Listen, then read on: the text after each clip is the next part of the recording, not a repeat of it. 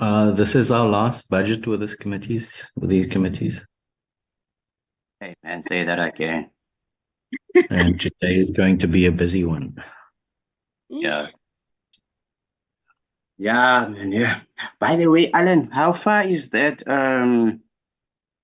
pension fund bill? My brother. Okay, nothing's recording. I see parliamentary streaming services online. But Okay, no, it's fine. I'll call you. I'll call you after. okay, sure. Sure.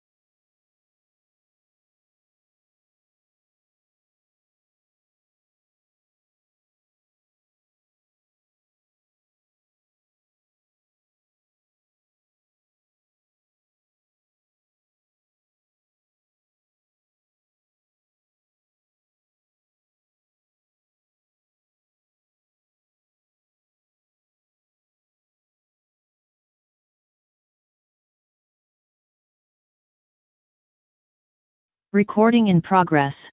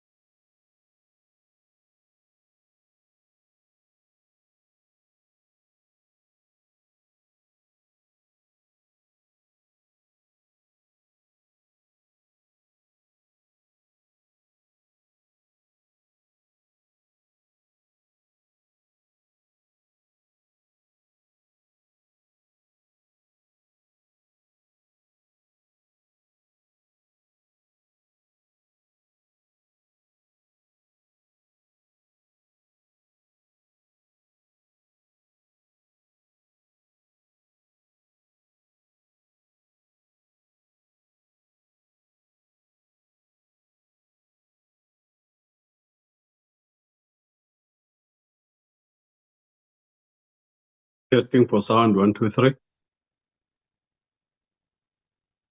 Loud and clear. Thank you.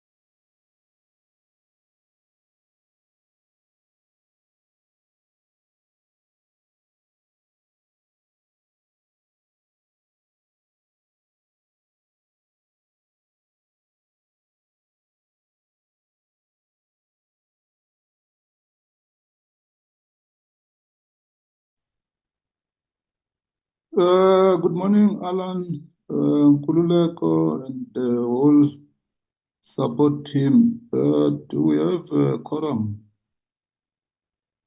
Good morning, Chair. Standing finance, there's currently only 4 members on the platform. Morning, Chairperson. I've got 2 apologies from Mr. Karim and Mr. Muletsane, but other members have joined. I've got about 5 members who have joined already. Thanks, Chair. Oh, okay, thanks.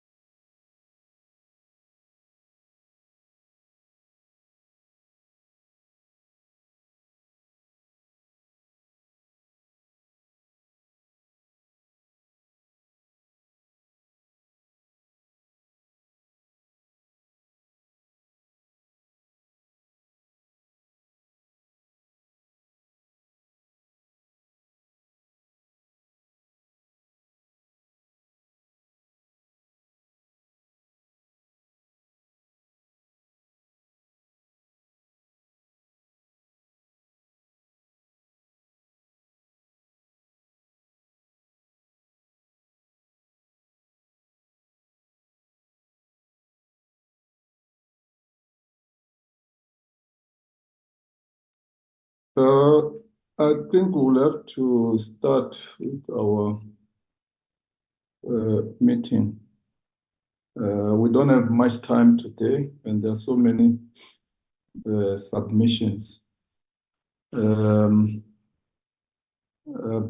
that as it may, I think let me take this opportunity to welcome everybody in the platform,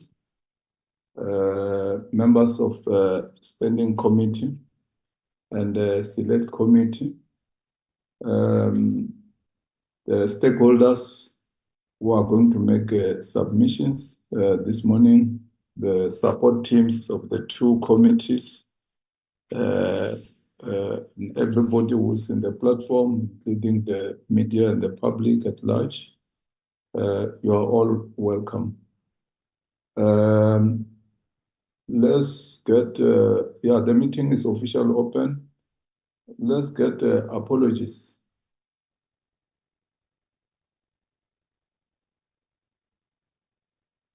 Good morning, Chair.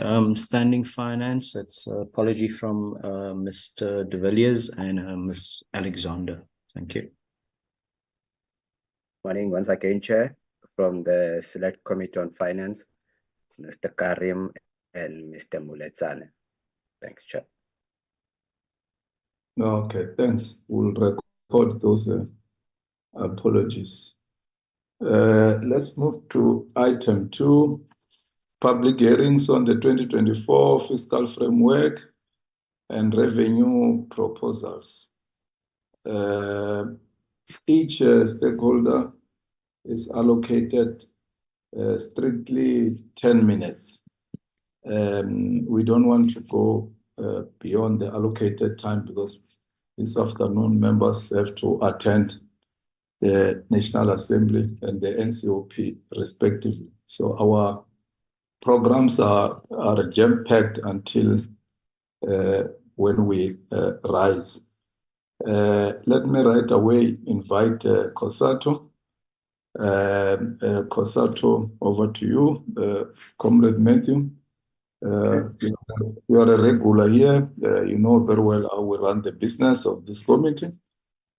So please time yourself, colleagues, stakeholders. Over to you, Comrade Matthew. Okay, no, thank you very much, Chair, and morning to members and colleagues. We do appreciate, as always, Chair, the opportunity just to share the inputs of COSATU and our affiliates on a very important issue. And of course, Chair, I think we also always do appreciate the work done by the committee's secretariat, who really do go out of the way to assist with public participation. It's appreciated. Chair, I think with regards to the budget's fiscal framework and the revenue proposals, we appreciate it's a very difficult juggling act for government. These are extraordinary challenges and times. And to be fair to government, there are both positive allocations, but we also do feel as COSATU there also were significant missed opportunities and even at some points some worrying projections as well and some concerning aspects. We do feel overall that the budget needed to respond decisively to the challenge facing workers, the economy, the state, businesses, and so forth. I think where we disagree significantly with Treasury is that we think the growth in debt is not a symptom, is a symptom and not a cause of our economic challenges. And the real solution to manage the issue of the debt is to stimulate the economy, to reduce unemployment, to provide relief to the poor and the working class, to rebuild the state and to tackle crime and corruption. And if we look at the projected GDP growth over the MTEF period of 1.3 to 1.8%, that's not going to make a difference significantly enough at this current rate. In terms of the revenue proposals, Chair, we do welcome the release. We know it's not an easy choice of 150 billion rand over the MTEF from the Reserve Bank reserves to ease the fiscal pressures. We also want to say we commend the work done rebuilding SARS, and of course the additional 1 billion rand to boost tax compliance. We do feel the Treasury missed the opportunity to reduce the deficit, but not increasing taxes upon the wealthy, large corporations, and in particular luxury imports. We are pained that they didn't, or that they included lower income bands when they didn't adjust the tax bands for CPI. But we do appreciate that for the second year running, the fuel levy hasn't been adjusted, and this is going to give an additional 4 billion rand to help cushion commuters from fuel price hikes. Our proposals as COSATU with regard to the revenue proposals is that the 150 billion rand from the Reserve Bank reserves, look, this is the once-off intervention. It's not something you can do continuously, or we need to use it in a very strategic manner. And I think for us, the biggest way we can use it to grow the economy, to reduce unemployment, and that's to boost tax revenue for the state, is to use it to assist Eskom and Transnet with regards to the debt burdens. And we know there is a supplementary bill coming. We had really hoped, Chair, to see a much bigger increase for the South African Revenue Service budget.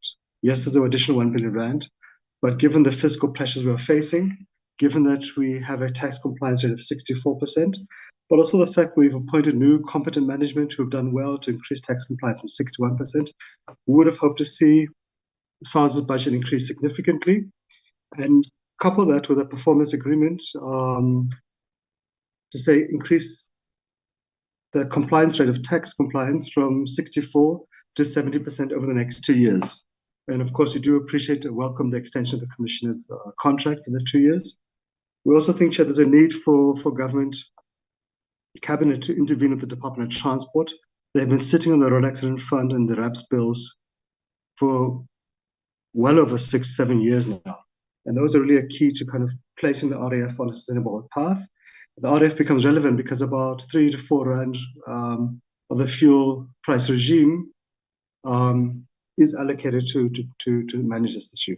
And I think Parliament has done shown really significant last year the levels of chaos in the RAF and how huge chunks of its funds don't go to victims, but actually go to road accident lawyers.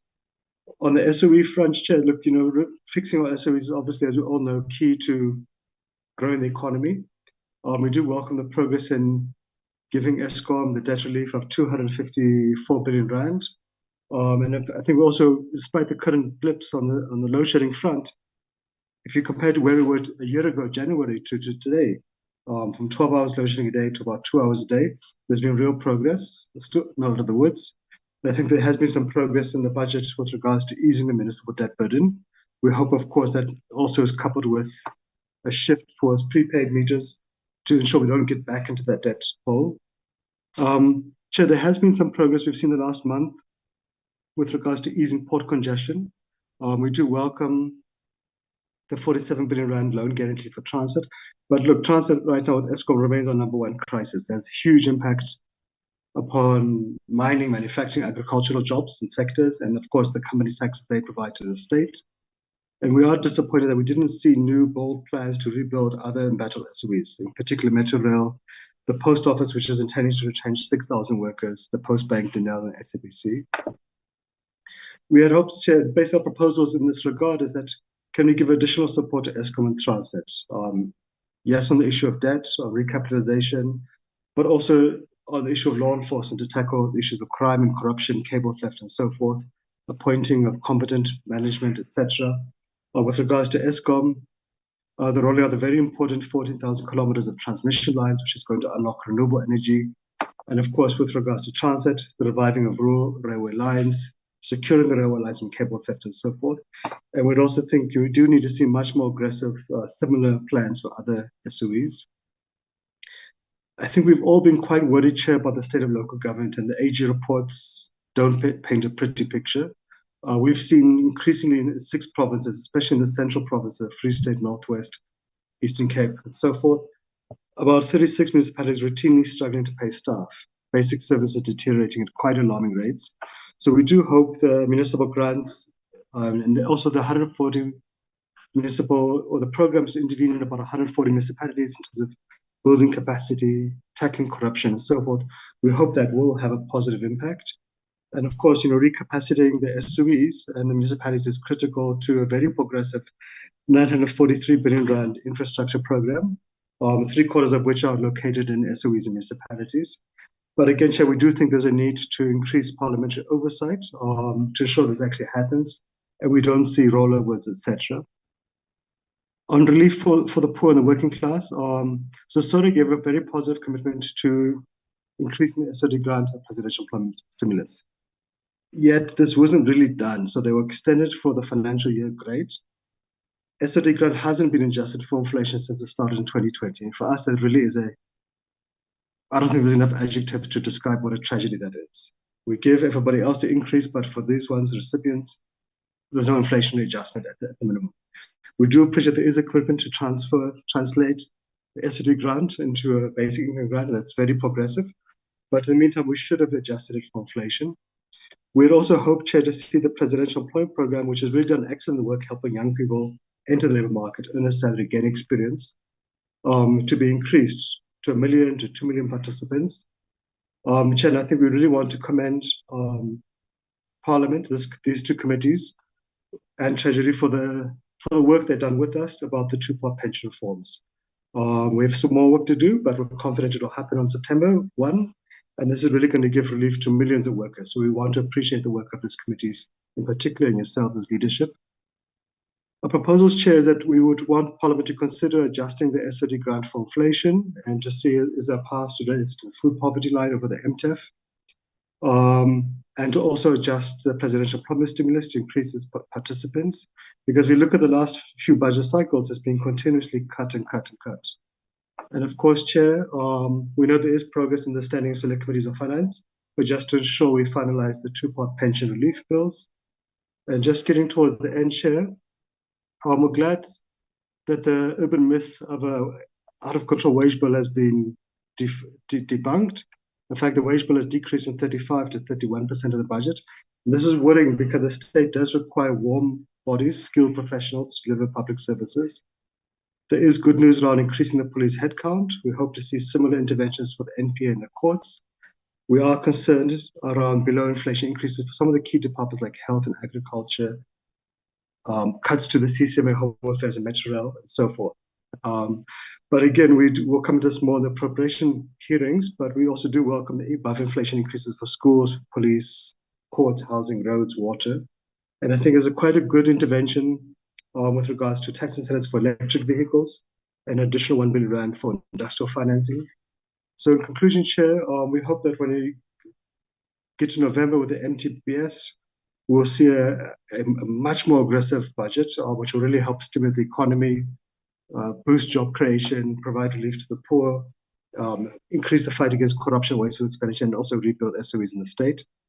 There are positive measures in the budget, But again, with our weak economy, with a 41% unemployment rate, embattled SOEs and municipalities, a really endemic crime and corruption, of course, struggling public services, we feel we needed to do more. But now that the budget is now getting to passage, it's critical that the respective departments, municipalities, SOEs be held accountable for the implementation, because we just simply can't afford what we often see in local government, where billions of rands are returned to treasury. So let me stop there, Chair, and hopefully I stuck to the 10 minutes on the dot. Thanks very much, Chair.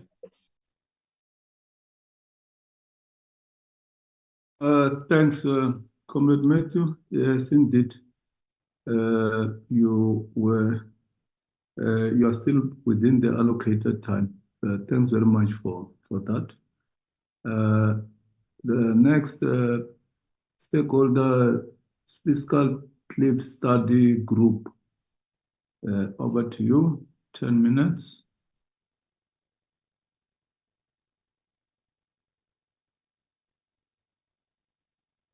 Good morning, Chair, and can you just confirm that you can see my screen? Yes, we can see us. Thank you very much again for the opportunity to present and to give some of our views on the budget. From our side, I think we are going to look more at the longer term trends that is evident from the budget, and I think, as always, the budget can get complicated very quickly. But sort of from a simple point of view, this is at the core what the budget is about. This is the revenue and expenditure trends compared to GDP for the last 2 or 3 decades. And what is evident is that there in the middle of the graph, around after the 2008-9 global financial crisis, this is basically where our current fiscal crisis or fiscal reality, whatever you want to call it, basically started. That gap between the red line, the expenditure line on the top, and the blue line, the revenue, basically opened up, and we were not able to close that down. So the question that we were facing is especially around 2012-13, when we saw this continuing, is why is that gap staying open? And one of the major reasons, of course, is the civil service remuneration. And this again, here we can see it is a major expenditure item in the budget, and we can see, especially between 2008 and 2012, the significant year-on-year increases in that account. When the blue line there is the remuneration itself, and the red line is inflation. So significantly above inflation increases in the account itself. So that is at the end of the day. We're not talking about just the salary adjustments. We're talking about the check that the government needs to write at the end of the day for that whole account, has been increasing above inflation for the whole period. And it was only really after the COVID crisis that we saw for the first time this dipping below the red line, below inflation. And so unfortunately, the current, where we see the forecast for this account, is basically necessitated due to the strong buildup of increases in this account previously. Again, if we look at more of the recent figures, there we know around 2021 with the COVID crisis, there was some very strong talk about needing to rein the spending in. But as we can see over time, again, a lot of that spending has simply been put back. And we note that the increase in the medium-term averages for the civil service remuneration, rising from around 1.8% in the 2022 budget to 4.5% now in the latest budget. So again, we want to stress the point that we have never said anything about whether the civil servants, how much South Africa need them or their productivity. What our focus has been on is the affordability. And that's why I want to stress the fact that the reason of those large increases that we saw around 2010, 2012, is basically that was the need that this account had to be taken into account, not to crowd out a lot of the other spending. As far as debt service cost is concerned, I think most people by now know that it's been rising very strongly, almost 20 cents of each rand of expenditure going towards debt servicing costs. And one of the strongest rising items in the budget.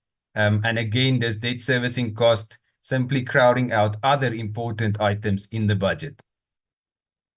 As far as social assistance payments is concerned, just looking at it over time, we can see that in general, social grants has been increasing well above inflation. And it has only now recently in 2022 where it's been equal to inflation.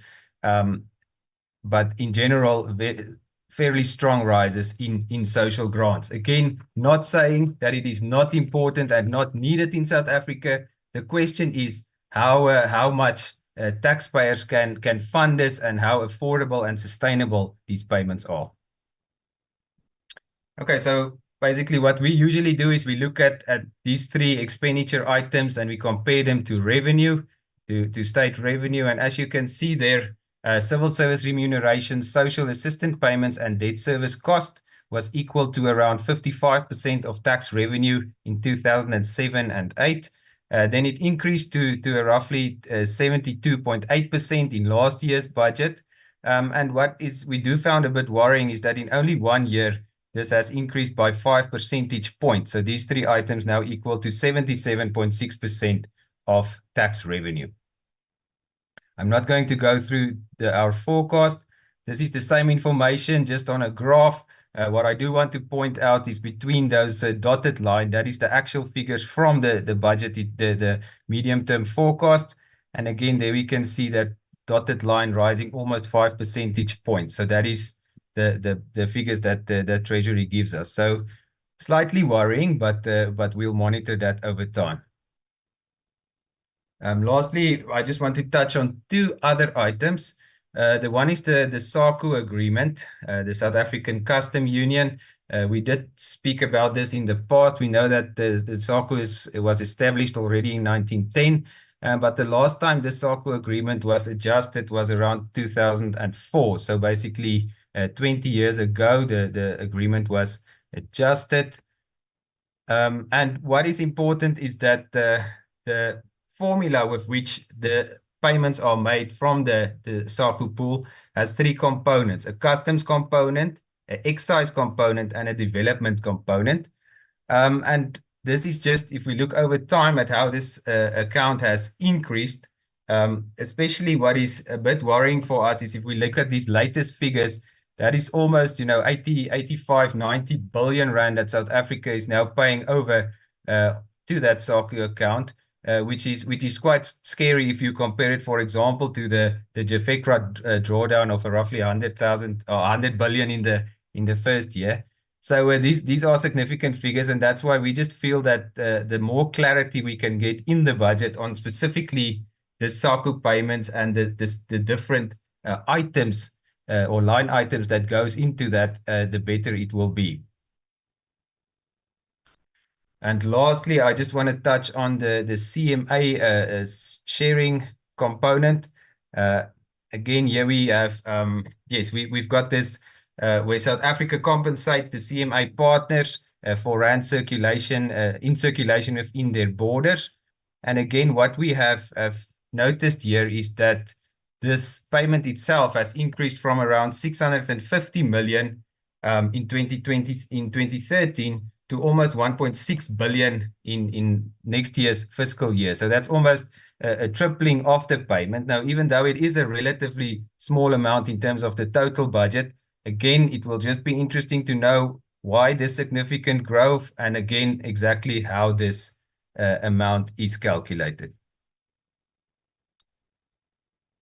Yeah, so finally, just from my side, I think I'm not going to go through all the recommendations again. I've said most of this. What we did see, however, is that the fiscal cliff or the barometer that we use deteriorated compared to last year.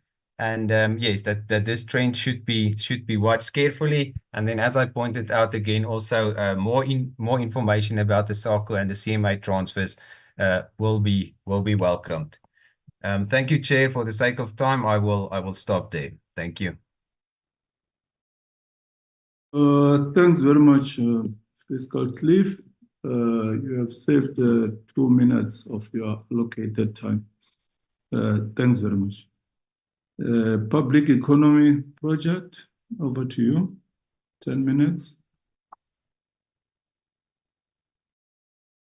Thank you very much, Chairperson, and thanks as always to Parliament for providing this excellent forum for us all to comment on the budget. We've called our presentation this year Austerity Mission Accomplished, and with a question mark. And what we're really saying is that 2023-24, the fiscal year we are currently in, is a historic year for the budget because spending growth has been brought down to a historically low level. And I will explain why we say this. So really, government has reduced. The graph here is showing real per capita spending, but only core spending. That is the spending that government devotes to providing goods and services. And it shows spending per capita. So around 1996, at the time that GEAR was introduced, government was spending about 16,000 Rand per South African in today's prices. This rose dramatically up to 2010 towards 2012 during the commodity boom. But since around 2010, this figure has been stable at around 30,000 Rand per South African. It reached a peak in 2019, increased a little bit to about just more than 30,000 Rand. But since 2019, if you see what's happening in the graph, every single year we have seen, essentially in the wake of the COVID crisis, significant reductions in spending per capita. And the biggest of those reductions is the one that has taken place this year, 2023-2024, as I think you can see on the graph. And it's important to point out that what the budget is suggesting, the plan for the next 3 years, is to double down on this path to lock in this austerity so that over the next 3 years, budgets fall even further. So just to speak to the slide, that the last period of austerity associated with GEAR led to a 6.3% reduction in per capita expenditure. What we have seen since the COVID pandemic has been a 7.6% reduction in per capita expenditure. So this is the largest episode of austerity in South Africa's history, far exceeding what was attempted during the GEAR period. And the budget envisages a continuation of this austerity. And just to indicate that 2023 is really the crunch year, you can see here in the graph the growth rate of core expenditure.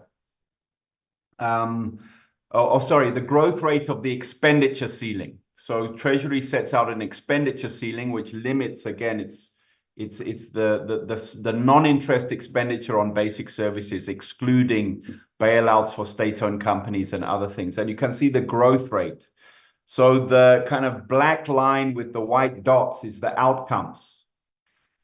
In 2020, when the MTBPS was tabled in 2020, and you can see that in the red line what the plan was. The plan was to have an expenditure crunch the following year in 2021. But this couldn't be implemented in 2021. It was postponed. And then if you follow the blue line and you see what was planned in MTBPS of that year in 2021, the idea was that the crunch would take place in 2022. But it couldn't be implemented again. What we saw in MTBPS 2022 then was that let's implement this crunch on expenditure in 2023. And effectively, what we have seen here with the tabling of the budget is Treasury doubling down on implementing this cash crunch in 2023. They have finally implemented it. We were very skeptical that they would be able to do so because it's an election year. And to impose such a large and drastic program of austerity on government departments just before an election, we thought was unlikely to occur. But this is indeed what has taken place. So a short, sharp shock was planned for 3 years, but has finally been delivered. The tight control, and this has been achieved by tight control over cash. And I'm going to come back to a little bit later whether this will actually succeed in reducing expenditure, because it's one thing to reduce cash outlays. It's a slightly different thing to reduce expenditure. I'll come back to that. So a lot of this cash crunch in the current year has been achieved by underfunding of the wage bill. And we can also see a point that we've made in previous years in this graph, how Treasury has begun successfully using the budget as a negotiating document in negotiations with the rest of government about spending, but also in negotiations with Labour about salaries.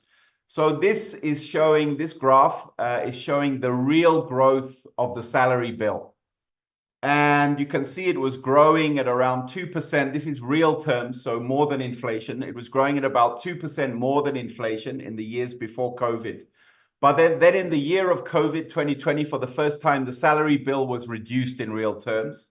2021, again, it was reduced in real terms. 2022, a very large reduction in the salary bill in real terms. And then you can see for 2023, there was the blue line shows what was tabled in the budget last year, that it would effectively have been a growth rate of -4%. But we know that shortly after the budget, government agreed on a wage settlement. And that wage settlement, if it had been fully funded, would have required a real increase in the salary bill of about 2%. And what we have ended up with this year is somewhere in the middle between those two extremes. So the budget bid that Treasury put out with the budget, its negotiating position, was for a much larger contraction in the salary bill.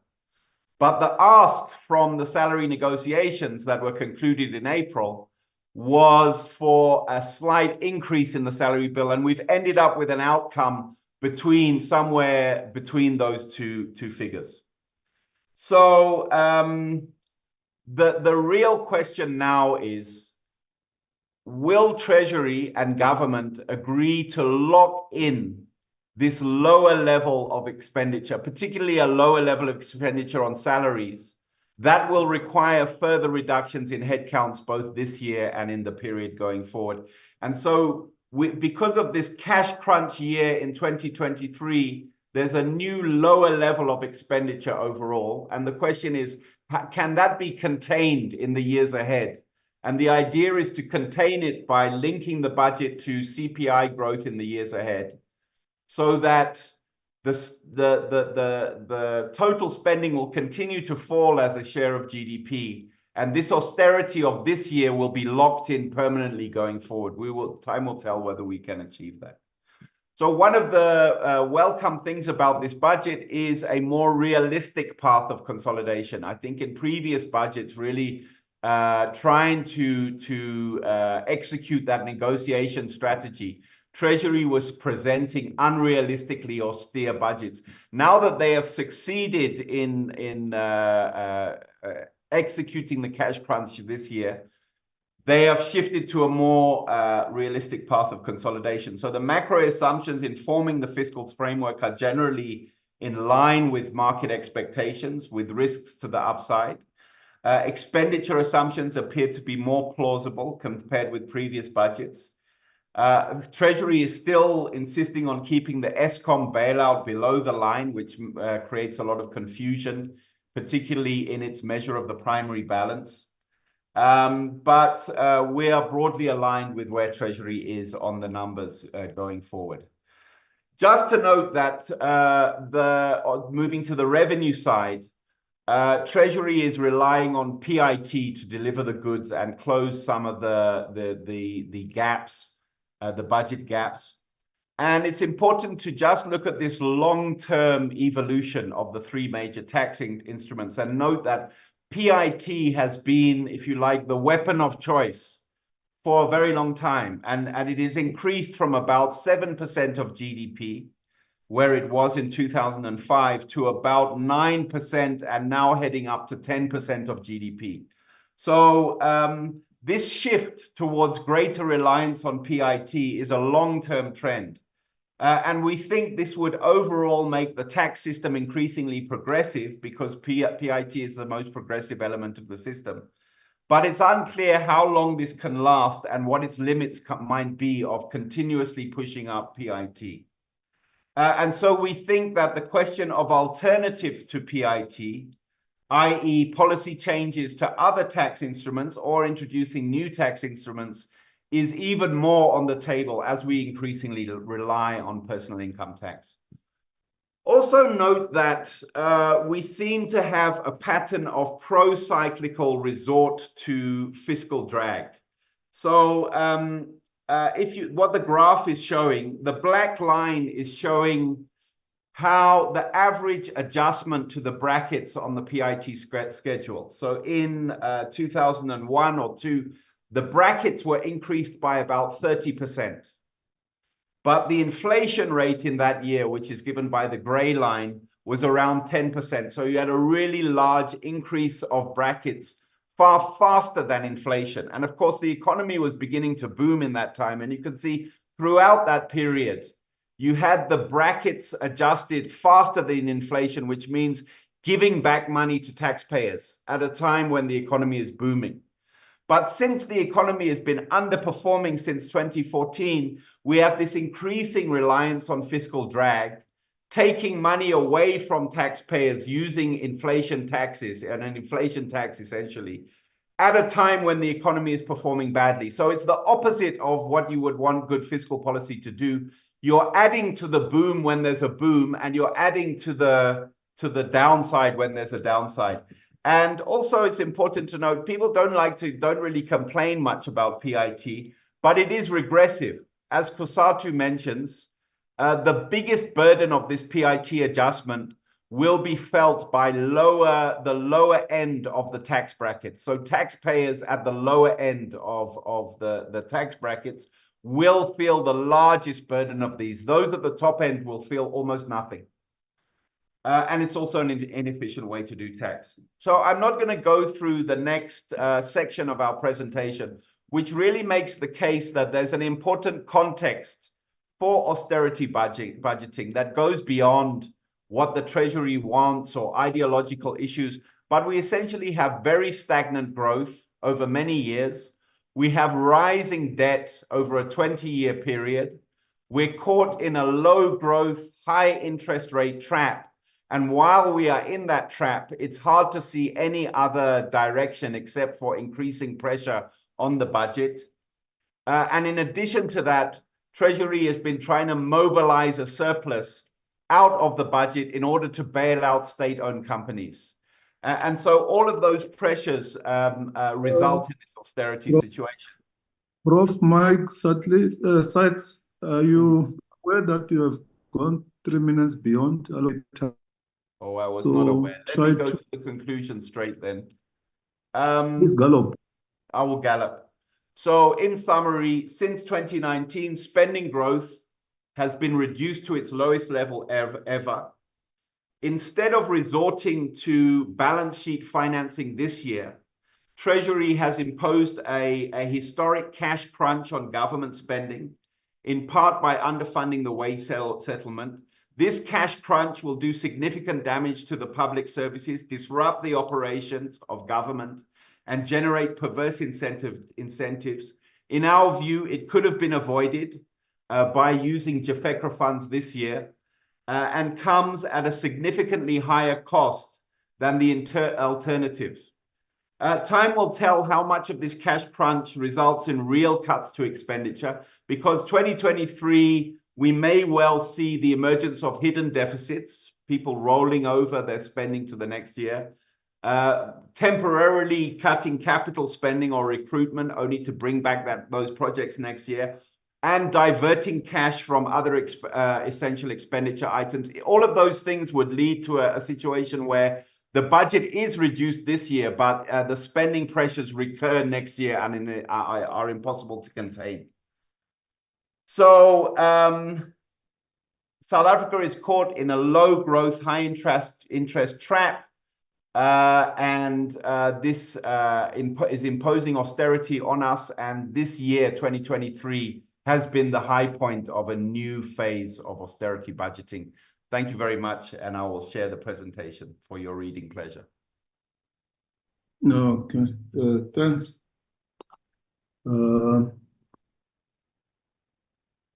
Thank you. Public Economy Project. Let's move to Amanda Mobi. Over to you, Amanda Mobi. Thank you, Honorable Chair. Good morning, everybody. Just a moment to share our presentation. But in the meantime, thank you for allowing us the opportunity to come before this committee to represent our and the people's views on the budget tabled by Finance Minister Godongwana. Honorable Chair, I'm unable to share my screen. Alan and Busha, can you? Chair, I've just made her co-host. She's asked me to make somebody else co-host, which I've done. So I've just made her co-host now. Thank you.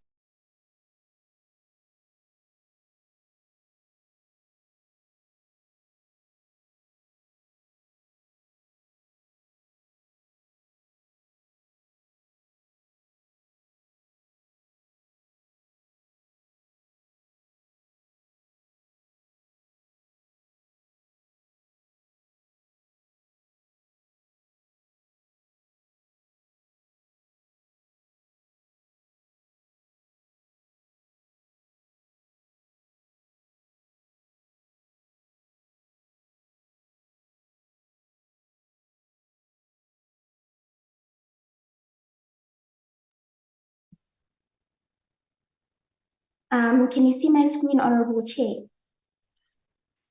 Yes. Okay, thank you. Welcome. I just need to get... Okay, first, let us acknowledge some of the decisions made by Finance Minister Godongwana in increasing some social grants. We welcome taxes on alcohol and tobacco products, the extension of the 350 grant to March 2027, as this gives us hope that the basic income grant will be implemented.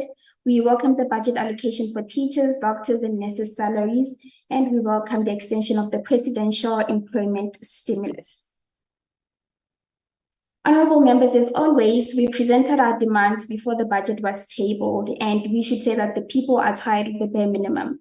The budget tabled by Minister Godongwana is extremely lacking. While we welcome some of the decisions that indicate an attempt to prioritize the lives of the marginalized majority, National Treasury continues to hit and miss.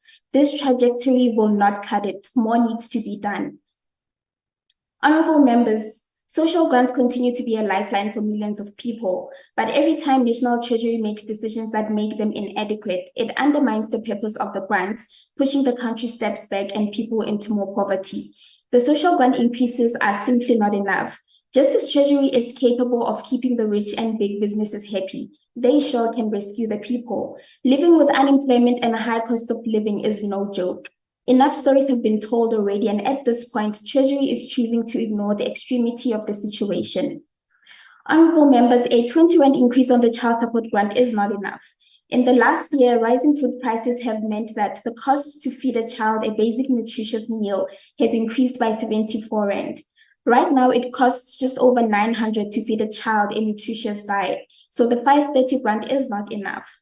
It is encouraging that some parties continue to support a major increase for the child support grant, and more recently have come out in support of big increases for the grant and extending it to include pregnant women. We remind parties, though, that actions speak louder than words. The high level of unemployment has meant that pensioners have to carry the burden of caring for a household at the expense of their own needs. The monthly cost of nutritious food for a family of 7 is over 5,000. And according to research, low-income households headed by older persons often spend less than half of that amount on food because of other household expenses. If more money is not allocated to solve the issues around unemployment, the high cost of living, and inadequate grant amounts, senior citizens will continue carrying the problems of this country on their shoulders, sacrificing themselves. Honorable members, while we welcome the decision to extend the grant to March 2027, it is disappointing that it was still not increased to match the monthly food poverty line of 760 and expanded to include all the 16 million people who qualify for it. Since its inception in May 2020, the cost of living has skyrocketed. Food and other basic needs have increased in price, and millions of people cannot afford basic necessities as they struggle to put food on the table. The 350 grant now buys less than it could in 2021. Finance Minister Godongwana's budget was designed to overrule President Ramaphosa's SONA commitment to extend and improve the grant as the next step towards turning it into a basic income grant. The budget does not allocate enough funds to increase the grant or provide it to more people, let alone allocate funds to turn it into a BIG. Finance Minister stated that the new grant and value will be known when Minister Lindiwe Zulu publishes new regulations. But how can there be a new value if Treasury has not allocated additional funds to increase the grant? Unless Treasury is once again pushing to reduce the number of people receiving the grant, Treasury appears to be trying to destroy the 350 grant by imposing problematic regulations that have made life a nightmare for millions and exclude millions from accessing the grant. Honorable members, we welcome the decision to increase taxes on alcohol and cigarettes, as I've already mentioned. Products that harm the health of the society and contribute to non-communicable diseases should not be easily accessible and must be harshly regulated to reduce the money the government spends on the harm they can cause. We also welcome the decision to implement the global minimum corporate tax. Corporations that make huge profits should pay their fair share of taxes. We demanded more taxes on those earning over 1 million rand per year and implementing an annual wealth tax to help stop budget cuts, but this still hasn't happened. This is unacceptable and disappointing considering that even salaried people can hardly afford to keep up with the cost of living. The rich continue to pocket more money while the poor continue to pay more for basics. We welcome the extension of the presidential employment stimulus, but we still urge this committee to put pressure on National Treasury to allocate more budget to keep funding the programs such as the PYEI. Honorable members, moving on, in our public submission to this committee a year ago, we asked National Treasury to provide the research and evidence used to inform their decisions, such as not increasing taxes on the richest and increasing social grants with adequate amounts. The committee stated that National Treasury should provide this information, but as usual, Treasury ignored this request. So in September 2023, we submitted a prior application requesting that they provide the evidence for some of the decisions they make. After submitting the application, which was supposed to take 30 days, National Treasury requested an extension to 23 November 2023 because they were struggling to get the information as their focus was on the MTBPS. Upsetting enough that National Treasury could not readily provide the information they use to make decisions that impact millions of lives. We did not receive the requested information on the promised date. National Treasury only responded on 17 January of this year. The information they provided was the 2023 National Budget Review and a bunch of links to pages that cannot be found. There is no evidence of research conducted by National Treasury as a government institution. This is unacceptable considering Minister Godongwana has once again made decisions that do not favor the poor. We call on this committee to discipline National Treasury and interrogate some of the decisions they make as they continue to hurt the poor majority. The government has promised a BIG for over 2 years, with the president saying in his SONA that work is underway to develop the targeted basic income support in South Africa. Minister Godongwana also said in his budget speech that work is underway to improve the grant. We can only assume that this is work towards turning the 350 into a BIG, but this needs to be clarified considering there's still no clear plans for implementing the big. The time to make comments about the BIG is over. It is time for commitment. The people deserve to know when and how the BIG will be implemented. Several political parties have come out to support the need for a BIG. In fact, almost all of members of this committee are from parties who support a BIG.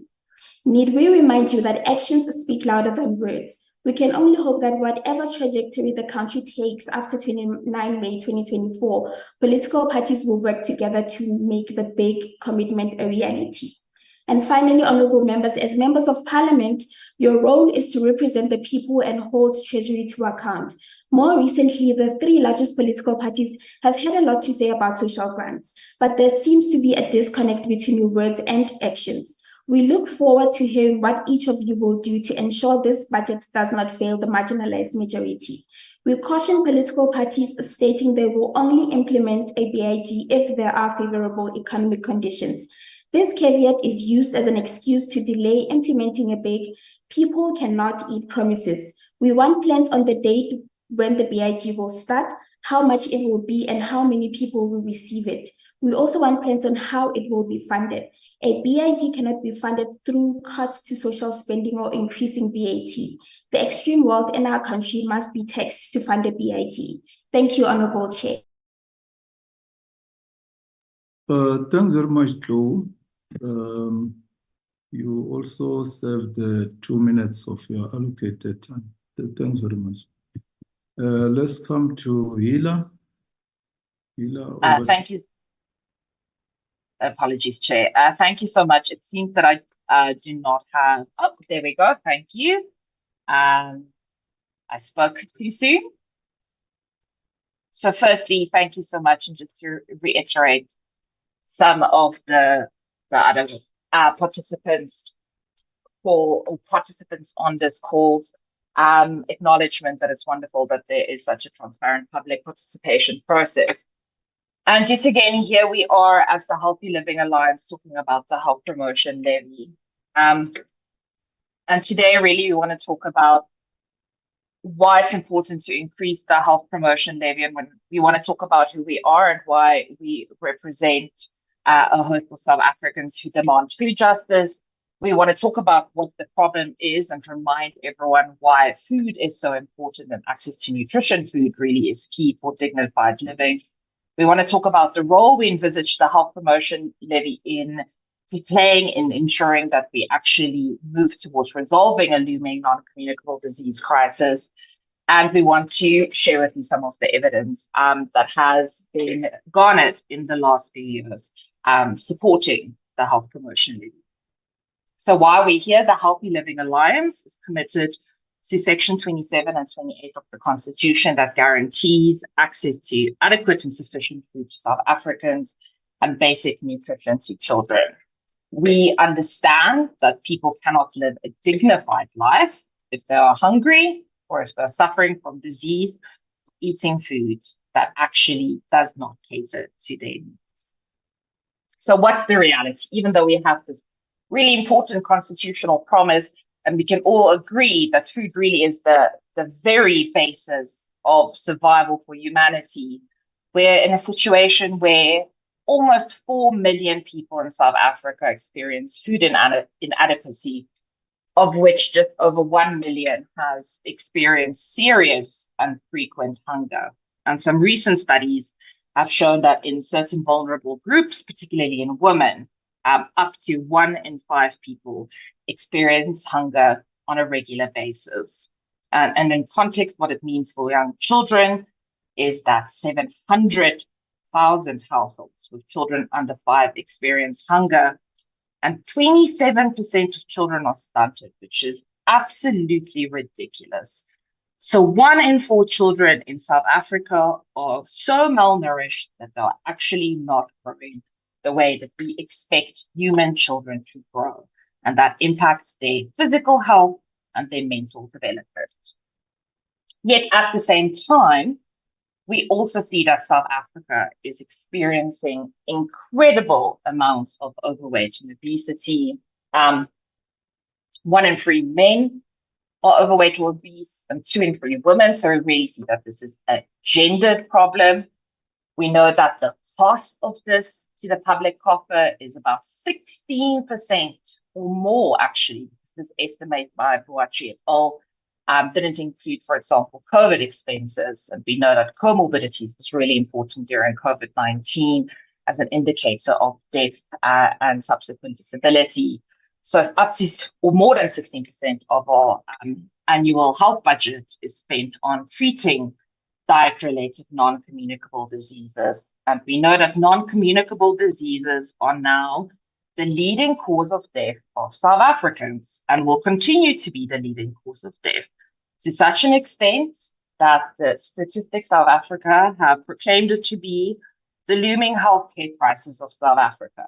And as we're going to see similar rates of death, if not more, than we saw during the TB and HIV epidemic in South Africa. So we need to pay attention. So why are we here today?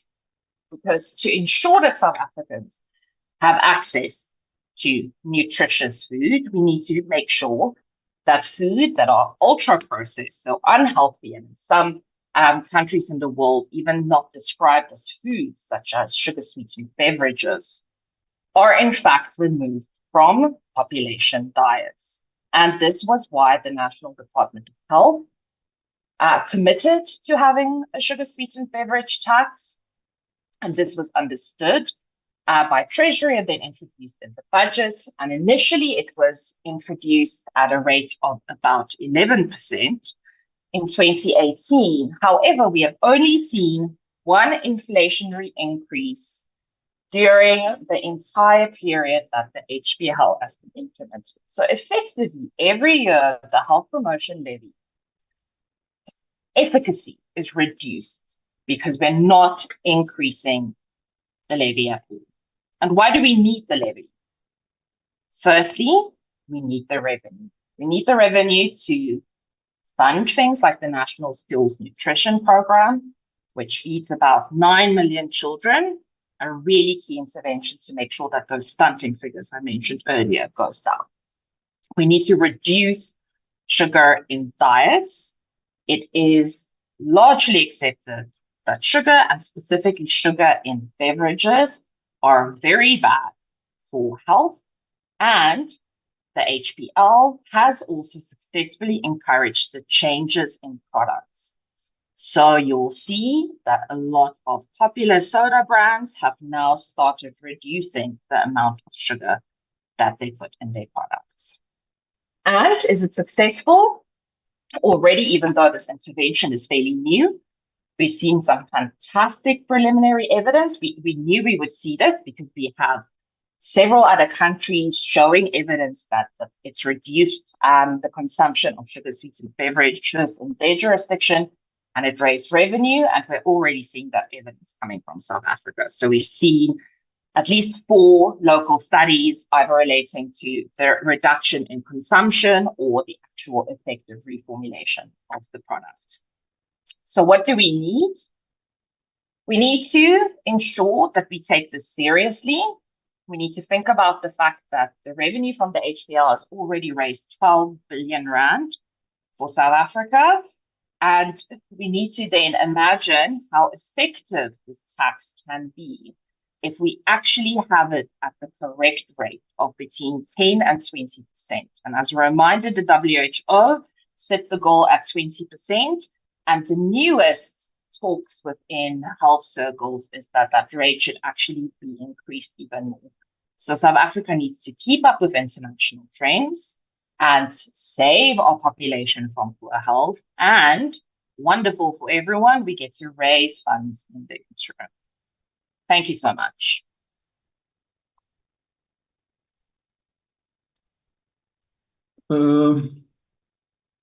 Thanks very much, Hila. Also saving 3 minutes of your allocated time. Thanks very much. The next stakeholder is Budget Justice Coalition. Over to you. Thank you very much. I will share my screen now and start my presentation.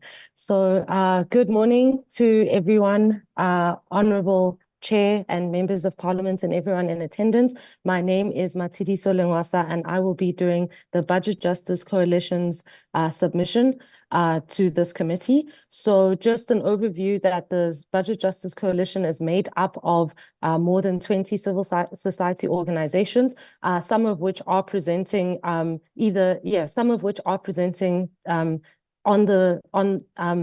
the revenue raising and fiscal framework in today. And so if there are other questions, we are well represented basically. And these civil society organizations, all of us come together with the passion and intention to see a South Africa where human rights are realized. And it is in that vein that we find this year's budget that is tabled to be deeply concerning, while we recognize that there's been a lackluster economic forecast by the finance minister that may require tough fiscal choices. We reject aggressive fiscal consolidation approaches because they may disinvest in funding constitutional rights in the country. And as we know that our economy has struggled to create gainful employment, eliminate poverty, and overcome inequality, any poor economic outlook is shouldered by the most marginalized people in this country. And it is thus that our fiscal policy may have the power to redress these challenges, but an austere budget like the one that has been tabled this year is unlikely to provide this lifeline for South Africans. And it is likely to be a difficult budget, particularly for social spending areas like education and healthcare. And we also would like to note that these challenges that our country faces are gendered, and we'll elaborate on that later in the presentation. So in this presentation, we seek to propose recommendations that can enable this budget to foreground human rights and alleviate the hardships that people in this country are facing. So we'll start with our recommendations, the first being a direct response to National Treasury's underspending or response to underspending through budget cuts. So while we are of the view that underspending adversely affects the provision of public services, and we see this in the work that we do, the various organizations, however, responding using budget cuts will likely not improve spending rates, and it will only punish the ordinary people in this country who rely on public services to realize their constitutional rights. And so in this vein, we reiterate that government, including National Treasury, has a duty to provide proper oversight and ensure accountable procurements. Intervening by cutting the budget only simply reflects a failure of the state to uphold this and to overcome the chronic underspending that plagues our public services in our country. And as such, we recommend urgent investment into capacity building, consequent management, and other interventions to overcome underspending in programs, rather than responding with budget cuts, because they don't resolve the issue and just exacerbate the issues that are faced by people in the country. Our other recommendations include exploring alternative ways of using the government's budget balance sheet to halt and reverse budget cuts, similar to the use of the Golden Foreign Exchange Contingency Reserve account, which we welcome. We continue to advocate for the application of participatory human rights impact assessments so that budget decisions, if there are any adverse effects on human rights, the state is empowered to address these effects. We also call on greater urgency in implementing gender-responsive budgeting. We'll elaborate on this, but we were disappointed that this year's budget postponed the implementation of gender-responsive budgeting because this would not protect marginalized people, women particularly, from the gendered impacts of the aggressive fiscal consolidation approach. We also recommend reversing budget cuts to social spending areas, particularly harsh budget cuts towards healthcare infrastructure and public employment programs in a context of such high levels of unemployment in the country. And we call on CPI inflation-linked increases, as well as increasing as recognizing increasing user number to social spending areas in the budget. So regarding our current fiscal policy, we argue that this is one that needs to be fully interrogated, because even if National Treasury achieves its goal of stopping the growth of the debt to GDP ratio, it doesn't necessarily mean that this is the correct or most appropriate fiscal policy to approach in the country when you consider our socioeconomic and political context. So the cost of fiscal consolidation has been documented globally, even the IMF has acknowledged that it would result in slower growth and higher inequality in the short term, which are problems we already have in the country, and worsening this just seems counterintuitive. Particularly in our country, it may result in larger class sizes and overcrowding in classrooms, which may worsen education outcomes, particularly for marginalized students and learners in the country. Understaffed public healthcare facilities, which could result in worsening health outcomes. And sadly, because of the nature of healthcare, these could be fatal. It may also result in decay of infrastructure and overall reduction in safety and just overall worsening quality of life for people in the country, and many of whom already have a constrained in achieving a quality life. So regarding our fiscal framework, this is one that envisages a continuation of austerity, where there's an aim to reduce expenditures per person by nearly 1,000 Rand per person. This goal needs to be looked at with the context that the majority of people in our country, 62.6% of South Africans, live in poverty, 11.7 million are unemployed, and the overwhelming majority of those who are unemployed are permanently or long-term unemployed. This fiscal framework is unlikely to create jobs, reduce poverty, and alleviate inequality. So we would also like to explore the public sector wage bill and the conversation around constraining it and containing it. So we've noticed that if the wage bill growth aligns with inflation from 2024 onwards, the headcounts will need to fall, permanently reducing the number of teachers, nurses, and community healthcare workers, among others, that people in the country would have. And this will most probably impact the quality of services in the country. This also needs to be considered from a context of the gendered nature and racialized nature of our country. So this will disproportionately impact lower income earners, particularly Black women and children who disproportionately rely on essential public services, and also considering that it is this demographic that is overly represented in public sector jobs, and any measures to limit this limits our ability to secure paid, decent employment may further impoverish this demographic. So we propose alternative debt management to alternatives to austerity, keeping in mind that we welcome the use of the gold and foreign exchange contingency reserve accounts, as this was recommendations that we'd made in past submissions, as well as the possibility of the government employees pension fund to use the surplus, the annual surpluses to purchase bonds at concessional rates. We also call on removing and reducing tax rebates for high income earners and to be explored as an alternative mechanism to raise the required revenue, and consider that we need a public investment strategy that is that will stave off austerity for the next few years and foreground the human rights, especially of those who are most marginalized in the country. And when it comes to tax proposals, on that note, that we call on, given the extent of inequality of our country, we should be taking additional steps to maximize the progressivity of our tax system. So when we look at the 15 billion additional cost to taxpayers with the removal of the inflation adjustments to the tax brackets, that needs to be, we need to also consider and compare this to the 21 billion Rand cuts to social spending in real terms.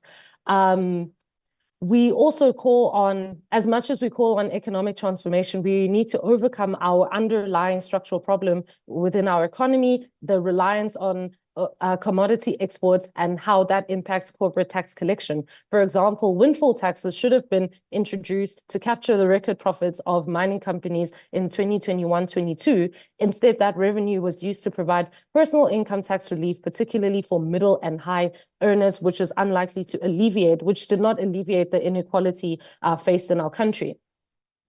The last area that I'd like to touch on is the gender responsive budgeting. So last year in our submissions, we had welcomed the progress that was reported in the budget review, but as such, we are regarding gender responsive budgeting. And as such, we're disappointed to see the repeated postponement of gender responsive budgeting to the MTBPS later this year. Because in our country, we have a feminization of poverty where women-led households are 40% poorer than those led by men. And it is the young Black woman who's been reported as the face of unemployment in the country because of the unemployment statistics and the overrepresentation in those statistics. And so just a reminder that our country's triple challenge of unemployment, poverty, and inequality is gendered. And as such, a gender-responsive budget, a genuinely gender-responsive budget, would have been one that had shielded the most marginalized women in the country from the already unevenly gendered challenges in our country of unemployment, poverty, and inequality. As I wrap up, would just like to ask the committee just on progress steps regarding the submission that was led by the IEJ, but by civil society on the transparency of IFI lending in the context of taking on loans regarding climate finance, among other things. I'll just wrap this up to say that this is just a summary of our proposals, and we go into a lot more detail in our written submission, which I implore people to look at. Thank you very much for the opportunity. I'll stop here. Okay, thanks very much, Budget Justice Coalition, for your presentation. The next item is the engagement by members on the presentations tabled so far. Clarity, seeking questions, and/or comments. Honorable members, I see the platform, Honorable Detoy, Dr. George, Dennis Ryder, Honorable Manya, in that order. Honorable Detoy. Thank you, Honorable Chair, and thank you for the presenters for their presentations. Honorable Chair, I want to focus on one thing, and that is the Fiscal Study Group. Now, it's always interesting to get a true representation of the current status of South Africa and the financial threats. Chair, quite important, the SACU agreement in 2023, you will recall, we also inquired to National Treasury on the actual calculations of SACU and the CMA payments. We requested National Treasury to provide the actual and the historical calculations, and also to indicate what constituted the increase since 2022. Now, in 2023, we experienced difficulty to get Treasury to respond to the request, and it went to such an extent where the committee chair, Honorable Karim, had to request Treasury in writing to report upon which a bulk of documents were provided, but not the core information with regards to the initial request. Chair, Treasury also failed to provide these answers within an agreed timeline. Now, this is cause for concern and immediately raises questions and cause one to be suspicious. So I'm repeating the request, Chair. Treasury to please provide the formula as well as the data used to calculate both the CMA as well as the SACU payments for the years 2021-22, 23-24, and 24-25 within the next 7 days to members as well as the Fiscal Study Group. Obviously, it will not be a lengthy exercise as they are supposedly in position of that, and it was published. Well, the end figures was published, not the initial data to do the calculation. So, Chair, if you could agree to this for the committee also to send a letter to Treasury and request this in writing, I'd really appreciate it. Thank you, Chair. Thanks, Honorable Detoy. Dr. George, you were number 2. What happened that your hand is down now? Over to you.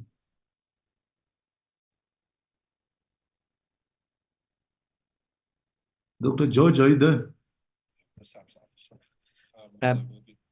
Thank you, Chair. I was having connectivity issues. Thanks for your patience. Yes, thank you very much to the presenters. A lot was said. And yes, indeed, I mean, as many of the presenters pointed out the fact that, you know, there are choices that need to be made, and they are very difficult ones. And we essentially have a problem, well, several problems in the economy that need to be resolved.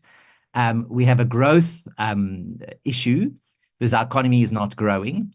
And of course, we have a spending issue because obviously there's only so much money that is available and then choices get made.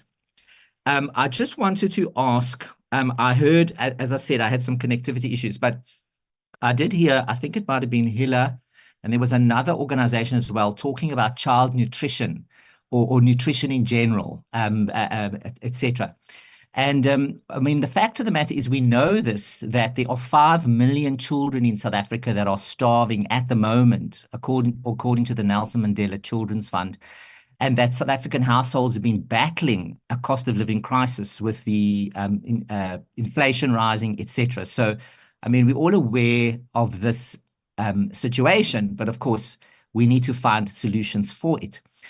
I don't recall any of the participants mentioning anything regarding the child grant in terms of the level of the child grant in particular. I know one of the members or the participants was talking about child nutrition and access to food for development, etc. in particular. So, I mean, at the moment, the food poverty line is 760 Rand, according to the calculation. The child grant is about 480 Rand. So there is a big mismatch there. So I didn't, unless I missed it, but I was wondering whether any of the participants wanted to talk specifically to that issue regarding the increase on the child grant to the food poverty line, which is about 760. And then also, I don't recall anybody talking about the price of food. I think obviously everybody's concerned about it, but we did as a committee discuss expanding the zero VAT rated food basket.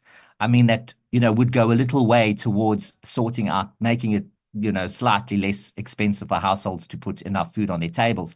But I didn't hear anybody mention specifically that as a mechanism. So, for example, expanding the zero rated food basket that would alleviate pressure on households. So I might have missed it, as I said, because of my connectivity issues, but I'm clearly here now and I'm all ears because I'm very interested in particular on those items. There are many other items, I'm sure, but that's particularly something that's very pressing for us at the moment. Thank you, Chair. Thanks, Dr. George. Honorable Ryder. Thank you, Chair, very much indeed. Great. Chair, at the start, I'm going to make a general comment, if I may, and it relates to the process of public participation and the people that we have here today. And again, I'm a little disappointed with the absence of certain key players in the economy who feel that it's not necessary to come to public participation in Parliament. Now, we've recently had the health industry and the health financing industry up in arms because of the fact that, you know, Parliament didn't listen to them, etc., etc. And yet they had been accessing Parliament via their cozy arrangements with directors general and ministers, and not actually involving themselves in the public participation sufficiently.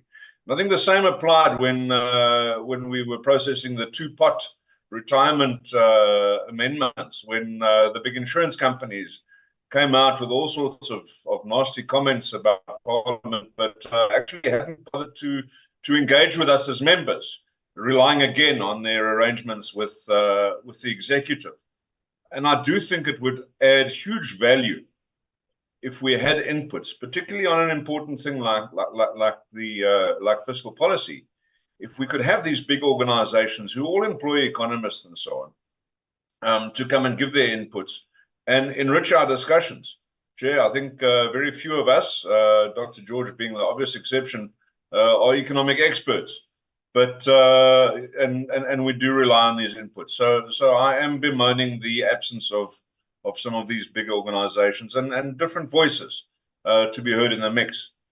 Having said that, Chair, I think that the voices we've heard today are all very much appreciated, and I want to thank everyone for putting their time in.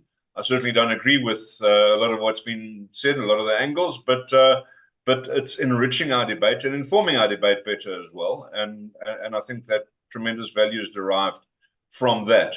So I do appreciate that. I was actually thinking just now, I'd love to throw all of the participants in a room together, let them fight it out amongst themselves, and then we listen to it afterwards. But that's beside the point. To the submissions themselves, Chair, I'd like to point to a couple of highlights that I want to drag out of not every submission, but I'll get to most of them. On COSATU, I think the one that I wanted to grab on there was the issue around the the defense funding, the fact that we are not funding our Department of Defense, we're not funding our military at all to the levels that they're needing. And we've seen this total degradation of our capacity to defend ourselves and certainly to assist neighboring countries. And we've seen this resulting in 2 deaths recently and a death about 18 months ago as well, because of the lack of air support for our troops.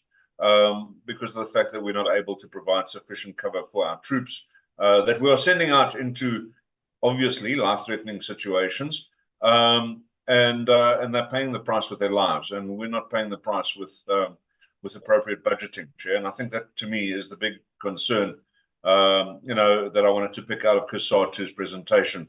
Though their presentation was very clearly an election year presentation, but yeah. Good. In terms of the fiscal, Cliff, yeah, your analysis on debt service costs was very interesting because it matches quite closely with mine. However, we had a presentation yesterday from the PBO who told us that debt service costs are only the 3rd fastest growing expenditure item. Maybe you can pick up on that a little bit. And then this SACU, that is a very interesting expenditure item that I haven't followed closely. Perhaps you can explain a little bit and maybe get the crowns out and give us a little bit more insight into that. So, Professor Sachs, yeah, I think that one of the interesting things I want to ask you about is just the dangers of incrementalism, and certainly incrementalism in a post-state capture scenario where a lot of expenditure has been inflated,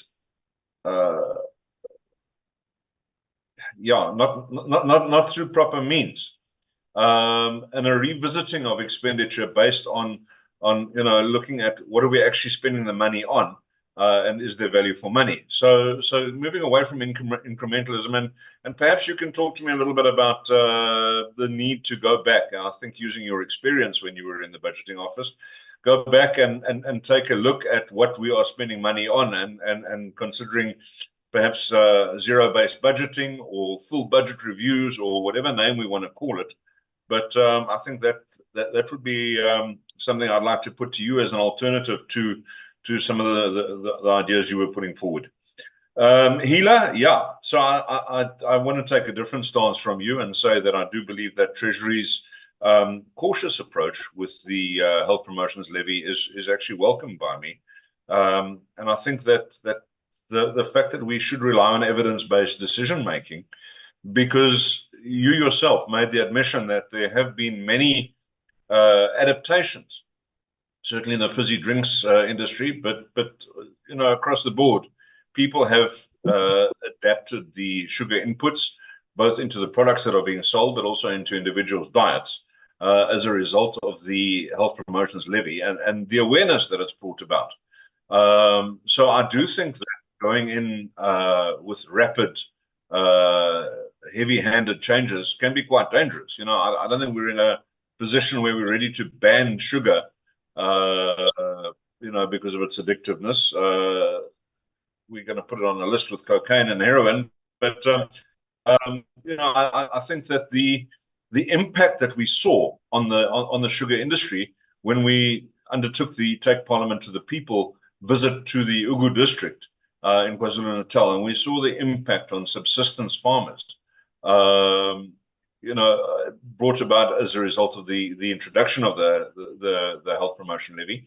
And the fact is, yes, okay, so we wanted to reduce sugar intake over time, but I think a measured approach is probably important, and I do want to say that I think that the evidence-based, cautious approach from Treasury has been welcomed. Budget Justice Commission, yeah. The biggest thing I want to pull out of your presentation is the fact that you speak about the triple challenge: poverty, unemployment, and inequality, and perhaps noting the silly season. I'd like to make the point that the ANC government has identified this triple challenge, or they've marketed it as the triple challenge since 2012. If one goes right back and has a look at their 1994 manifesto, in fact, the three were all mentioned as key areas that the ANC wanted to attack, but they only packaged them together in 2012. But it's been something they've been working on for 30 years, and I believe all three measures have consistently deteriorated, just showing you how effective the policies of the current government are. And I want to second your dismay at the fact that gender-based budgeting has taken a back seat in spite of the promises from Treasury, in spite of the promises from the President. Chair, I'm going to leave it there. Thank you very much. Thanks, Honorable Ryder.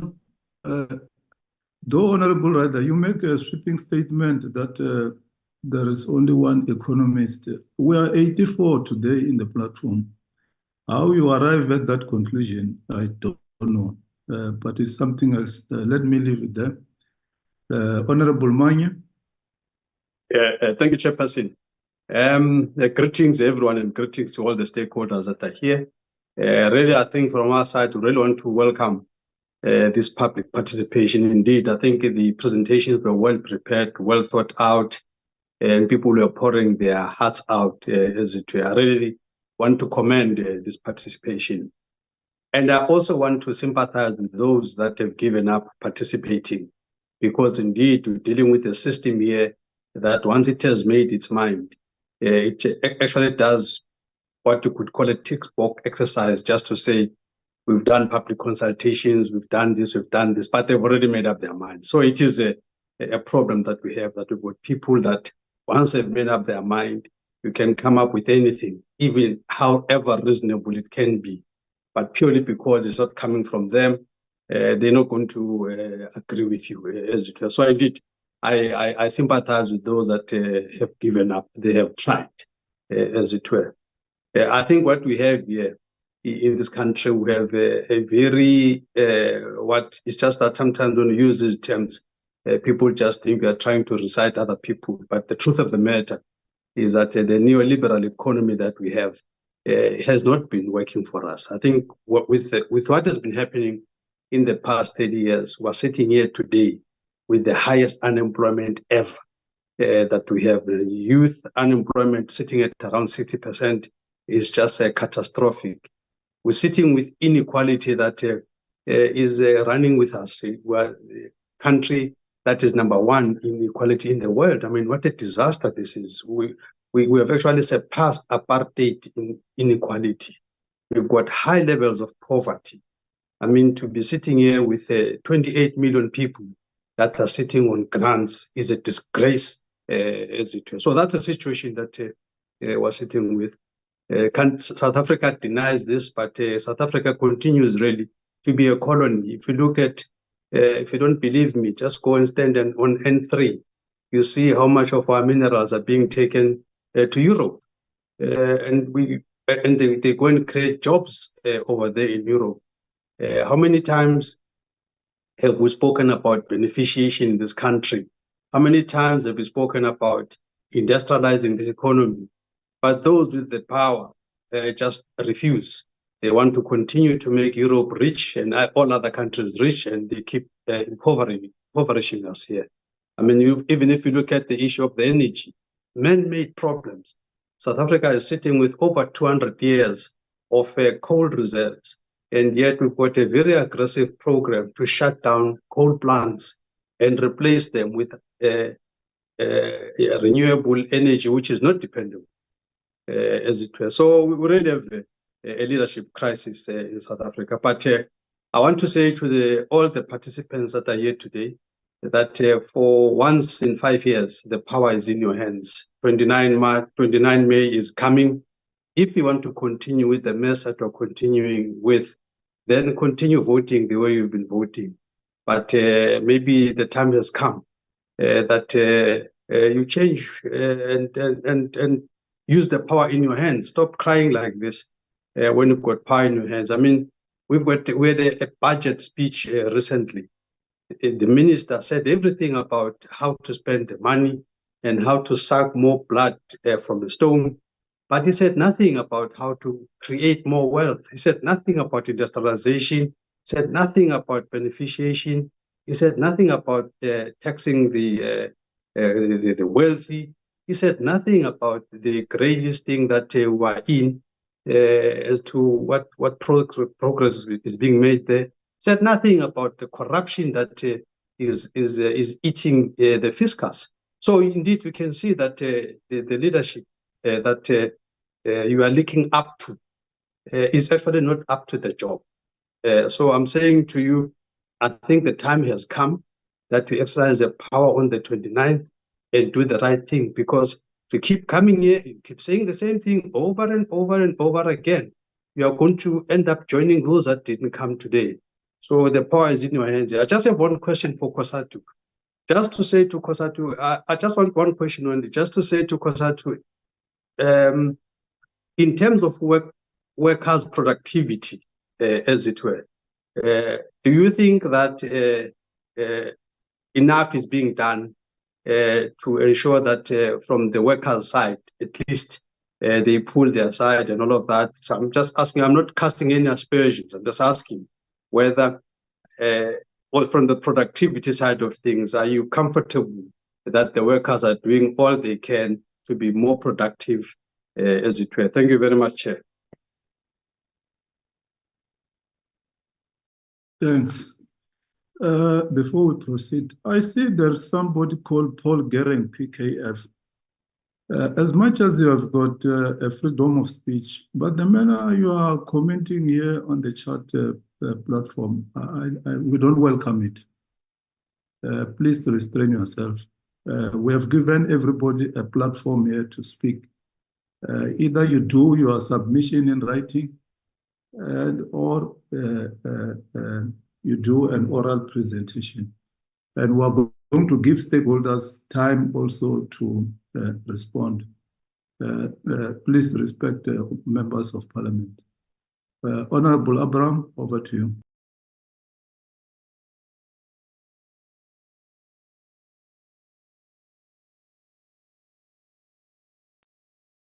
Noxie, are you there? Thank you, sir.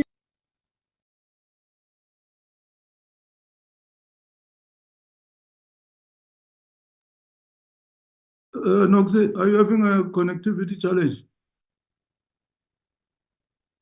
Okay, Chair. I thought I had unmuted myself. Okay, we can hear you now. Can you hear me now? Yes. Okay, Chair. Chair, my question is really on, maybe let me just welcome the presentations first and appreciate the fact that we have an arrangement whereby people have got freedom to really state their case to government, and the reality is that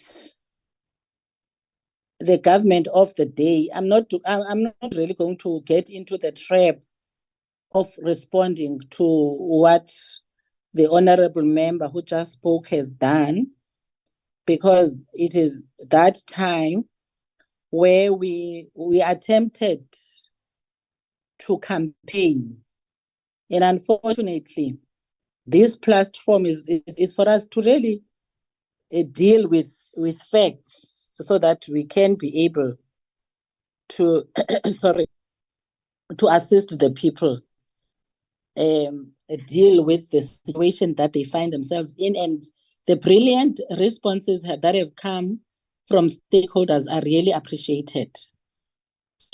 Maybe just 2 or 3 questions that one would like to ask, just to get a view from the stakeholders who will have an appetite to speak on them.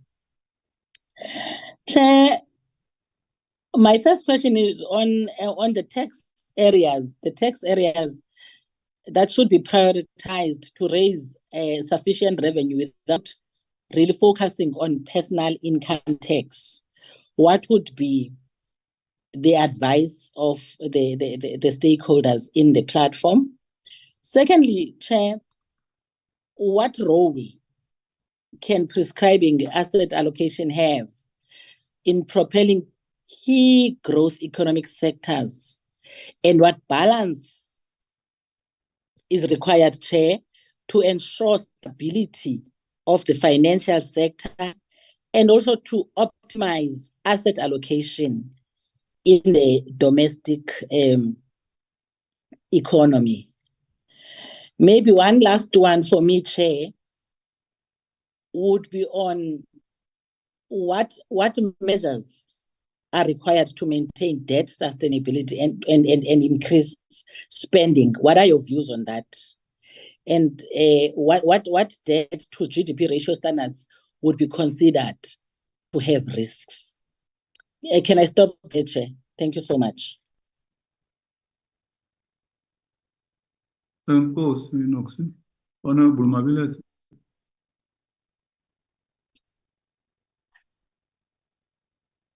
Mabilet. Thank you, Chair.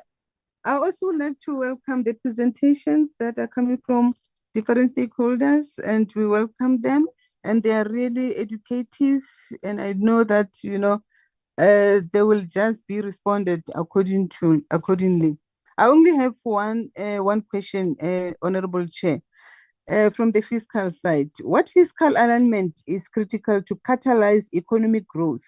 Which industries should be a focus? Thank you, Chair. Thanks very much, Umavilete.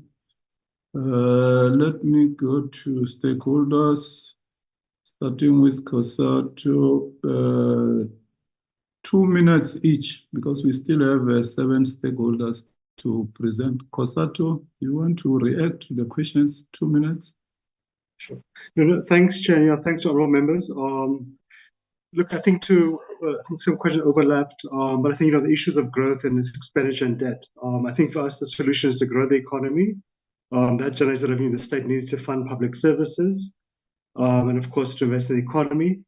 The solution is not to simply just chase after the debt. That's a game to nowhere. So I think for us it's about how do you remove the network obstacles to growing the economy, fixing the SOEs, especially Eskom and Transnet, Metro Rail, municipalities, etc. How do you give support to industrialization, to reducing unemployment, and so forth?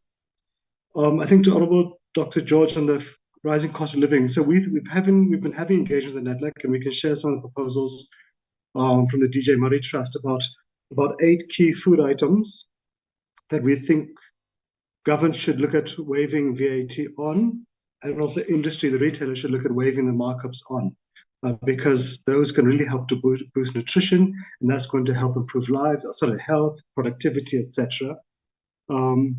Chair, I think also to the questions by quite a few members about what is the right balance. So yes, we must give relief to the poor, to unemployed, like the SOD grant, the child support grant, and so forth. We should protect them from inflation, link the participants to skills and employment opportunities. But we should also be giving much more support to industrialization programs. The total amount of money we spend on industrialization in the budget, it varies about 10 to 20 billion rand a year. There's an additional 1 billion rand this year, but that really is a drop in the ocean if you really want to reduce the unemployment rate of 41%. If you really want to get people working and so on. I think for us, quite a few things about, you know, how do you improve productivity? Well, invest sort of the CETAs and the skills fund, because the quality, the courses they provide are not what the economy really needs. Let's make sure we invest, we spend the infrastructure program, but we should also be having the private sector look at paying workers a living wage so they can buy the goods the economy produces. And of course, fixing Transnet, seeing how can we ramp up localization. There is a lot of work that unions are doing with government business around the industrial master plans, and they're targeting specific growth sectors, whether it's sugar and poultry, agriculture, clothing and textiles, mining, chemicals, etc. I think for us, the key industries really is supporting mining, manufacturing, agriculture. And the two most important things there is fixing Eskom Transnet. We are worried about the cuts in the Department of Defense because I think we can all see the positive role the Defense Force does play chair, not only supporting domestic deployments, but peacekeeping across Africa. And we can see the cost in lives to Defense Force personnel, both in domestic training and overseas deployments. On the HPL, the issue, Chair, is that why there was a breathing space given for industries because the industry is really struggling because of cheap imports from overseas, from Brazil, etc. And there is a master plan agreement between government, business, and labor. Let's stabilize the industry, let's grow it. Yes, the HPL is there. Yes, it will increase, but we also need to make sure we balance it with protecting local jobs, emerging farmers, etc. I think one other important point, Chair, to Honorable Mani, is that the Minister of Mineral Resources announced a new mining rights application system. We hope that really is going to resolve the mining rights backlog, because again, if we want to grow the economy, create jobs, create tax revenue for the state, we've got to sort of the mining rights issues. Chair, I'm just trying to gallop quickly on issues. I think with the last two issues around tax priorities, Honorable Abraham, I think for us, number one issue is give more resources to SARS. SARS has done well to increase tax compliance by 3%, creating additional about 60 billion rand plus of revenues. If you can have a simple agreement with the commissioner who's doing excellent work, let's get us to a 70% tax compliance rate in the next 2 years. That will generate an additional 120 billion rand of money, which is already owed to the state. And I think SARS has been doing well, employing additional staff, investing in IT capacity, but there's much more space that they can be given support on. And then again, that's additional revenue for the state. You might have seen the interesting court case SARS launched for about 5 billion rand from SARSFIN because of the illicit tobacco industry, where tobacco industry is really engaged in nationwide theft, and we should be supporting that. I think lastly, Chair, pension funds do invest in government bonds. It's about how to make sure those SOEs, government bonds, etc., are attractive, and then you will find increasing appetite because often those bonds do better than private sector investments. I think lastly, Chair, is that look, we do appreciate, we are also frustrated at times with the parliamentary processes, but when one takes a step back, one can see responsiveness by members of parliament, by government. But of course, we do think there is a need for government to be a little bit more, especially Treasury, engageable on some key issues. So I think ultimately, at the end of the day, we all want to see government succeed. We all want to see businesses grow. We want to see jobs being created. So there's enough that we can agree on to just simply look at what are the common sense solutions. But let me stop there, Chair. I suspect I've exceeded the 2 minutes. Thanks, Chair. Thanks, Comrade Matthew. What happened to the background today? The background is plain. We don't see the Mandela. It's a big improvement, Chair. I also noticed that. I'm at a hotel, Chair. Yeah, Comrade Matthew, we are not used to that plain background. Okay, thanks very much. Fiscal Cliff, 2 minutes. Thank you very much, Chair, and thank you for the members for the responses. I think both Mr. George and Ms. Abrams mentioned on the debt servicing cost. So I think, yes, it's totally correct. I saw in some of the consolidated economic classification that there are items that's rising faster than debt service cost. I think that's not our point. I think that the fact is that debt service cost is still one of the biggest rising expenditure items, and also in its relative size, I think it is 440 billion being spent on that.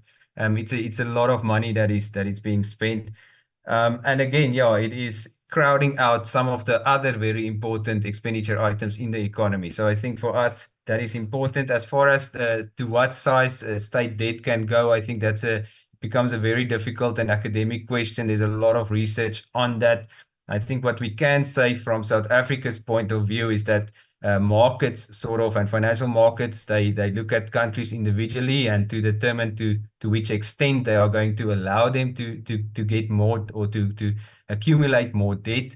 And I think in South Africa's case, I mean, if we look at certain sovereign risk measures, for example, our ratings, as well as things like credit default spreads, becomes technical, but those indicators are already warning us that financial markets are telling us we are getting very close to where our debt to GDP levels could be. So that is again, as far as sustainability and the longer term trends, why we are advocating that, you know, these trends need to be looked at very, very carefully and managed responsibly. And I think then just lastly, I would also just like to again thank Mr. Du Toit also for his comments on the SACU accounts and the information that we have been asking. So yes, it will be very, very nice if we can get some of that information. Thank you, Chair.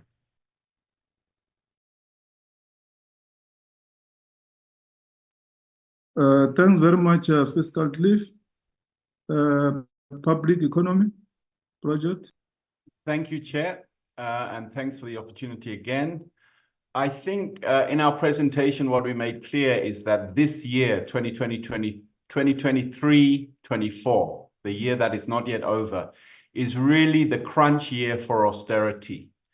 And it's being imposed by giving departments of health, departments of basic education, the police, the defense force, everybody has been given less cash than they require to meet their obligations. That is, the obligations are the policy that government has set out. So they have insufficient cash this year to meet their obligations, almost all departments across government. And we will see how this translates into a reduction in spending. Of course, there's still a possibility that there will be irregular overspending in the current year, so that the spending targets set out in the budget for 2023, I'm talking about, are not achieved. It's also quite possible that departments will accumulate accruals. This is when essentially I have to pay a small contractor. Say if I'm in a health department and I need to pay somebody to collect medical waste from hospitals, but I've run out of cash, I simply say to that person, I will pay you in April when I have cash. I can't pay you now because Treasury has not given me the cash. And that becomes an accrual. Of course, that means that next year you're going to run out of money early in the year. Thirdly, you can meet this cash requirement by postponing capital spending. And there's a lot of capital spending that has been postponed in this budget. Capital spending in universities, capital spending on hospitals. And the question then becomes, are you cancelling these capital projects, or are you just postponing them for future years? And if you're postponing them for future years, then you haven't really achieved a reduction of expenditure. You've just, the timing of the reduction has changed. So you achieve your objective this year, but next year and in future years, you're going to have to spend on those things. And that goes the same for recruitment of personnel. You can postpone the filling of critical posts in 2023, but you know you're going to have to fill them in the future. And lastly, the last way that departments will comply with these underfunding is by diverting cash from essential maintenance, training, for instance, training of teachers, and other critical but not urgent spending items. So what all of this means is that you are generating, by imposing this cash crunch, you are generating perverse incentives that will actually weaken the capacity of the state, and you will have a smaller state, which is what Treasury is trying to execute, but you will have a more inefficient state than you had before. And this is really the danger we face. So the danger is not so much incrementalism, and I'm speaking to this question of incrementalism and value for money, and shouldn't we be cutting budgets because state spending is inefficient? We have to improve value for money. We have to combat inefficiency in government. We have to fight against wasteful and fruitless expenditure. But you can't achieve any of those goals by simply cutting budgets. You actually have to have a program, because cutting budgets across the board and then assuming that departments will respond by saying, okay, let me not engage in fruitless and wasteful expenditure, assuming that people in the public service and politicians say, oh, well, the budget's been cut, let's not continue with our corruption. That's not a valid assumption. In fact, those fruitless and wasteful expenditures and corruption and all of that will continue at the same level as before. You've done nothing to address that. All you've done is cut the overall budget. So the amount that is being skimmed off the top is likely to remain the same. And the people who suffer are the users of government services. So we definitely need to improve value for money. We definitely need to combat corruption. But the way to do this is not blunt, across the board cuts to budgets, which have a disproportionately large effect on basic education, healthcare, and the criminal justice system. And that's what we're currently seeing. So thank you very much for that. Brilliant. Thanks, Prof. Sachs. Amanda Mobi. Thank you, Honorable Chair. I just want to note two things. So first, Honorable George's concern about this child support grant and the monthly food poverty line. I just wanted to say that we did actually have a section in our presentation, so if he gets a chance, he can have a look at it.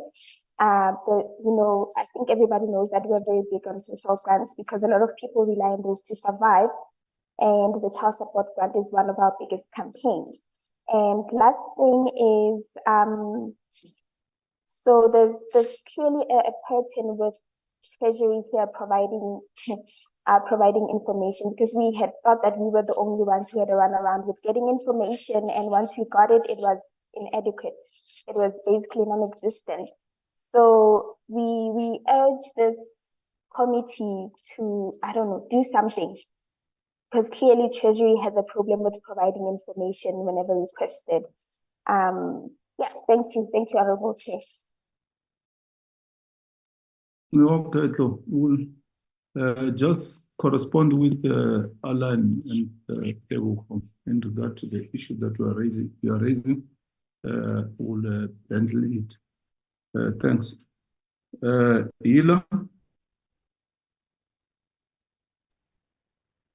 Thank you so much, Honorable Chair. So quite a few things that we just want to respond to, and I think perhaps just because Honorable Ryder specifically spoke about the HPL, there's a lot to unpack there.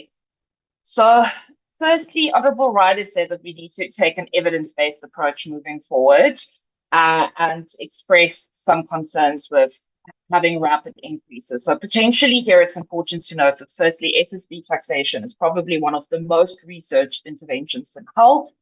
It has about 40 years of active support from organizations like the WHO, and we actually initially saw this being lauded as an evidence-based intervention in the 1970s, and it actually forms part of the World Health Organization's best buys, which is a term they use when something is a low resource intervention that is backed by evidence that has high impact.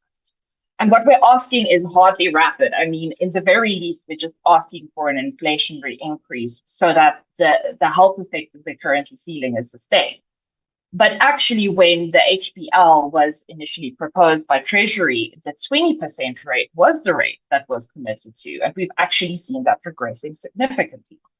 Now, Honorable Ryder and Mr. Potts from COSATU referred to the state of the sugar industry. And perhaps it also is helpful for us to just think about what the current state is of the sugar industry and what caused the effective degradation within the industry and the lack of growth. And I mean, really, it's very little related to the HPL. We saw that massive sugar dump from Brazil in 2016, which was caused by government error. We saw that climate change, so effectively droughts in KwaZulu-Natal, was a really big impact, and it's something that we want the public to subsidize with our help instead of just addressing the root cause, was the massive corruption in the sugar industry, especially by Tonga at Hewlett. There we saw actually people being retrenched because of personal criminal behavior. So to expect the South African public to pay with their health when we have these other very serious causes is not acceptable. And this idea that the SSB tax has some kind of negative impact on economic growth and job losses has been rebutted by several sources, but potentially, most helpfully, the World Bank, looking at the US, Mexico, Brazil, and then talking about some of the economic principles when you tax one product and then substitute it for other products. Again, I'm not an economist, I'm a lawyer, but I'll take the World Bank at their word because it's also covered by a lot of other health scholars in that field. And then just also to say, we're talking about how, speaking to local sugar growers and cane growers, sort of the emotional toll that takes into here the human experience. And I'll ask anyone on this call to go to Addington Hospital, for example, in KwaZulu-Natal, and to witness the massive emotional pains that one of 11,000 people every year who gets amputated, 80% of those people are having diabetes, the pain that they experience. And then Honorable George, you spoke about the child support grant, and of course we support that because really where we want to intervene with child health is in the first 1,000 days. So thinking about things like a conditional pregnancy grant, we believe would potentially be more impactful. But if you want to hear sort of our baseline value, we believe it has to be 1,000 rand or more. So you spoke about the food poverty line. We're thinking about the broader poverty line, and that's actually also the lower limit. But really what we want to see is the FRD grant effectively becoming a universal basic income grant. The reality is that if we want to claim to be a successful democracy, people cannot go hungry and they cannot go unhoused. And as much as we're a food organization, simply providing food is not enough. There has to be a whole host of interventions, especially for children, and to allow them to access nutrition. And then in terms of this issue of zero rating, of course, we're always open to that discussion. And by no means am I an expert, but we have a food justice coalition. My understanding is we have about 21 products that are zero rated at this moment. And that some of the wins for additional zero rating might be felt more strongly in the middle class. So again, our view is that potentially the appropriate intervention, firstly, of course, would be increasing excise taxation. So that's not just the HBL, but on tobacco and alcohol, because those health externalities are extreme and cost the public offer a lot of money. But then secondly, on us really focusing on increasing grants. And just to thank all of the committee members for their patience and listening with such attention, and all of the other participants. And if anyone wishes to continue this dialogue with Hila, we're always available. Thank you. Thank you, Hila. Budget Justice Coalition. Okay, thank you. So thank you for that. I think that most of the contributions by our comrades before, Hila, Public Economy Project, and Amandla Mobi have covered the question that Honorable George had mentioned, had asked about the child support grants and the food poverty line. And also to say that the BJC will be making a submission to the Appropriations Committee where we'll explore further on specific grants per the Division of Revenue Bill and Appropriations. And so we will explore that, but it is a serious issue. It's an issue in the country and an issue that really does deserve greater reflection. What I will say about so yes, the child support grant is below the food poverty line, and also the school nutrition program is because of it is what the only nutritious meal that millions of learners in this country have access to. And all of this and the conversation about nutrition and food insecurity in this country should be really reflected on from a gender responsive manner, because of the unequal gender norms in this country. It means that provision of feeding children, feeding families is considered women's work. And so when there are cuts, and also the overwhelming majority of recipients of the child support grants are women and women-led households, it just means that any alignment or in allocations towards, for instance, the child support grants or the school nutrition program that are not aligned with inflation and are not aligned with the food poverty line, or not beyond that, have implications on gender equity in this country.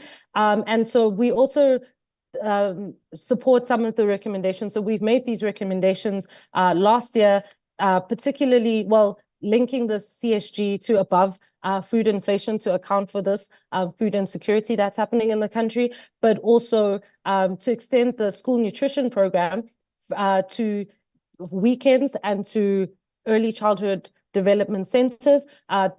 These are recommendations that have also been made by the South African Human Rights Commission for the same reasons, in the same response.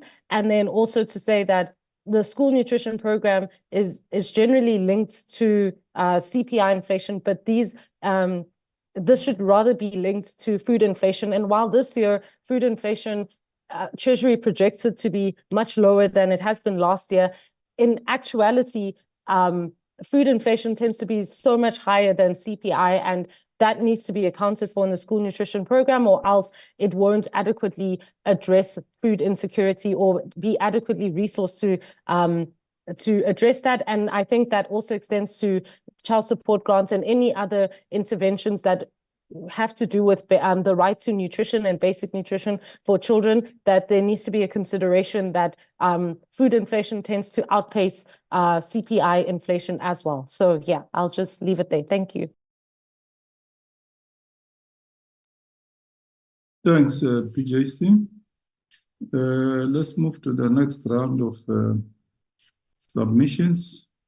10 minutes rule. South African Institute of Taxation. Please time yourself. Here. Yes, this is Keith Engel from the South African Institute of Taxation. Thank you for this opportunity. We'll pile through this fairly quickly. Let's go to the first slide. I think what we're hearing is a great desire for more spending, but frankly, we just don't have the money. I mean, there's little room left for tax increases. And you can also see, as a practical matter, there's little room left for increasing the debt because both the locals and the foreign investors are no longer willing to take it up. So we're in a very difficult situation. Even if you borrow more, borrowing more today means more tax tomorrow. So to be fair to the minister, he did basically the only thing he could do was not give inflationary increase, which hits everybody, but it's quick and it's fast and he gets the money done. So I don't really happy about it, but I think it is the only option he had. The idea that we can increase VAT makes no sense, frankly, politically, but beyond that, you're taxing the very people who you're trying to fund. So to raise taxes on the poor in the middle to just give it back to them doesn't make any sense. But frankly, where we are is we don't have much room. So yes, some people hope we can tax the rich more. We only have a few 100,000 rich people. So even if you tax them more, which is going to take a lot more time, you're simply not going to get the money you need.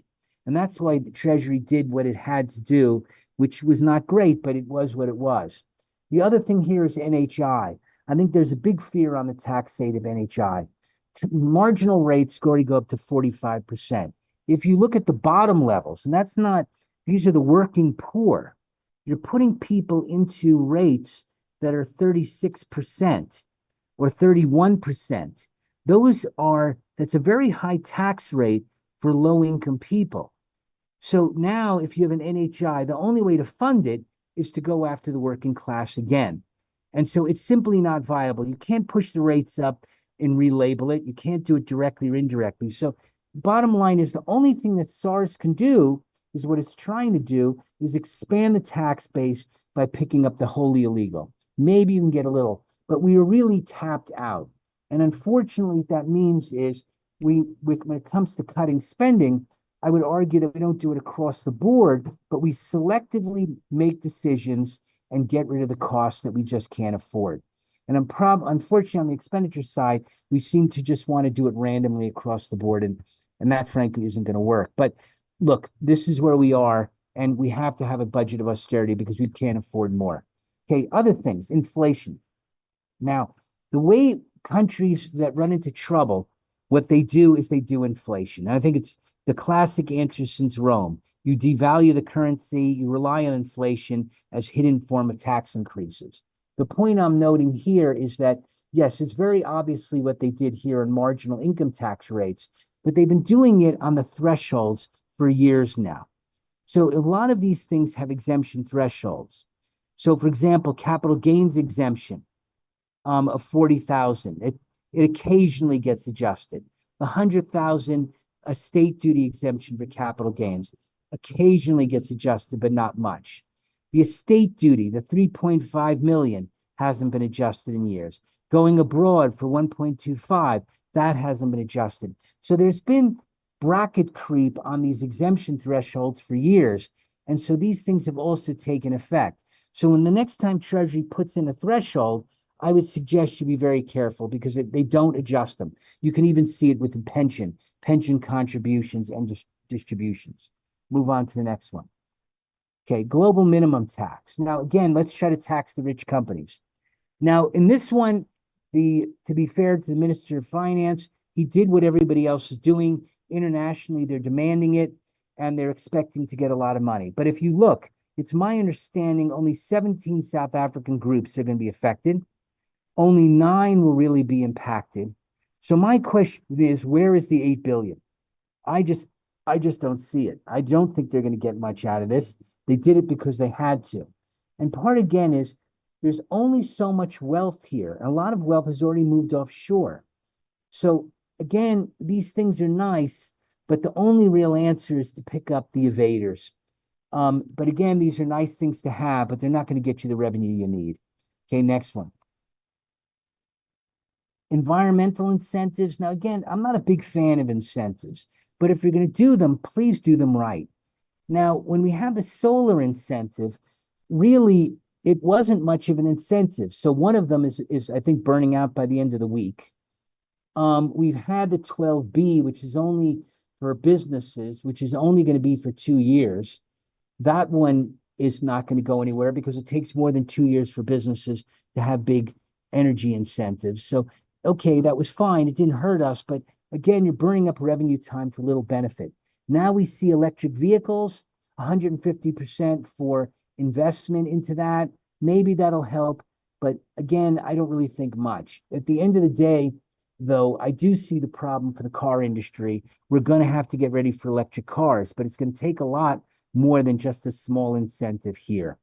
Other incentives are on carbon taxes. All I can say about the carbon tax is if Eskom is the biggest polluter, why is it the private sector has to pay? It doesn't make sense to me. And I like the theory, but the reality is just not there. Next one. Investment vehicles. We do see some push on investment vehicles. The idea of having an infrastructure fund. I think that would be supported. And the main goal is that when you have investment funds, you don't want to have 3 layers of tax and you're trying to reduce it so there's just 2 layers, like anything else. So we would support this thing. And I think to the extent that government is trying to push for privatization or partial privatization, we support it. There's another one that's been forgotten, that's hedge funds. There's a hanging problem on hedge funds about their form of taxation. And there's been a lot of things going round and round. But in 2013, there was a proposal that when you sell hedge fund interest, you get taxed at ordinary rates. You exempt the hedge fund itself.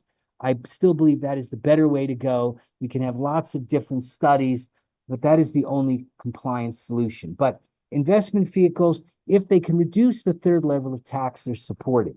Nothing more than that. Next one. VAT inputs and refunds. Let me say this, SARS has improved a hell of a lot on the refund situation. Their numbers show it. However, certain taxpayers still remain in a VAT refund quagmire. Some can be justified, others I'm not so sure.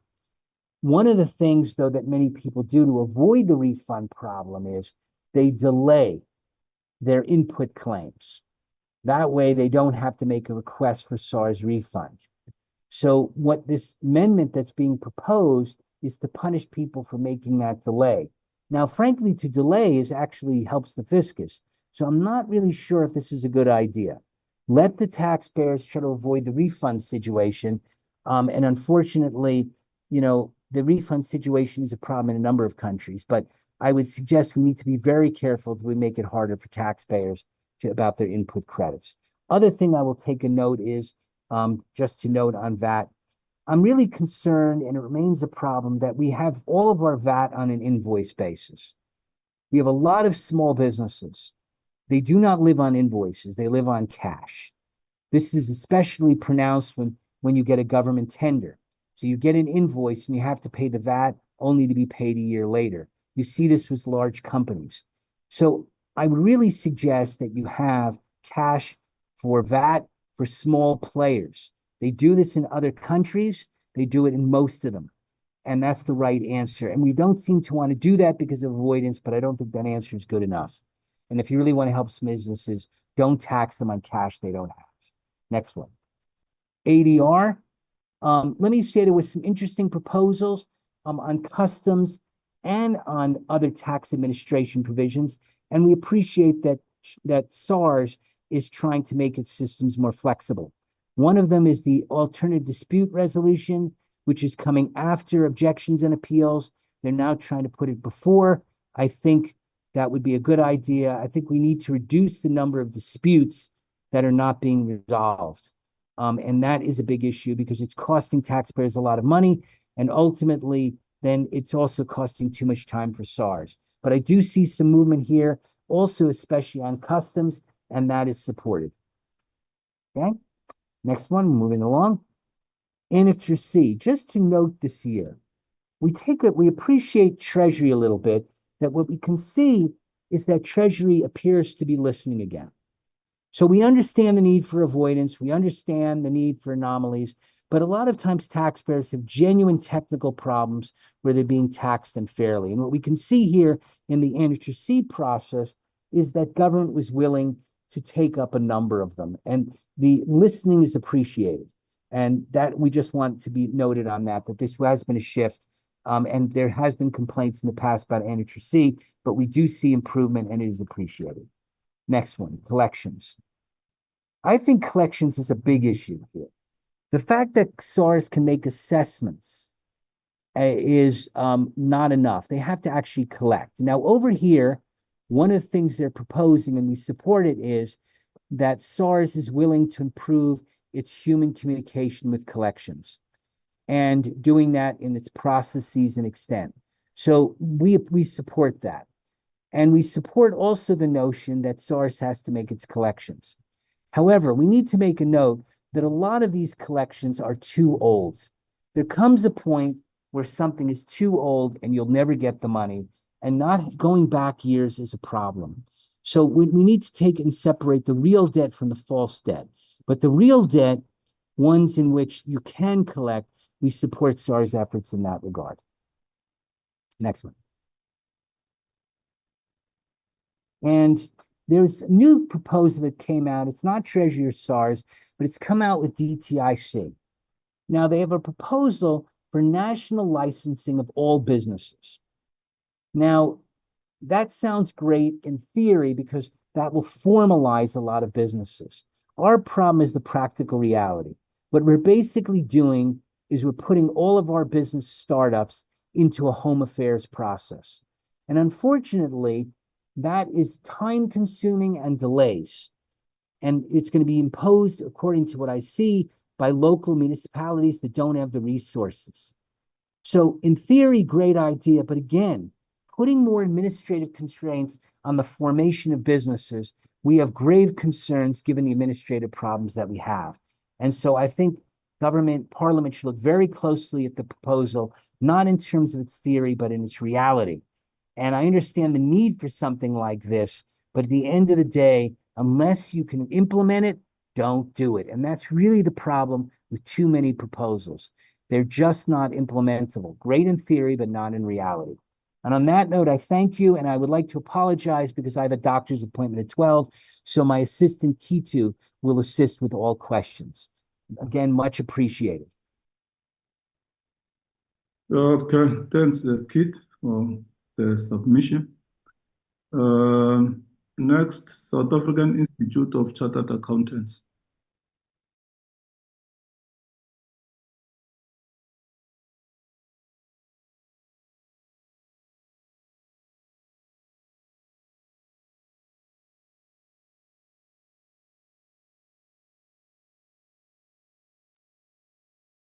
South African Institute of Chartered Accountants. Alan, is SAICA in the platform? Yes, Chair. There's a Lesedi from SAICA and there's Peter Faber as well. I've made Lesedi co-host to run the presentation. SAICA, can you take the platform?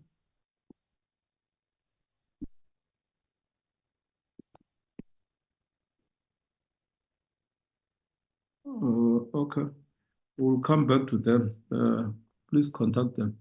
Let's move to South African Liquor Brand Owners Association.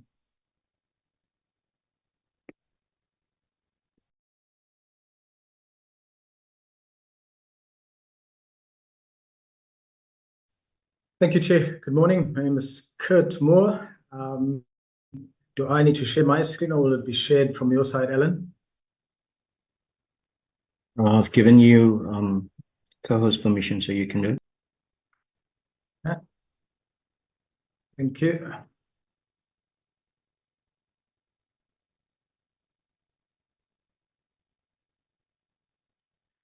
Can you see my screen?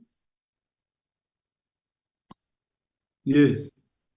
Thank you very much, Chair. Thank you for the opportunity to present to the Standing Committee on Finance. Thank you, honourable members, for your time.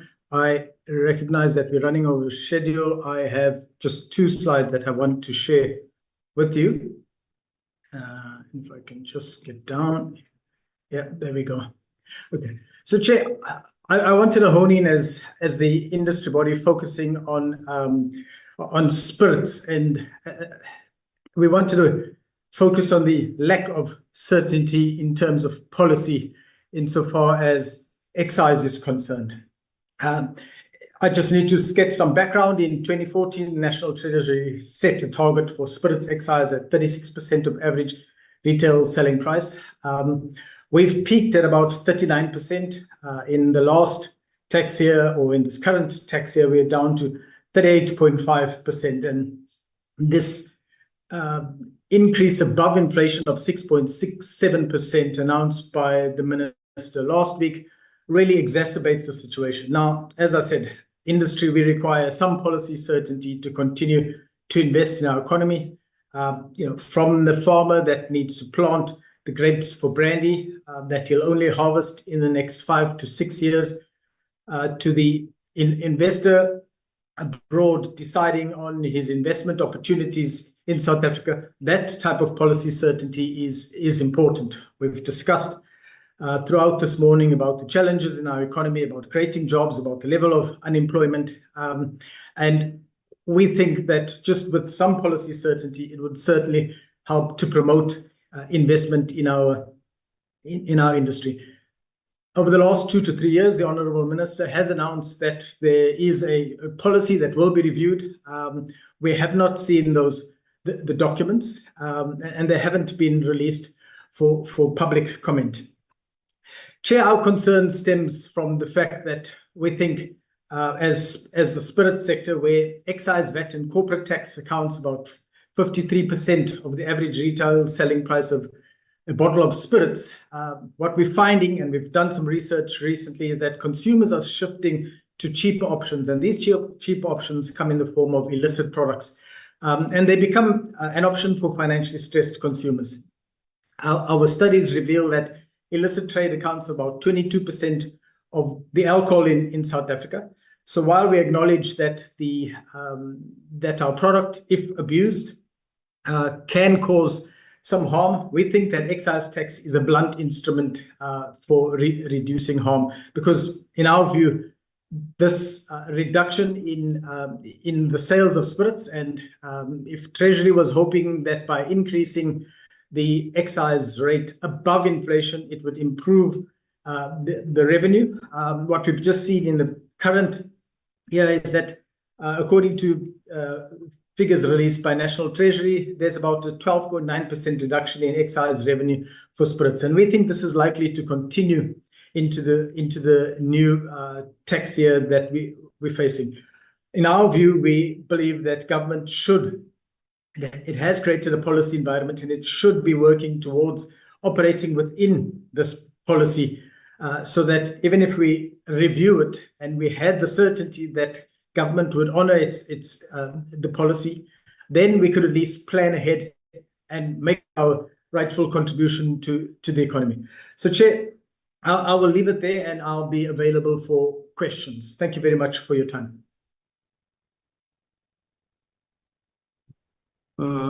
Thanks very much. South African Liquor Brand Owners Association.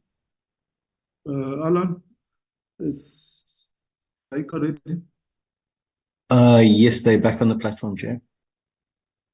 Okay, SAICA, over to you.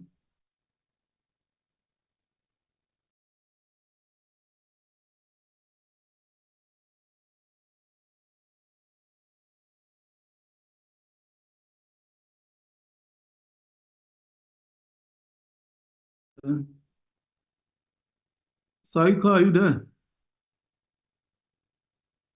There seems to be a connectivity challenge. Okay. I see Mr. Faber here. He's saying he can't unmute, so I'm busy helping him.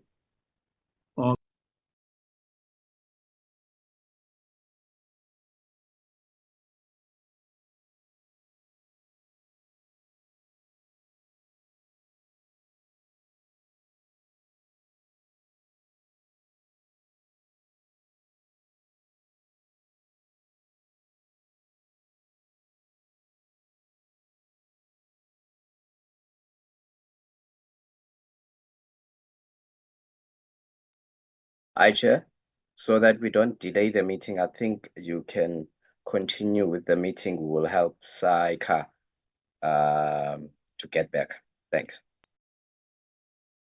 Okay. Let's take SA Wine.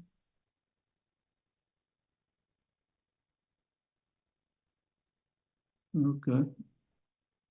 SA Wine, over to you.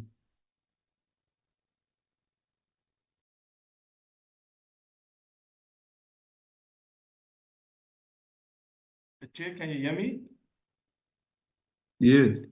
Okay, and you can see my presentation? Yes.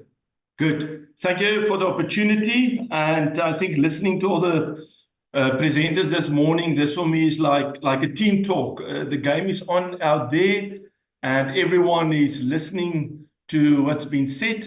And I think from our side, we want to build on some of our previous submissions and presentations to some of the members of National Treasury that's also on the call. So once again, thanks for the opportunity. I think more important, this is not a slideshow that I'm going to have a lot of words on every slide. More important for you to get an idea of the storyline, and then to understand what was our initial ask, and then specifically also maybe what is our concerns at the moment. So yeah, let's start running. I think first of all, what is important, just want to see if it's going down. Yeah, I think first of all, what is important for everyone that's on the call, just to understand the volumes of wine. And there you can see it's a mix of still wine, fortified and sparkling. I'm not going to repeat each and everything there, but on the left-hand side, you can see the still wine, and you can have a look at the green bar and specifically focus on 2019 up until 2023. There you can see the trend of the volumes. I think when you talk excise, then it's important to understand, although it might be tongue in the cheek in terms of syntax, what are the volumes and the trend of the volumes of beer, of spirits, wine, and your ready-to-drinks. So what we're doing here, we're going to focus on the wine side. So here, there you can see the volumes of the wine. And if you move to the next slide, important for me to show to you, for the last 5 years, the average increase of our volumes, you can see on the right-hand side, since December, sitting there, 2019 up until 2023, we talk here about the figure of 4.6%. Bear that in mind. So that is on the volume side. So what's happening on the farm side? If you look at any producer out there, we're talking about 2,500 of them. What is the net farm income? That is your top bar there. Not going into the detail, but you can have a look from 2019 up until 2023. And then on the left-hand side in the corner there, you can see what is that growth over a period of time. The same time as the sales volumes, let's have a look also at the income at producer level. That was sitting at 3.1%. But more important and critical for us is to understand you need to pay for that harvest every year. You need to take into account all the costs being fertilizer, chemicals, fuels, also labor almost 40% of the expenses. And then you need to derive at the net farm income. That is your green bar. And there you can see since 2019 up until 2023, it's a downward trend from 20,000 Rand per hectare. And now we're sitting at 10. And there you can see that red figure with a minus in front of it of minus 14.61%. I'm showing you this also then to build. You can have a look at our progress or maybe the nosedive that the industry is taking at the moment from 2019 up until 2023. And this led to this one. I think we all need to understand when you talk about wine industry, and it's not only wine, brandy is also linked into that, we need to replant every year. We need to make sure that 5% that you need to replace as a new cultivar to ensure you have quality and also the quantity. And there you can see in terms of the last 4 or 5 years, in terms of plantings versus that of uprootings, and we're supposed to be sitting there at the capital maintenance, that is a green line there, and we're well below that. And despite that, and I think this is important then for everyone that's in the call here this morning, in terms of volume, we're a really small player in the industry. If you look there in the left-hand side, in terms of absolute alcohol, the contribution of wine is sitting at 14%. But what's more important, and despite this, our contribution into the macroeconomic system, looking there at the tax sitting at 9 billion, contribution to GDP almost 60 billion, and then across the supply chain, creating good jobs. And I think this moment we talk about unemployment, we talk about poverty, we're talking about growing in the economy and creating jobs. That's exactly what we're doing as the industry. And then you will see on the fourth one there in the right-hand corner, in terms of our figures sitting there, that's well above the national average. More important than to say is, if you summarize it, what's happening in the industry, the hectares taking a nosedive, the producers also, and the same in terms of our volumes. And the right-hand side there is then critical for me to focus on by saying what we would like to do as an industry. We need to up the net farm income per hectare, the well-known word of sustainability. And that's exactly what we're doing and busy with. We're taking accountability and responsibility. We're sitting there with a plan. And the first one, the first level there of the 6 levels for us is really for government to be a partner with us and to give us maybe some policy certainty, as Kurt also alluded to that. And then in this specific one, when you talk excise. And that's why our ask last year said, listen, please, Kurt alluded to spirit sitting there on 36%. When you talk wine, that same incident, it was 11%. Currently, we're sitting at 11.2%. Then we need to compare that also in the remainder of the world. If you look at the emerging markets, developed markets, also other wine-producing countries like France, Italy, Spain. And we were saying, well, we're sitting there at 11.2. So we understand, and we say, that's our ask, to be CPI-X driven, any adjustment. Also then to understand, we, a signature, the wine industry, listen, we will work with government. We will work with the Agri Master Plan. And that's why we signed that document May 2022. And it's important for the Standing Committee to also understand what is the alignment and the interdepartmental policies in terms of what's happening in the one department and what's playing out in the others. And this is our commitment. This is what we would like to do. If you look here then, and I'm going to leave it here for you at a later stage, bear in mind, this is a long-term investment. You talk 20 years, you need policy certainty. But then on the right-hand side, you see what's happening at the moment. Unplanned capital investment. We can't replant due to the fact that we need to spend capital on generators, solar systems, And also then that goes with that is our rising fuel cost.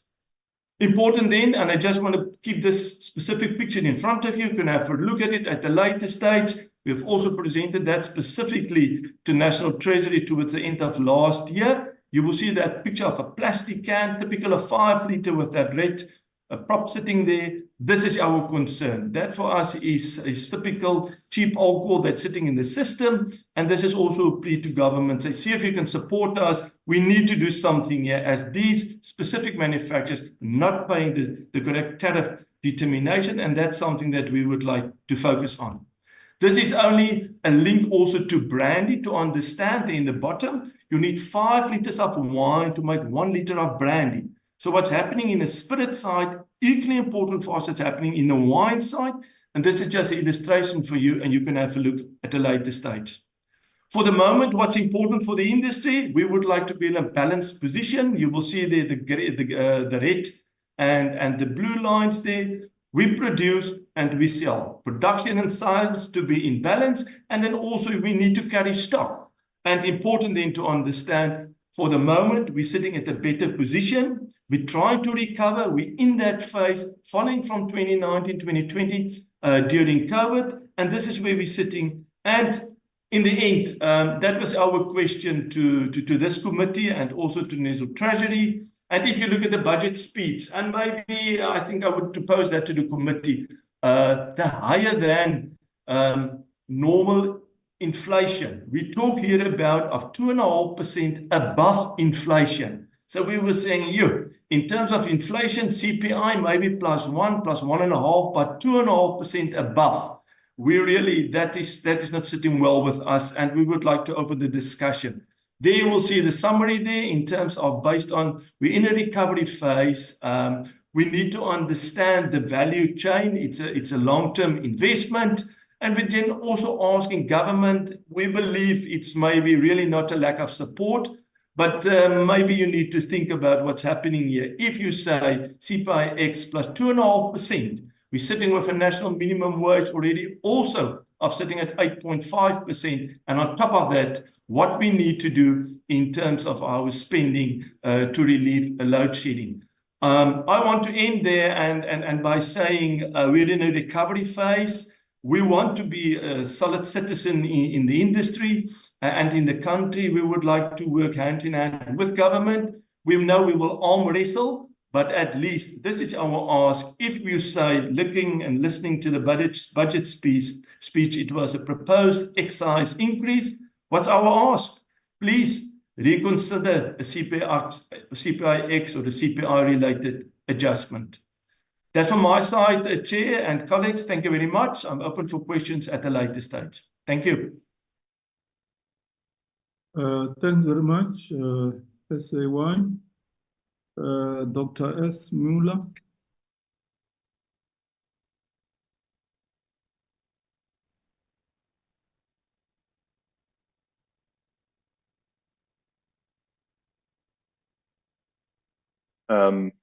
Good morning, Honourable Chairperson, Honourable Members. I hope you can hear me. Yes, we can hear you. Great, thank you. Thanks for the opportunity to present today. I have quite a few slides, and so I will skip through some of them, partly also because some of the material is content that I've mentioned before, but I think is useful just to repeat in the context of these hearings. And also just apologies in advance. Unfortunately, I'm stepping out of a conference session for this presentation, and I won't be available for questions later, but I would certainly be happy to answer any questions in writing at short notice. So just to give an overview of what's in these slides, as I say, most of the content I have presented previously. I just always, these days, I like to start off with a couple of remarks about the capacity in which I'm presenting and some procedural issues about the Money Bills Act, which of course governs this entire oversight process. And then I want to go back to some submissions that I made both on the 2023 budget and the 2023 MTBPS, many of which, unsurprisingly, remain relevant in relation to the 2024 budget. And finally, and somewhat unusually, because I'm not generally in favor of proposing amendments, I end the presentation with a proposed amendment, which I suggest that all or most political parties, members of political parties on these committees, should support, and I explain why that's the case. First of all, I just did want to start with, on a positive note, which is really just to acknowledge and appreciate the degree to which the engagement by the finance committees has improved the engagement of other stakeholders in society with the National Treasury during the money bills process. And in particular, the requirement for Treasury to respond to public submissions has led to, in my view, significantly greater accountability and more substantive engagement. And I would also just like to note that since my last presentation to the committees, I followed up with National Treasury on some of the concerns I had, where I felt maybe they hadn't given enough detail, and they did kindly provide me with some additional detail on some key issues, and I'm grateful to them for that. Nevertheless, I would just like to repeat something that I keep coming back to, which is that I do think National Treasury needs to provide Parliament much more information when it tables the budget and the medium-term budget policy statement. One of the examples I give in the subsequent slides is renewable energy tax incentives. The Treasury proposes these incentives, it puts forward the legislative amendments required to make them into law, but it doesn't actually give the committees the modeling that indicates how much these incentives are likely to cost. And that means, as the finance committees, when you're approving the fiscal framework and you're approving the revenue proposals, you don't really have enough information. Now, there are other institutions like the FFC and the PBO that arguably should be able to help with that. But nevertheless, even for those institutions to do their jobs properly, I think it would be helpful to start out as a baseline with the Treasury's modeling of various proposals and then work from there. So nevertheless, just wanted to start on that more positive note. On the issue of capacity, you know, this has come up recently last year in South Africa in relation to South Africans presenting its overseas legislatures. There was the question of what capacity are people presenting in.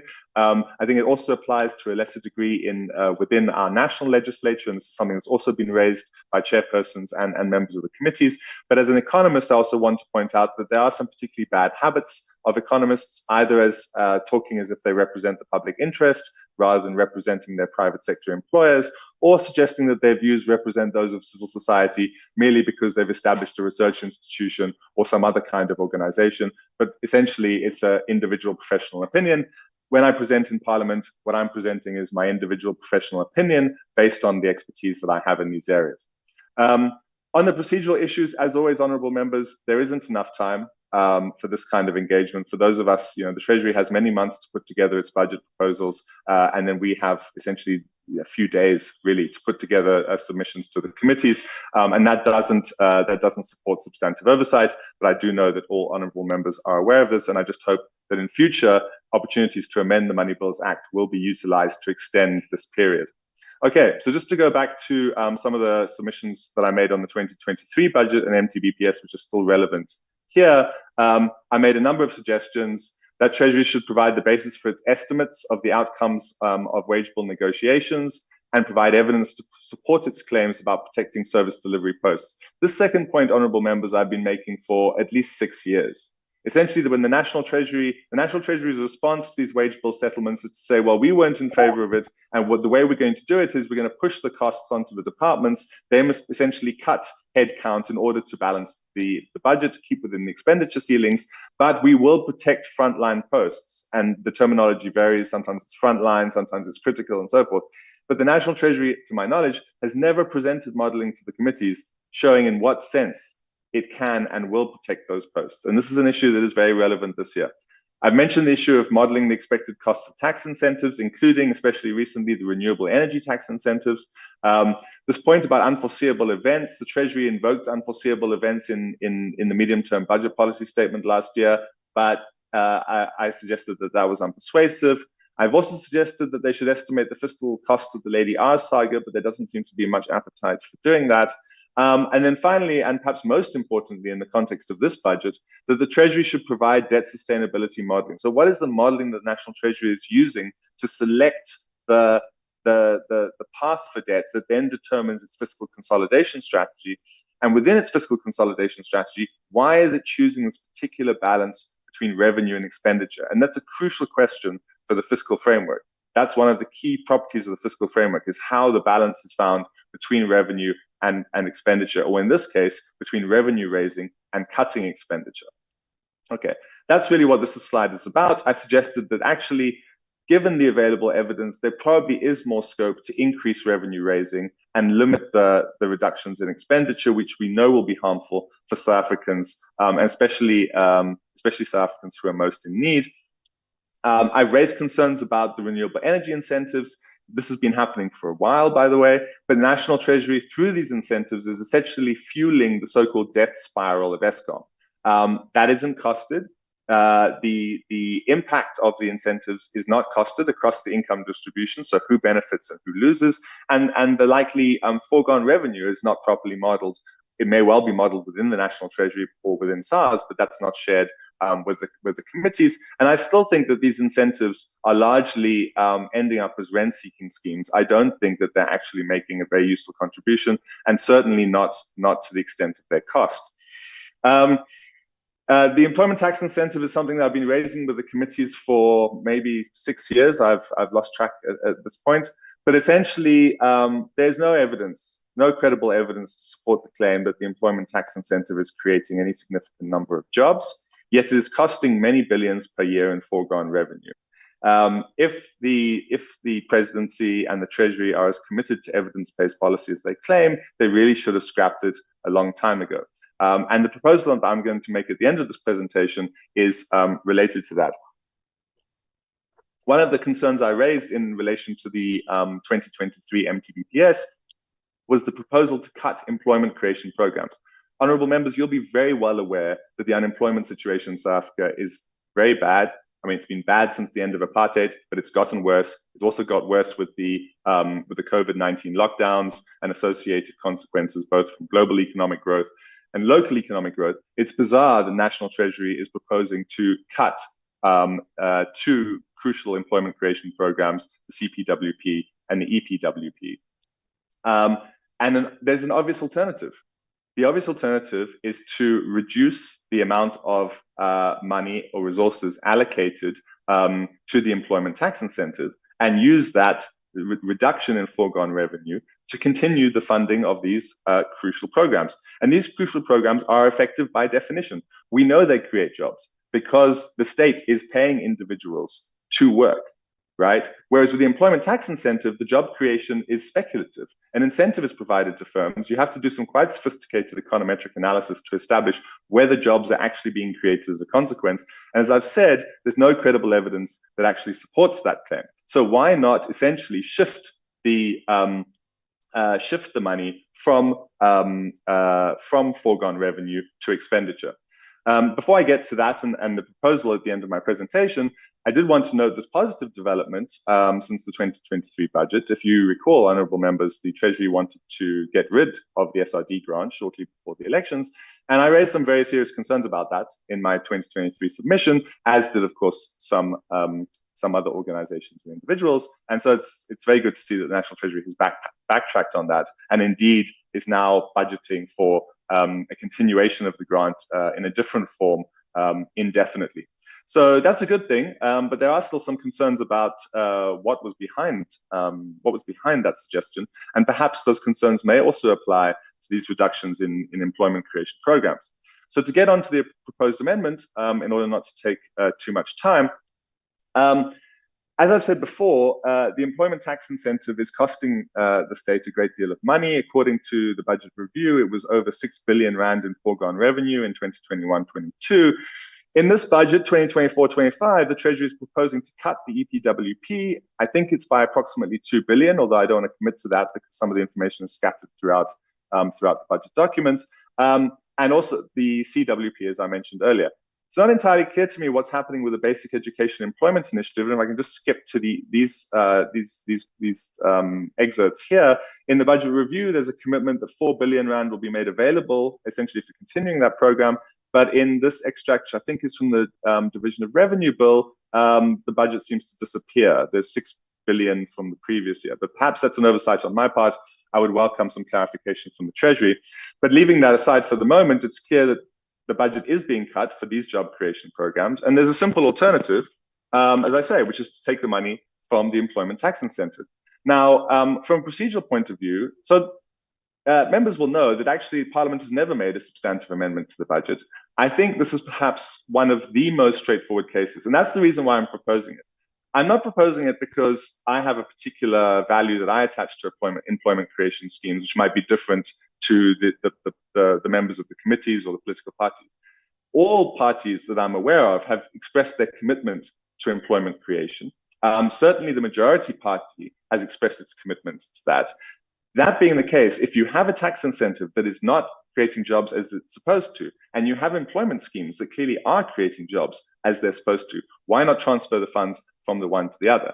And the upside of that, honourable members, in terms of amending the fiscal framework, is that it's very easy to tick all the boxes in the legislation, because essentially it doesn't change the borrowing requirement. All it's going to change in a very minuscule way is the proportion, the percentage of of expenditure to GDP, revenue to GDP, and a slight and in that sense the composition of the budget, but also the deficit doesn't change, right? So it's a neutral. It's neutral for the budget deficit or budget surplus. It's neutral for borrowing.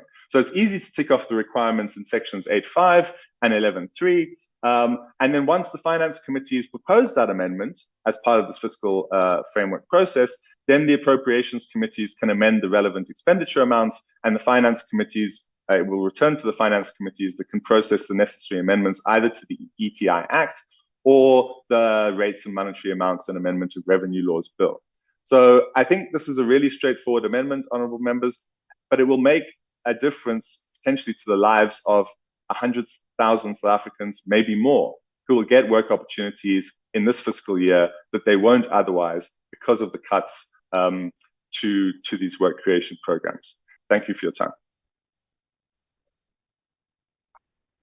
Thank you, Dr. Muna, for your presentation. Thanks. Let's move to Alternative Information and Development Center. Thank you. Are you able to share to see the screen? Yes. Great. Thank you so much. Good afternoon to everyone on this call. We would like to thank the Standing and Select Committees on Finance for the opportunity for the AIDC to present on the fiscal framework and revenue proposals outlined in the 2024 budget. Our underlying message is that budget cuts will worsen service delivery, unemployment, and inequality. The planned intention to use a fiscal anchor to possibly normalize the budget surplus is worrying, as this would reduce the resources the state has at its disposal to fulfill socioeconomic rights. We emphasize that the underlying barrier in the capacity of the state to meet its constitutional obligations is economic stagnation and low growth. This economic stagnation can in part be attributed to a lack of domestic demand. What will arise out of further spending cuts is that households will need to increasingly rely on the private sector, which we argue crowds out future household consumption.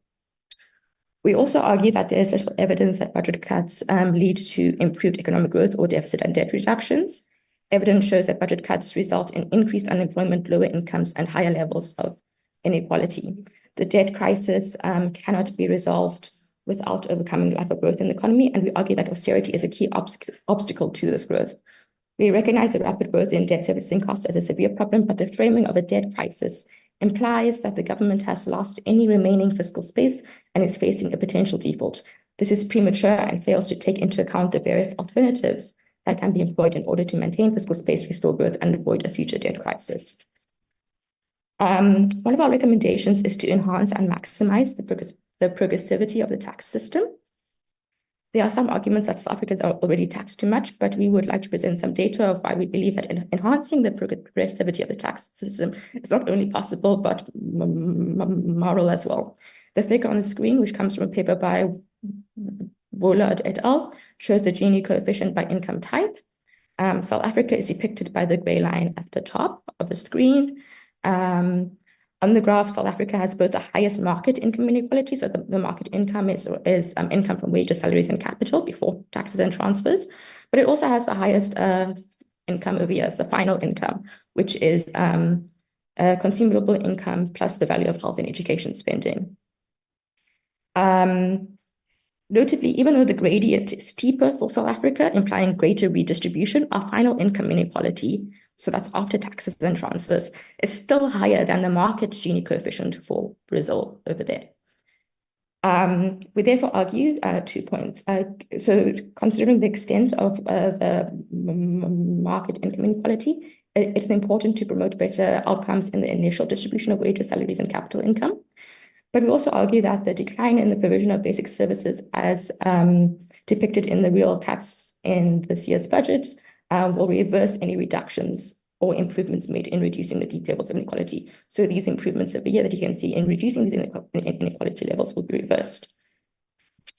Another argument against increasing taxes is that there is there is weak economic growth, and that we should not be placing further strain on consumers. While GDP growth is low, it does not accurately reflect the growth, how the growth is shared and distributed. And this is a common critique of GDP measure, a critique of GDP as a measure of socioeconomic outcomes. So basically, it does not factor in inequality, which is another underlying constraint.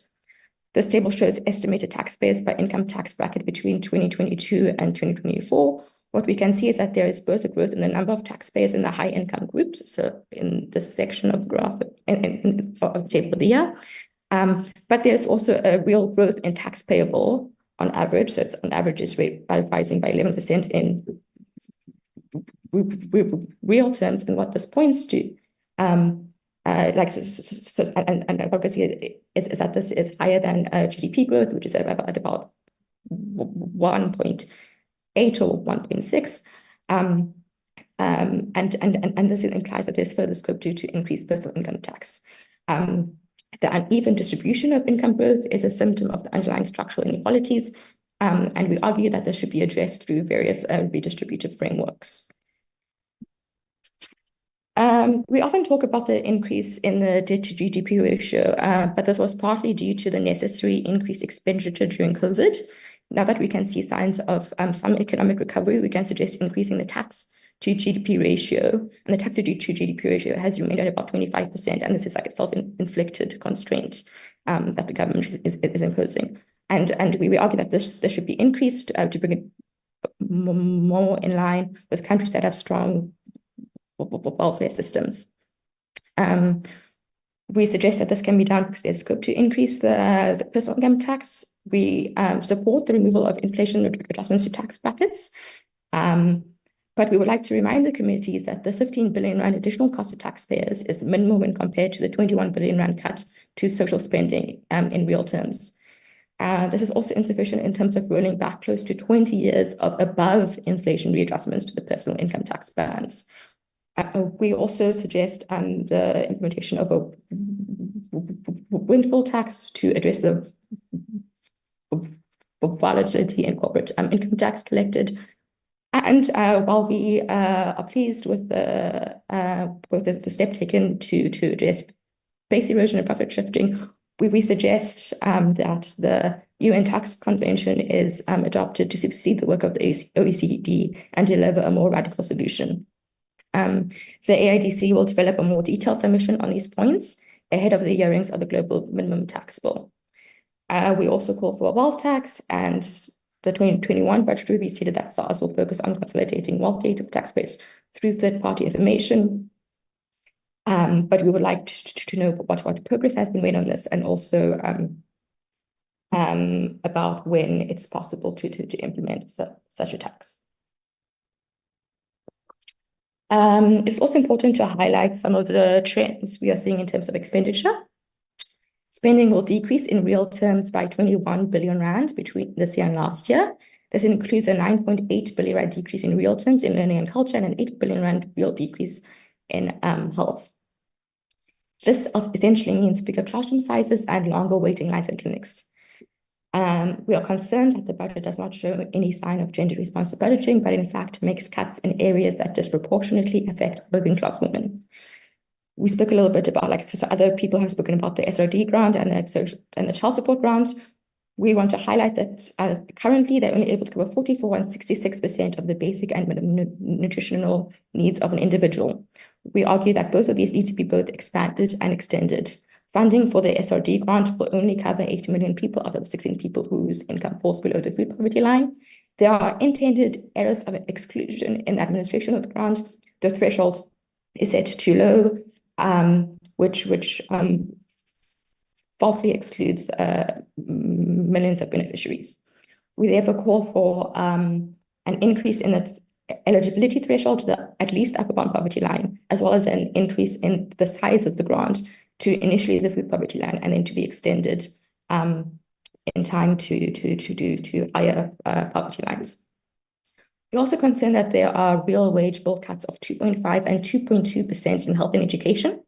The only way to combine such a plan with the signed wage agreement for health and school staff is a further reduction of staff in their workplaces. An agreement on public sector wage increases should not come at the expense of worsening conditions and service delivery. To do this is to undemocratically use the budget as a bargaining tool to discourage future wage negotiations. There's also increased private sector involvement in South Africa's energy market, facilitated through expensive power purchase agreements, which brings direct and indirect costs and ultimately contributes to the Eskom debt spiral. The government's reliance on foreign loans and public-private partnerships to support climate and energy objectives raises concern.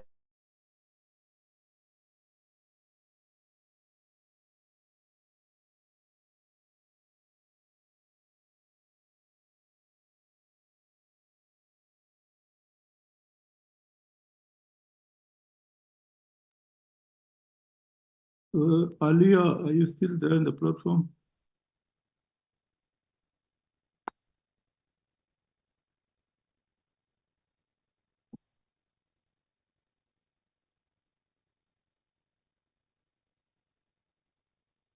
Alan, it seems she has a connectivity problem.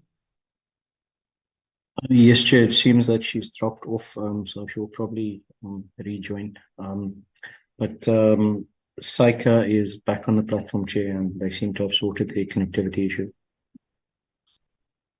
Okay, SAICA, are you there? I'm here, Chair. Can you hear me? Yes, take the platform and make a submission. 10 minutes. Please All right. time. Thank you. Let me just share my screen.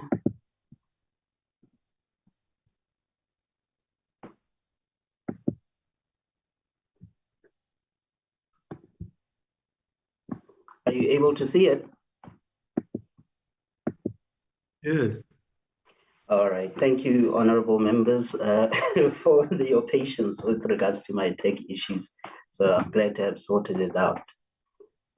All right, we will be looking at a few things here. Those are the list of the items that we will be addressing: accountability, the credibility of the budget, and SARS, and so on and so forth. Let's begin with the credibility. We look at the things that the president has said about the truth, that it often starts being ridiculed and then it is finally accepted. I would like to quote a former fellow panelist here who has said, Michael Sachs, that where there's no plan, the budget becomes the plan.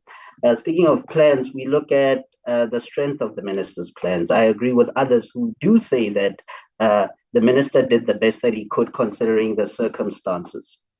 But the issue is not just setting of the plans, it's implementations, which the minister has alluded to before in the budget documentation, and we actually agree with that fact. The issue is implementation of government's own plans. When we look at the execution and we talk of the credibility of the budget, we do see that not all expenses have been accounted for, not all debt has been accounted for. There are issues at the municipal level that must also be addressed that don't find themselves in the budget. We also look at the wage agreements, which ideally, in an ideal circumstance, you're supposed to have the wage negotiations with the unions, for the public sector unions, happening prior to the budgeting process, but often it is the reverse. And that creates issues, that creates difficulties where the estimated budget doesn't always match the actual expenditure. So why are we here? There's been 15 years of overspending, notwithstanding the fact that some are saying that in real terms, there has been underspending. The fact of the matter is there's been overspending. The same is true not only of expenditure, but also of debt. The result of that is a decline in GDP growth and an increase in the unemployment rate. This credibility of the budget issue also affects business confidence, which has a huge impact on the FDI, foreign direct investment, that finds itself in the country. We do see a downward trend. In 2022-21, we see a bit of a spike there, but that was because of one transaction where a foreign company bought a local company. But other than that, you are finding declining FDI and declining business confidence because the budget isn't always what turns out happening in real terms. When we look at unemployment, I think we've grown very used to the fact that we've had low unemployment and the unemployment rate is actually rising. But we forget that from 2001 to 2010, there was a gradual decline in unemployment, in the unemployment rate. And coincidentally, that coincided with the fact that our spending, we had control, we had reined in our spending matched our revenue. And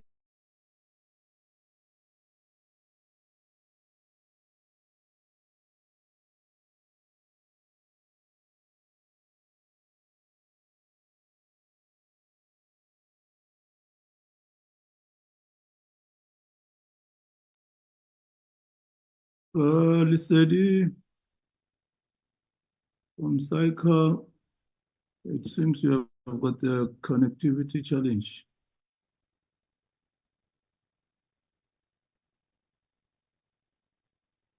Alan, is he still in the platform? What's happening?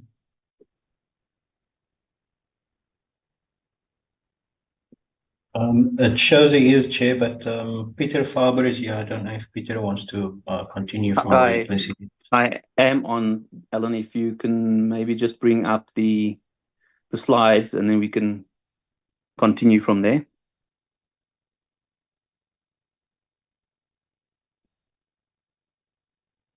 Chair, I will move on just because I'm cognizant of time from the stats. So unemployment, Chair. So what we'll see, if you can move on to the next slide, please, is next one, please. Chair, you can go further on. We've made as to what we believe on the credibility of the budget. We've not repeated some of the submissions. We've tagged them in our submission on the pages. So our written submission does detail where we believe there are issues in that regard. You can go on, please, Alan. 2 slides. Another one. Next, there we go. The next is obviously accountability, Chair. The budget is just a plan. The question is who's holding who accountable, and the minister noted this 3 times in the budget about the accountability, because it's not the minister that spends money or implements the plan. He just creates the plan based on what was submitted to him within the confines of what he needs to do. There are trade-offs, so we can't just ask for certain things, but people should be held accountable for either overspending or underspending or not having proper input into the process. Next slide, please. So the first starts in the House, Chair. We've raised this before. Charity begins at home. Are parliamentarians, in fact, in attendance, doing public hearings, doing the committee work that they should be? And if we look at the 5-year trends, it is concerning if you look at the percentages. I know the Select Committee Chair did question the stats. Parliament has not provided any other stats to rely on other than the ones we have had access to. So I think this is something for self-reflection. Next slide. Also, we've seen, even though we're all complaining about austerity, the one thing we've consistently, as a example of a problem, which is the VI protection budget, an example of excess spending. And we've seen another 200 million additionally for political parties, which again is not a priority even in an election year, given we're talking about people not being fed or eating or having a place to sleep.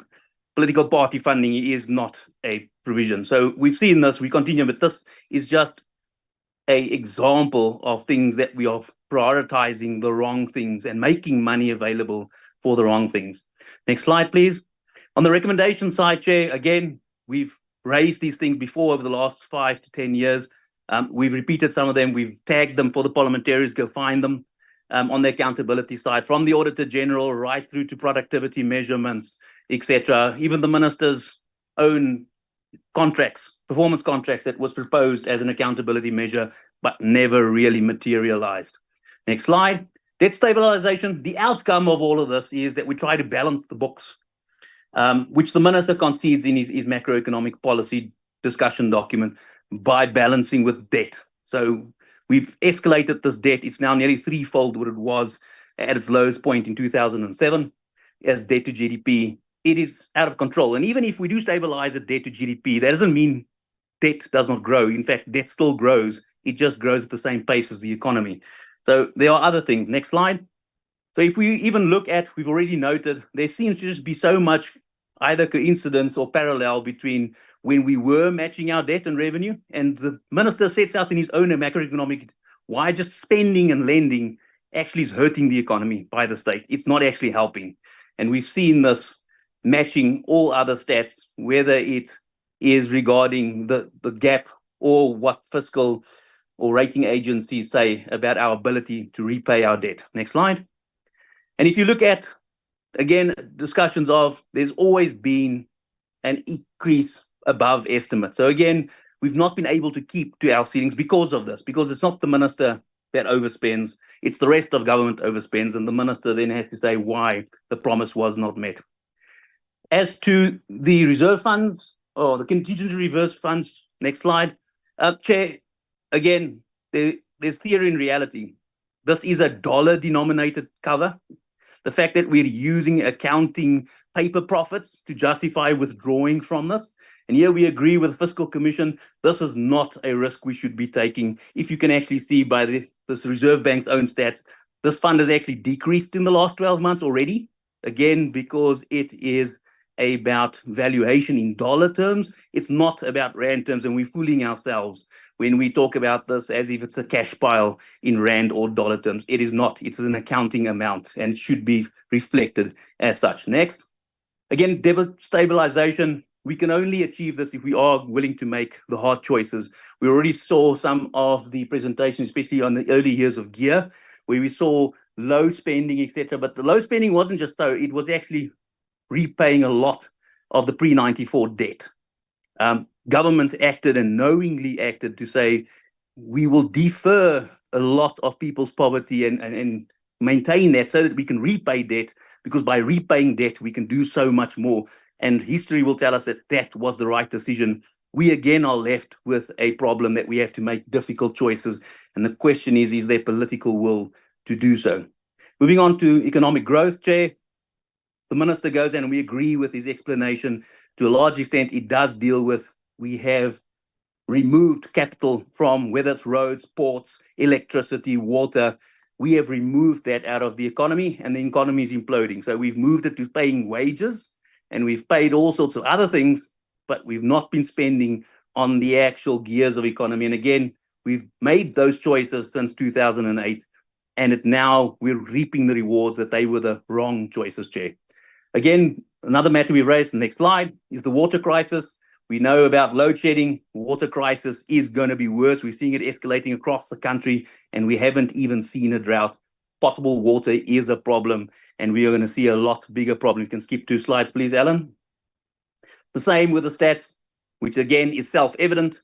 If we look at the functioning of PRASA, Eskom, Transnet, if we talk about productivity, the measures, the minister says, well, it's difficult to measure, but then he himself says, well, let's look at the output.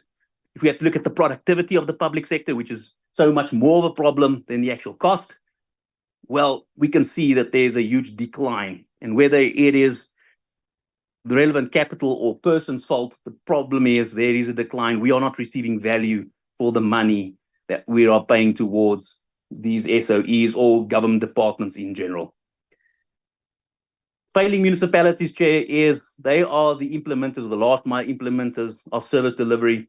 And just over the last decade and a half, we can see that there's nearly a threefold as to municipalities imploding. Our local infrastructure or local municipalities are not capable of actually implementing any of the policies or actually spending effectively. So even if we assume that we are cutting those embedded inefficiencies need to be removed. Next slide.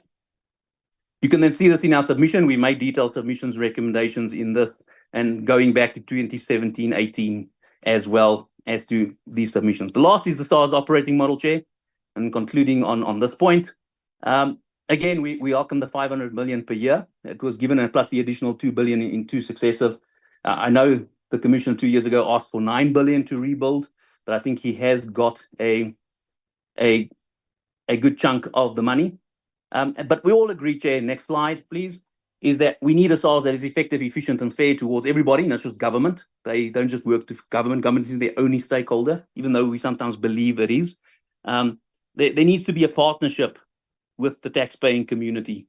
And therefore, there needs to be efficiencies. We need to collect that money at low cost, and it needs to treat people fairly, because at the end of the day, these are the people giving up their money to support the public interest. In that, we've then made various recommendations. Again, we have some concerns that are still not working. For example, the accounting implementation or migration from GRAP still hasn't been done since 2012. And accrual accounting is a big issue. When you talk about collection of monies before, let's take an example. The Commissioner keeps on reflecting, for example, refunds as an expense. It's not an expense. It's in fact revenue just that never accrued. It's revenue sitting in that's never revenue, that's actually sitting in the bank account that needs to be repaid. And the same with SARS accountability and compliance with declining laws. We made submissions on why it is non-negotiable that SARS itself complies with the laws of the country.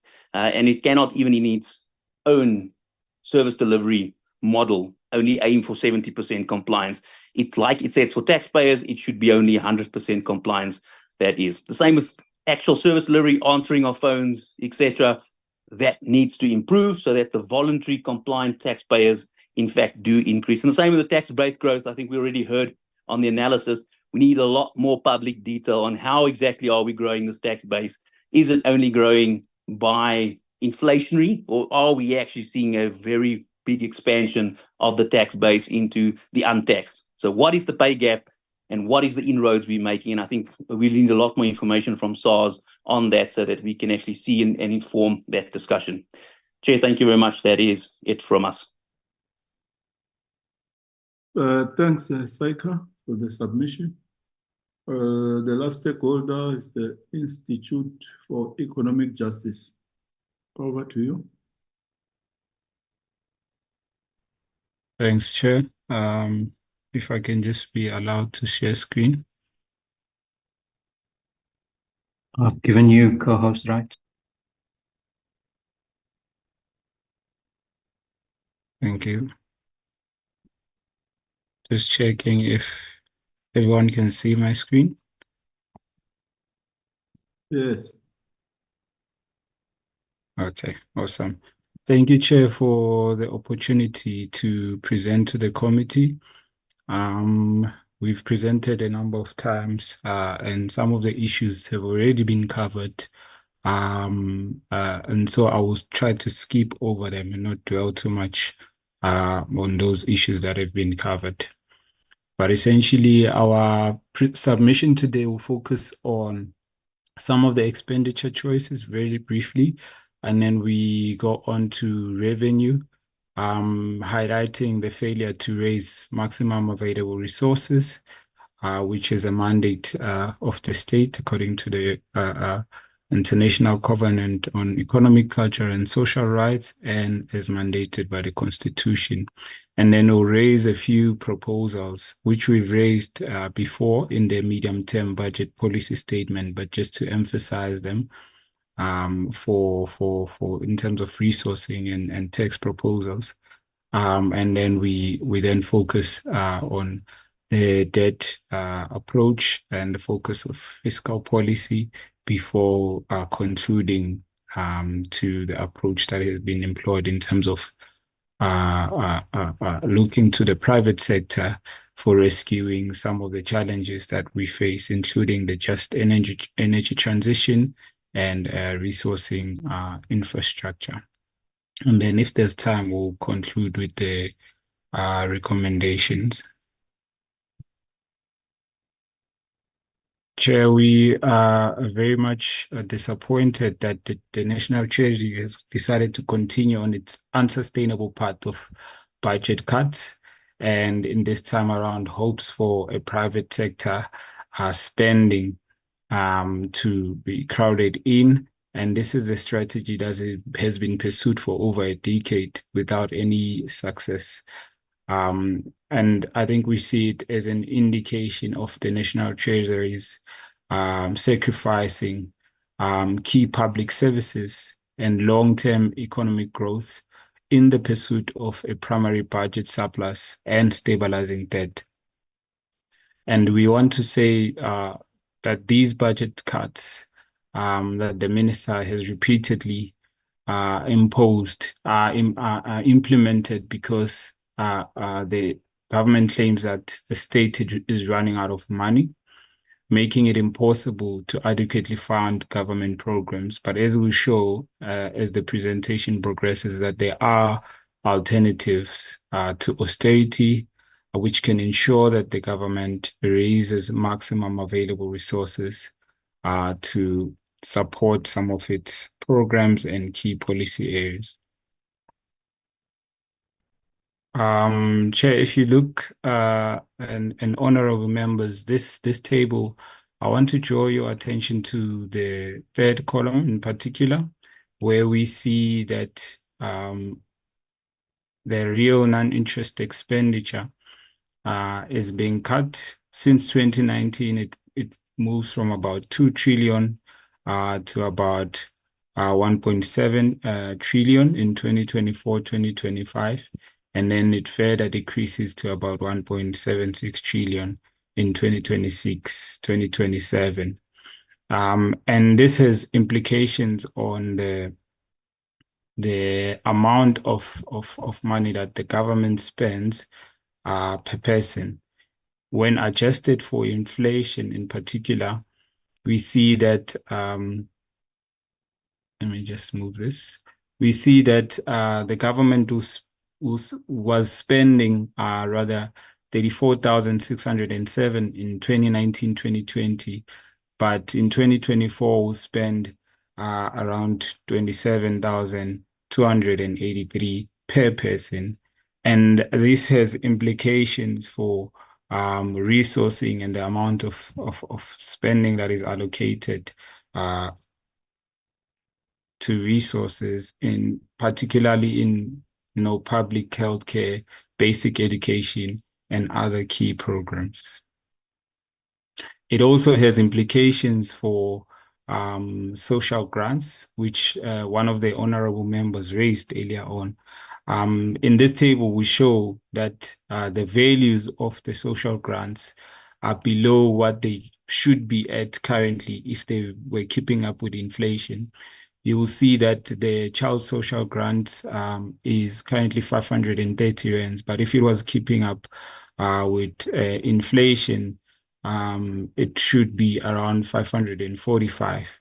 The same goes for the other grant. And I want to draw particular attention to the SRD grant, which is, as we know, has been 350 since 2020. And we're saying that the grant, if it was keeping up with inflation, should be at 440 rands.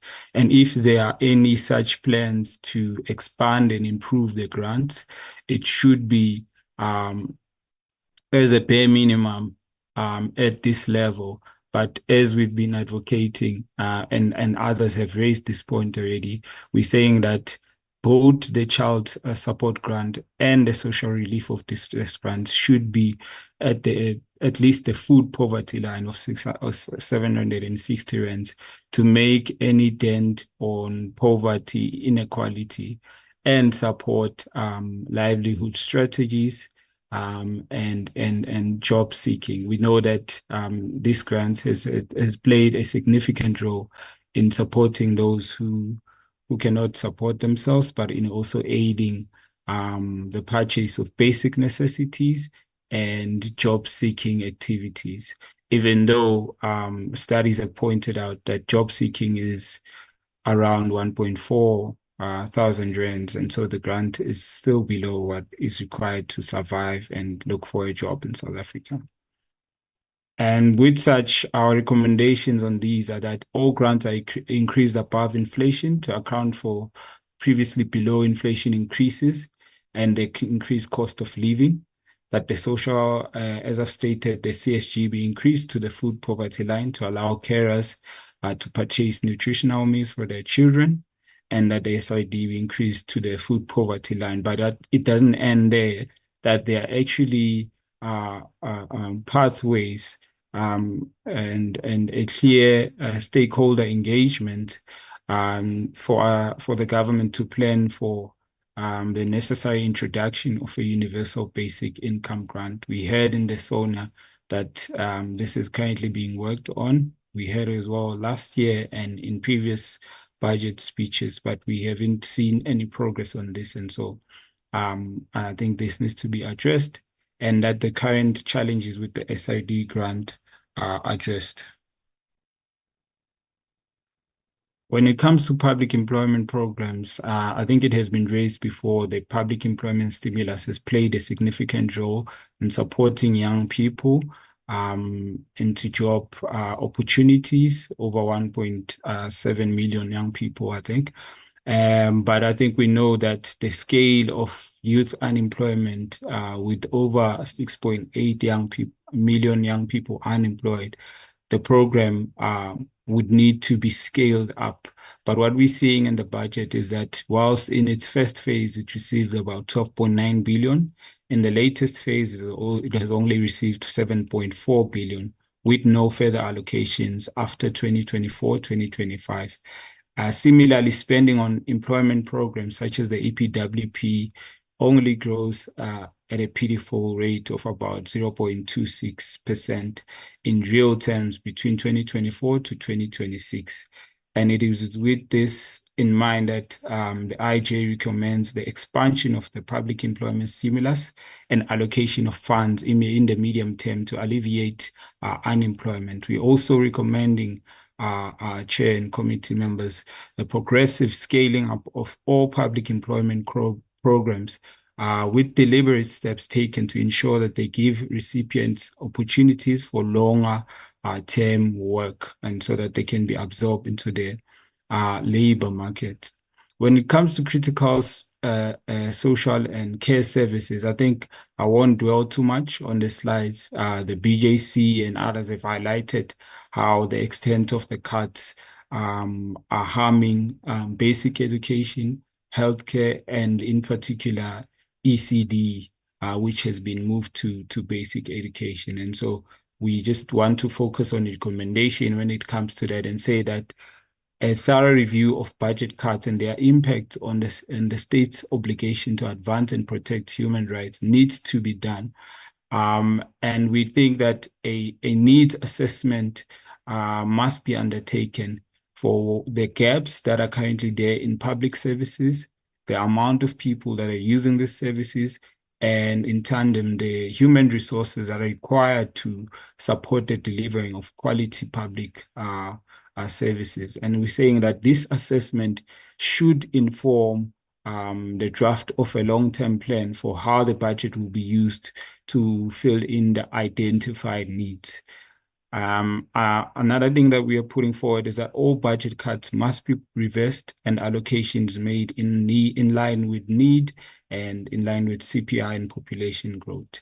Most importantly, we're saying that the ECD subsidy should be increased to ensure that it can at least be 49 rands per day by 2029. And this is in line with most progressive civil society organizations that have put on this proposal, such as Child Institute and Ilifala Wanton.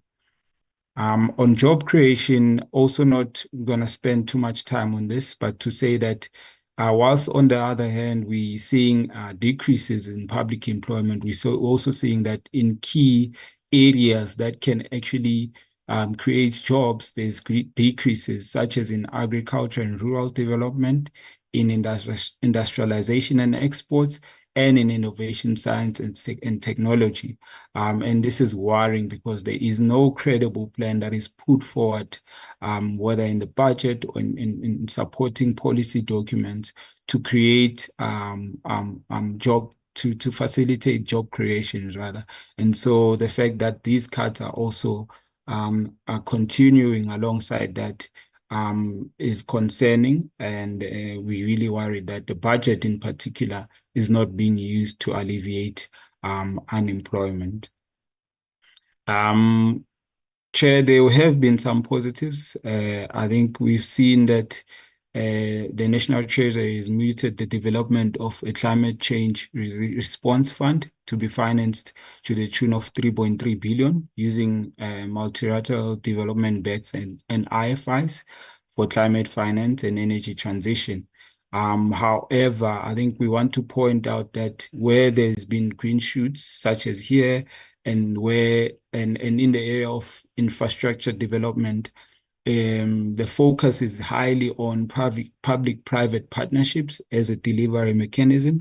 And this is worrying because this model has been, through research and evidence from different parts of the world, shown to be having dire consequences and negative consequences for the fiscus and also for the environment. And we're seeing this in the currently ongoing project, even here in South Africa. And I think we need to look at this approach with caution, because it's across all pages of the budget review if you read properly. And we just want to emphasize that it is a state that should drive the development of key infrastructure, ensuring that it doesn't take disproportionate risk, such as would be the case in public-private partnerships, and ensures that it invests in social infrastructure, which will not increase tariffs and user fees, such as PPPs do. I just want to highlight with this graph the levels of public investment as a share of GDP have been falling. No. Zimbal, are you aware that you have run out of allocated time and you can Have now? I, Chair? Apologies for that, Chair. I'll just wrap up with the next two slides. I'll skip this graph, but essentially it's showing the levels of public investments are severely falling. And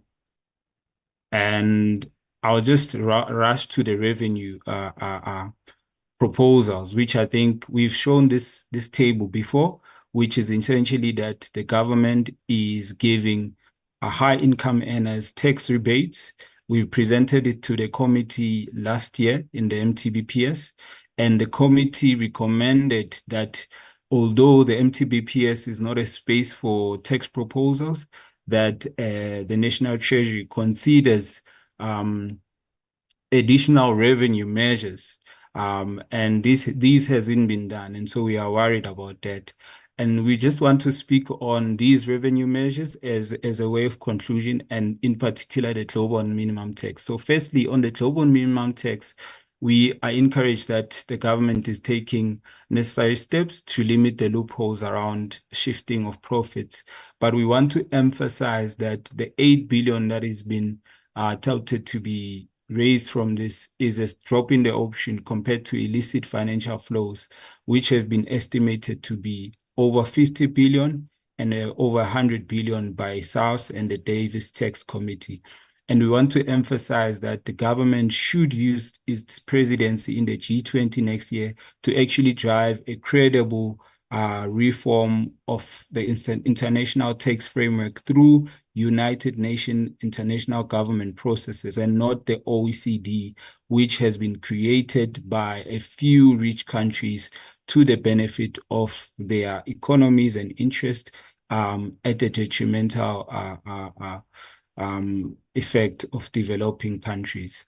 And then when it comes to tax proposals, this is just an emphasis on what we've said to the committee before, and which the committee to a certain extent has supported in its recommendation. We're saying that we should restore the corporate income tax to 28%. We're saying that tax breaks should be reduced to high income earners, and this can raise about 50 billion.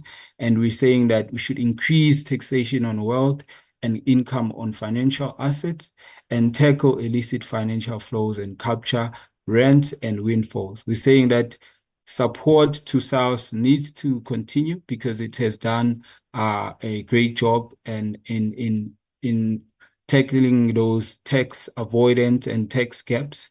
And we're saying that a net wealth tax should be instituted, which has been raised by other speakers.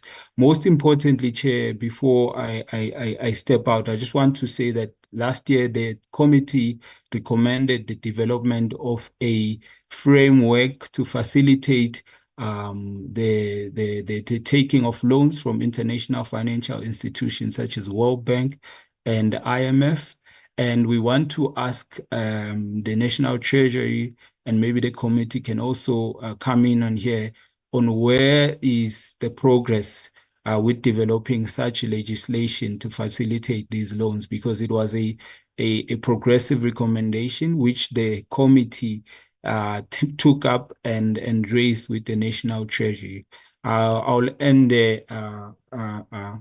Thank you so much. I'll come in on the Q&A session for any other points that we have missed. Thanks. I'm told that Alia is back. Alia, you were left with 2 minutes when you were cut off. Okay, great. I will come in. I'm sorry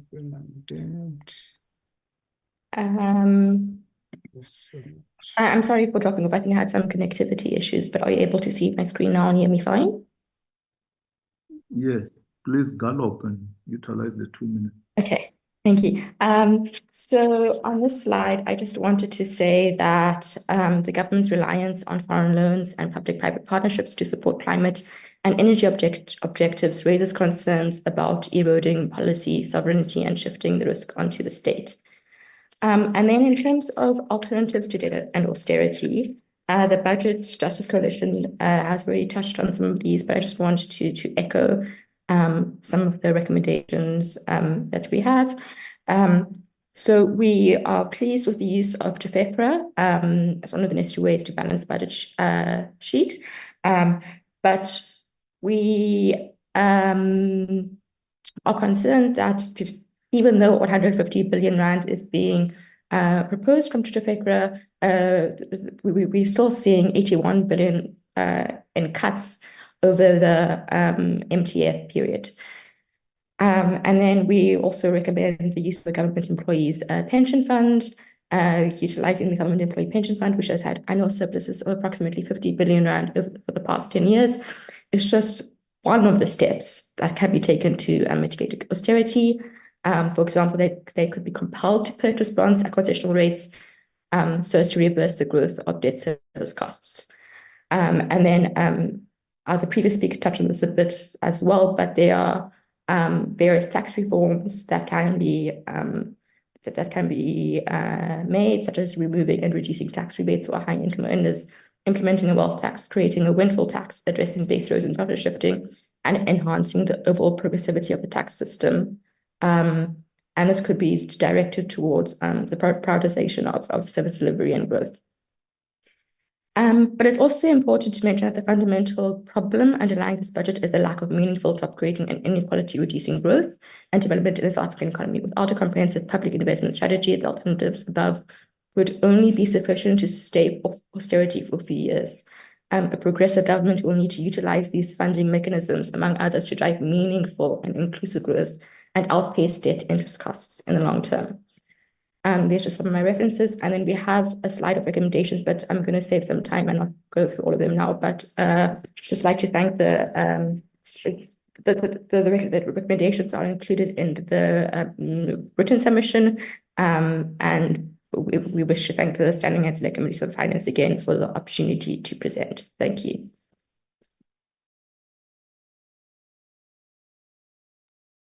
Thank you, Alia. Honorable members, there we are. Let's engage with the submissions by the stakeholders. Comments, questions. If we are covered, it's also okay. Charlie, Skosan. Yeah, no, thank you very much, Chair. And good afternoon to everyone. No, we welcome and appreciate all the presentations made by different stakeholders, and we are looking forward to hear the responses from the National Treasury with regards to different submissions and alternatives that we are given by these various stakeholders. Just a few questions on SAICA, South African Institute for Chartered Accountants. I think they are indicating that we have been on a 15 years of reckless spending, reckless borrowing, GDP decline, and unemployment. So just on the part of reckless borrowing, can they expatiate what do they mean by reckless borrowing?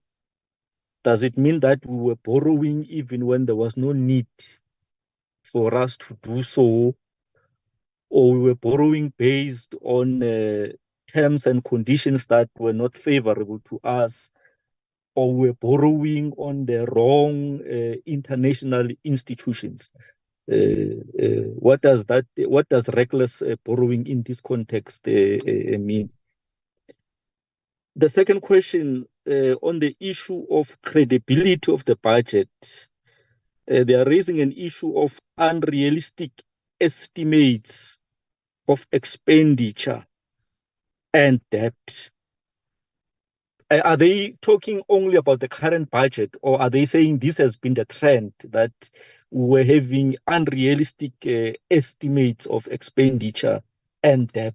Is that our problem? Is it's our problem, the fact that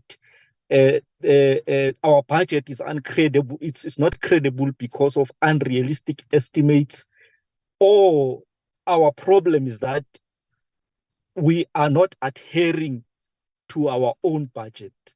Is it our problem that we are in this kind of a situation because our budget is unrealistic? I mean, it's not credible because of unrealistic estimates. And if that is the case, that this has been the trend, does it mean that the National Treasury does not have the requisite capacity to do a credible budget with realistic estimates and so forth? And also, they're making a point that the issue of fiscal consolidation, which has been the government goal since 2013, has not succeeded in stabilizing debt level due to its unintended consequences of slowing the economic growth. So my question is, what could be an alternative solution to this? Because, of course, this has been the goal of the government to try and stabilize our debt through fiscal consolidation. But now, if this has failed up to so far, what are they bringing? What do they think is the alternative solution to that? The last question for SAICA, I think they are also indicating that since 1994, investment has hardly ever reached 20% of the GDP, and that the investment ratio has been falling since 2013.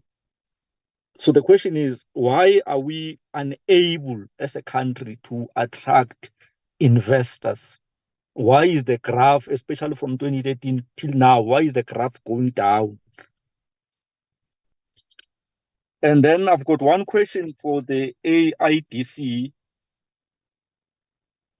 The AIDC, I think they are putting a few alternatives to debt and austerity measures, which I'm also looking forward to hear the response from the National Treasury with regards to that. One, they are saying that we should look at using the gold and foreign exchange contingency reserve account as a way of increasing the size of the pie for us to have more revenue. They are also talking about looking at different tax reforms like reducing tax rebates for high income earners. I think also the Institute for Economic Justice, they have also made that point. And also, I think, indicating a number of other tax reforms, which I'm not going to read all of them. But they're also talking about that maybe we might also look at a possibility of getting assistance from the GEPF, saying compelling it to purchase bonds because they had a surplus of approximately 50 billion rands for the past 10 years. So with regard to this point, because I think the minister during his speech, I think he spoke about the issue of prescribed assets. So I just want to find out that this submission from the AIDC, is it in line with the submission by the minister of the prescribed assets, or they are thinking of something different, which is only limited to GEPF, because prescribed assets, it won't only be GEPF, but it will look at all the retirement funds that are present. So are they talking about the prescribed assets, or are they only thinking of something that will only be limited to GEPF? Ngiyathokoza Sihlalo. Siyathokoza Johnny. Honorable Abraham, then Honorable Ryder, Honorable Manya. Noxon. Thank you, Chair. Thank you so much. Sorry, Chair. Let me first appreciate the fact that sorry, one of the stakeholders at least has referred to an appreciation of the effective engagement with government. And I think for us as a study group, it tells us that these public hearings are not in vain. And we have, with time, also experienced that the contributions of the various stakeholders that participate in the public hearings are not just ignored or taken for granted, but are considered as solutions where they can be by the Treasury. And so, Chair, just a few questions from me. The one is to the SA wine. And I think, Chair, there has been a comment that you were making before the budget was presented by the minister about the complaint from people using alcohol with spirit and people using wine. The complaint that the effects of wine are taken lightly, and therefore tax is not so much on them. But I think in a way, as SA1 was presenting, the pinch is felt even in that direction. So my question to them is what the key risks are in the industry, and what interventions such as subsidies and or exemptions can government consider linked to developmental objectives in order to advance the growth of the wine industry? And how can we ensure it contributes to economic inclusion and job creation? That's mine for SA Wine, Chair. And in terms of Amandla Mobi, my question is, what measures can we propose to develop sustainable opportunities to transition grant recipients to economic opportunities? Because we also, as a country, want to be biased towards creating economic activities rather than just grant recipients. How can we strengthen our programs in this regard? Lastly, Chair, on revenue proposals, a coordination of the fiscal and monetary policy is a critical mandate of National Treasury. But concerns, Chair, are raised on fiscal dominance in the monetary policy, which is a matter of debate, of course, and is context-based. What other monetary policy instruments can support economic growth and development? Thank you, Chair.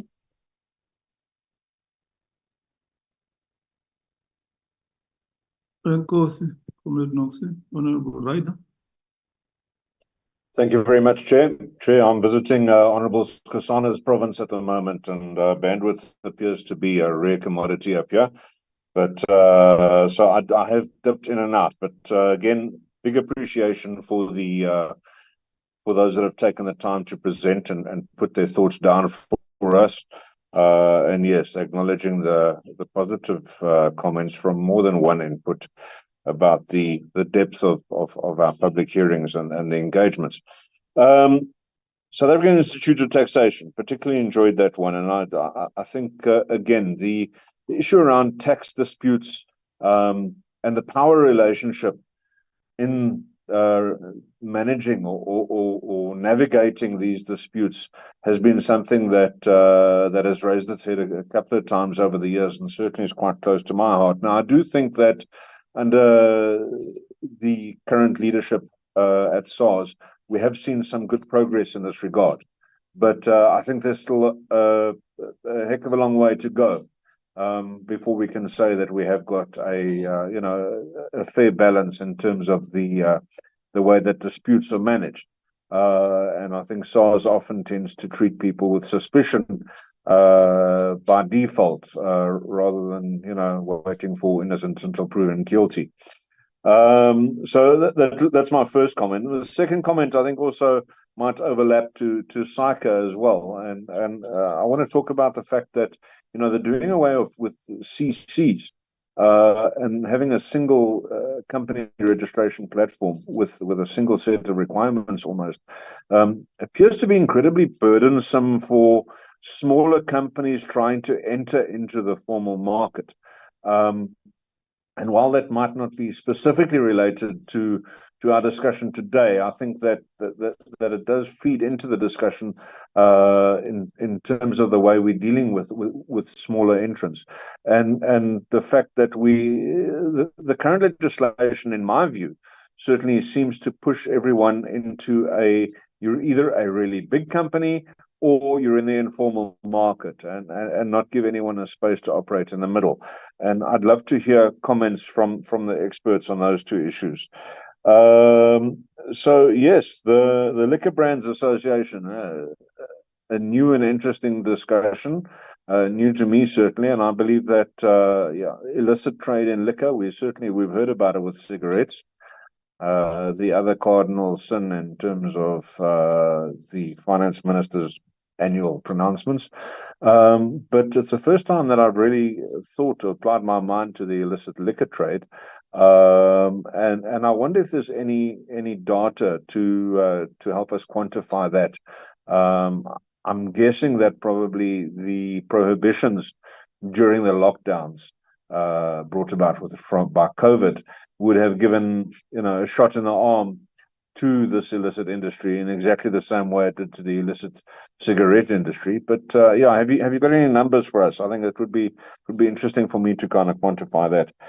Mr. Miller, always good inputs that I enjoyed. Thank you. He spoke about the perhaps inappropriate use of unforeseeable events in terms of the adjustment budget, and I think you'll find an unusual ally in that with the professor. For once, there'll be an agreement, him and Prof. Sachs.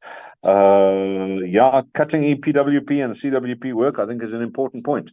But linked to that, he spoke about the difficulty in terms of pulling those stats together because of the fact that the information is spread over the budget. And while I understand that the budget is an incredibly complex document with bits and pieces spread over all of the different departments, it really is quite difficult for Treasury to provide a comprehensive cross-referencing system. I would think, to meet the demands of every researcher that has something that they'd like to understand. But I do think it provides us with some challenges, and certainly when it comes to CWP and EPWP, this might be a useful perhaps table to put together. Cross-referencing amongst the various departments. I then want to talk about AIDC's comment that there's scope for a personal income tax increase, and I don't believe there is scope for tax increases right now. Look, we've just had one because you've got bracket creep, and bracket creep is it's an increase by stealth. And there's been a signal that this is going to be kept the same for the next couple of years. So I really contend that until you can get the credibility of expenditure through, you don't really have real justifiable means to go ahead and start increasing personal income tax. And certainly we should rather increase the number of taxpayers by increasing the number of people that are employed. Chair, those are the notes that I made. Really, IEJ, I was a little distracted during your presentation, but there wasn't anything that really jumped out I wanted to comment on. But again, thank you to all presenters for coming out.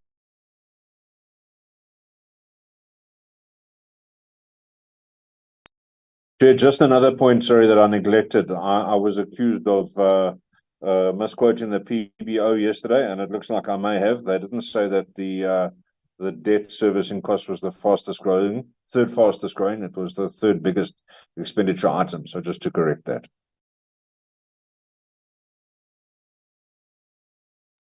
Okay, thanks, Honorable Ryder. Honorable Manyi.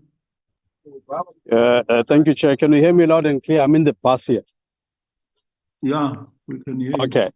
All right. Okay. Maybe just a quick comment in passing. I would be interested to know what are the first two from Honorable Ryder there.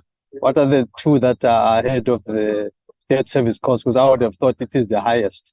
That the debt service cost repayment, interest payment alone. I think we're sitting at some 382 billion just on interest payment alone, which is, I think, it's staggering. Now, if anybody is saying there's other things before that, I'd like to know what that is. But I just want to join all the members that have welcomed these presentations.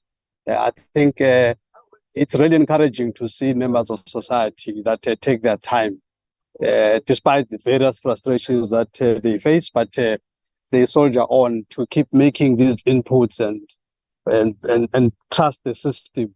And all of that. So I really want to appreciate that. I think without the kind of posture from civil society, we would be worse off.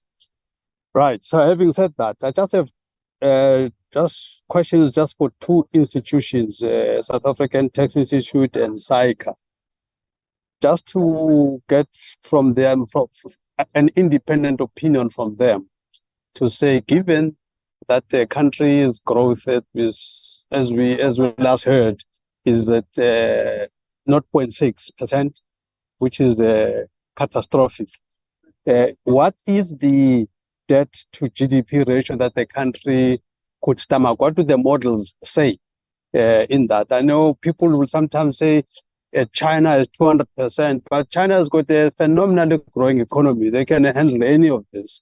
I just have a feeling as a non-economist that there is a threshold within which you shouldn't go beyond if your economic growth is constrained at a particular level. I don't think you've got carte blanche to increase your debts against GDP if your economy is going the wrong way.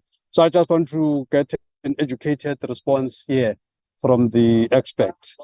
And then also I'd like to know, just by way of contribution, because I think everybody in this platform today is against corruption. And I note the discussion around illicit liquor trade, but I didn't hear any much more emphasis on what inputs have been given by the expert presenters that are here, especially these two, Saika and Sati, in terms of illicit financial flows. I'd like to know from them to say what recommendations do they have to ensure that all these what they call base erosion, profit sharing shenanigans that multinationals do. What is it that needs to be done to curb this? Shouldn't this be criminalized? Isn't this just pure criminality? Isn't this just tax evasion and all that? I'm not getting the sense that the industry experts are particularly concerned about white-collar crime. I think I call this white-collar crime, but the only crime everybody else seems to be concerned with is just a normal corruption with the tender process and all of that, which is correct. But I think I have a problem with the fact that we seem to turn a blind eye on white-collar crime. For instance, Saika could not find anything wrong with just billions of rands debt. I'd like to comment on them on that. I mean, Saika was quick to strip off Kwinana SCA registrations.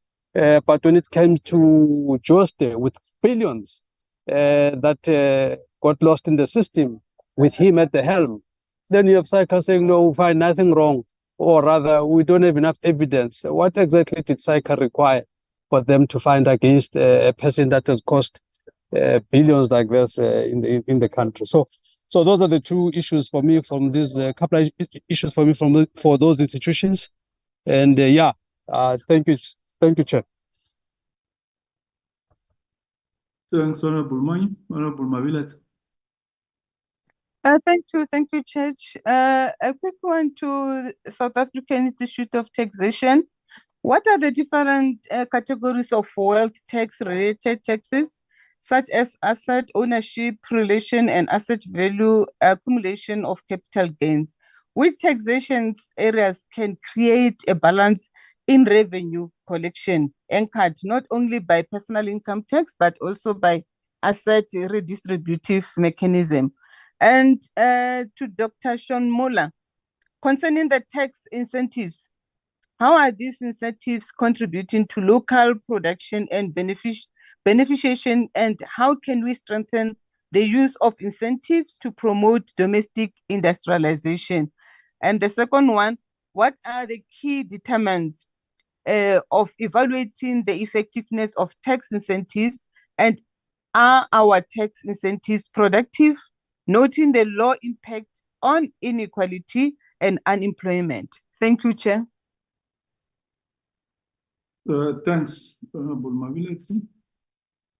Okay, let's.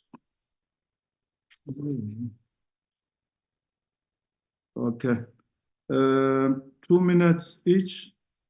SA Institute of Taxation, response.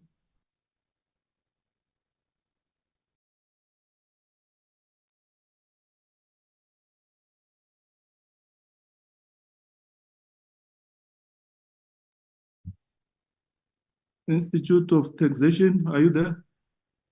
Oh, by the way, is it I think it's Dr. Muller who said he's leaving for a conference somewhere. But if I'm not mistaken, the colleague from Taxation Institute, the one who said he's rushing to the doctor. It was Dr. Muller, Chair. But the one who said he's going to the doctor won't be around when we take questions. Dr. Muller. Chair, it was Keith Engel from the Institute of Taxation, but Kate Metse, Sisana, I think she dropped off, but see, she's in the waiting room. I've just let her in, so I think she can respond on their behalf. Okay, let me in the meantime take a Saika when Kate Metse is coming back to the platform. Saika, over. Thank you very much, Chair. To Honourable Kusan, starting with, there was a few questions as to our meaning of reckless borrowing. So there were a few items. I think firstly, as already noted in some other presentations, we borrowed money to fund corruption. I mean, that's a fact, an overspending. The next is funding operating costs. We were funding operating costs.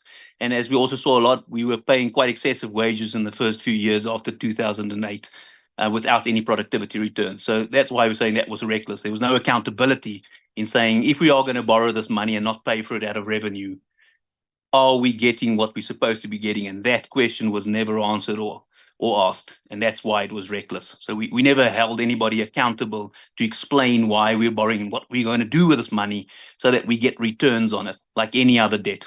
As to unrealistic estimates of expenditure and when debt is the problem, not adhering to budgets, is it either or? The answer is both. So the unrealistic estimates, so essentially what we're asking for is a budget that essentially includes everything, including things like legal liabilities, pre-spending, etc., accruals, and that these are in the budget. And yes, that might mean we end up with a 3 trillion rand budget, but at least then we can say what is funded out of revenue, what will be funded out of further taxes and borrowings, and what are we deferring? Because some of these things we're just deferring, kicking the can down the road. And I think that also puts Treasury in a position to say, well, if somebody comes and says we must do more of this, so let's start to say we must pay more wages, they must then come back and saying that's great, let's pay more wages. But what are we going to stop doing? Are we going to stop paying grants? Are we going to stop capital investment? So don't tell us we must pay you more. Tell us what we must also stop doing. So what is the price we're going to pay to do that? Because the answer can't be we can just borrow in perpetuity and hope the economy grows. Economies don't grow on their own. People make them grow. And then we can enter into that debate. Put that into perspective day to day, more than 60% of municipalities have pre-spent more than 10% of their budgets. So their budgets are a nonsense because they're already starting in the negative. They already have to pay out of more than 10% of their budgets for last year's expenditure because they're still on cost accounting, not accrual accounting. Had they been on accrual accounting as adopted by the state in 2012, we would have been able to accommodate some of these issues. So I think that is some of the problems on that. As to do NT not have the capacity to do the budget, I think one that there's some fundamental problems with the budget, whether they have capacity. We did write to the minister last year on capacity issues. More than 25% of senior manager positions in the Treasury are vacant. And that is an issue. We do need just like we need a capacitated SARS, we even more need a capacitated Treasury. So I think that is something we need to address quite urgently and make a plan to make sure that our Treasury is properly capacitated. But they have been, there are concerns. We've raised them. They are in our submissions. You can read why we have problems with what's not in the budget, which should be in the budget so that we can make the relevant trade-offs that need to be made. As to fiscal consolidation, whether it's failing and what are the alternatives? Well, the alternatives, again, the budget's just the plan. It's not the minister that actually spends the budget. The minister gets what it is. He then has to make a plan. And I think that's because there is no implementation plan generally in government as relates to the spending of money as relates to revenue. And the budget becomes that plan. And that's unfortunate because when Treasury does come up with a plan, government doesn't seem to like the plan Treasury is coming up with. And I think that is why we're ending up with a problem where we're either overspending or overborrowing or improperly spending. And we're also not being held accountable. A very good example is in Department of Water and Sanitation. If you look at their 2020-2023, one of their targets was something very controversial in our country, pit toilets. Their target was to get rid of, I think the number was 10,781 pit toilets. They had a budget allocation for it. They got it right to not remove a single pit toilet in the year. The parliamentary report, which we cite in our submission, actually told them they did a job well done for the year. Now, we have to ask our question, how is that possible? That a department that pretty much spent their whole budget didn't probably achieve one of its most important KPIs for this country. And when told to account for it, being told they did a good job. I mean, that can't be, and that's part of the problem. It's not Treasury that implements the budget. They are merely putting together the plan. As to indicating investment ratios and why is this happening and declining, why is there declining confidence? Well, we made this, Parliament actually asked us this question in 2017-2018, and we made detailed submissions and came up with 7 recommendations back in 2018 called the Zyka 7 as to what are the keys to this as to what are the things we need to agree to get policy certainty. What are the platforms? We commented then on NEDLAC, and to this day, NEDLAC remains a dysfunctional. It was made so that we do not get labor uncertainty, differential in policy between government and business. That was its purpose. It was a good idea, but to this date, NEDLAC is dysfunctional because when something is rolled out, either government hasn't agreed anything with labor or it hasn't agreed anything with business, and they're all independently doing things, which is why NEDLAC was created. So there are certain fundamentals that are eroding the confidence. But the long and the short is people invest where they know they can, on a reasonable basis, estimate they're going to make a return.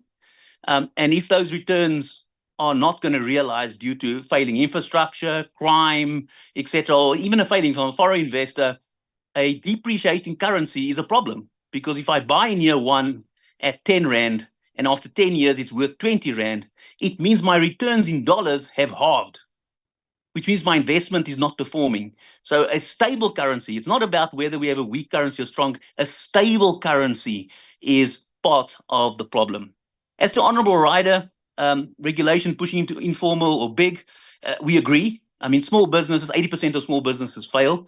And small business as business owners have to spend both their time and money and choose where they do so. The more they have to pay money and time with compliance and bureaucracy, the less time they have in actually running their businesses. And the question government needs to ask is, where are they actually facilitating? I take an example, a silly example, but a good example.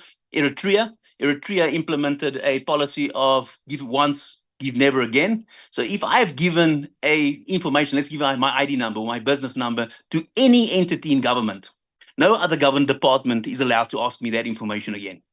And we saw similar consolidation when CIPC started issuing automatic tax numbers, etc., DTI putting up their BIS portfolio. But again, it's not consistently done across government. The whole of government would be subject to reducing bureaucracy and wasting so that small businesses have an environment where they can spend a lot more of their time and money in building business. As to honorable money, growth in debt, what can we handle? Well, that's the reason. What we can handle is a matter of your payment ability. So it changes with your economy as you grow. Do we have the payment ability now? The answer is no, because we have to borrow money to make up the difference. So it's not sustainable now. And the analogy we usually use is if somebody is earning 1.5 million Rand and borrows 1.5 million and they got a degree and high-paying job, their debt repayment ability is much more than somebody earning 5,000 Rand a month with no education. That person, if they had to borrow their full year's salary, would be in deep financial trouble. And that's the difference. It's about repayment, and that repayment risk and ability is essentially what the rating agencies indicate. So that's on the two last questions, Chair. Illicit flows. Yes, Hello, Chair. can you listen to the chairperson? I gave each stakeholder 2 minutes, but you are going far beyond that. Can you please round up? You can see now members are rushing to Parliament. Apologies, Chair. There were just so many questions to respond. On illicit flows, I'll finish off with that. I think Honourable Money must distinguish between illicit flows, which are illegal and agreed. Those people need to go to jail, and BEPS, which is dealing with avoidance.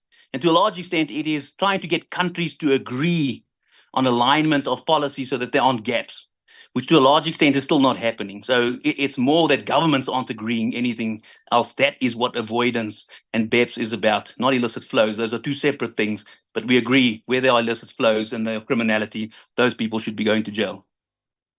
Thank you, Chair, for the time. Okay, thanks. Where are we now? South African Liquor Brand Owners Association.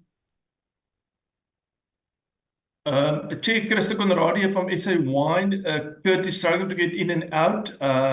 If it's fine, I will continue, and when he's there, he can just pop in. Will that be fine? So South African Wine, you want to come first? Well, I'm on the line now, and maybe due to time pressure, will that be fine? Okay, continue. Okay, thank you very much. And thanks to the question from Noxolo and from Dennis.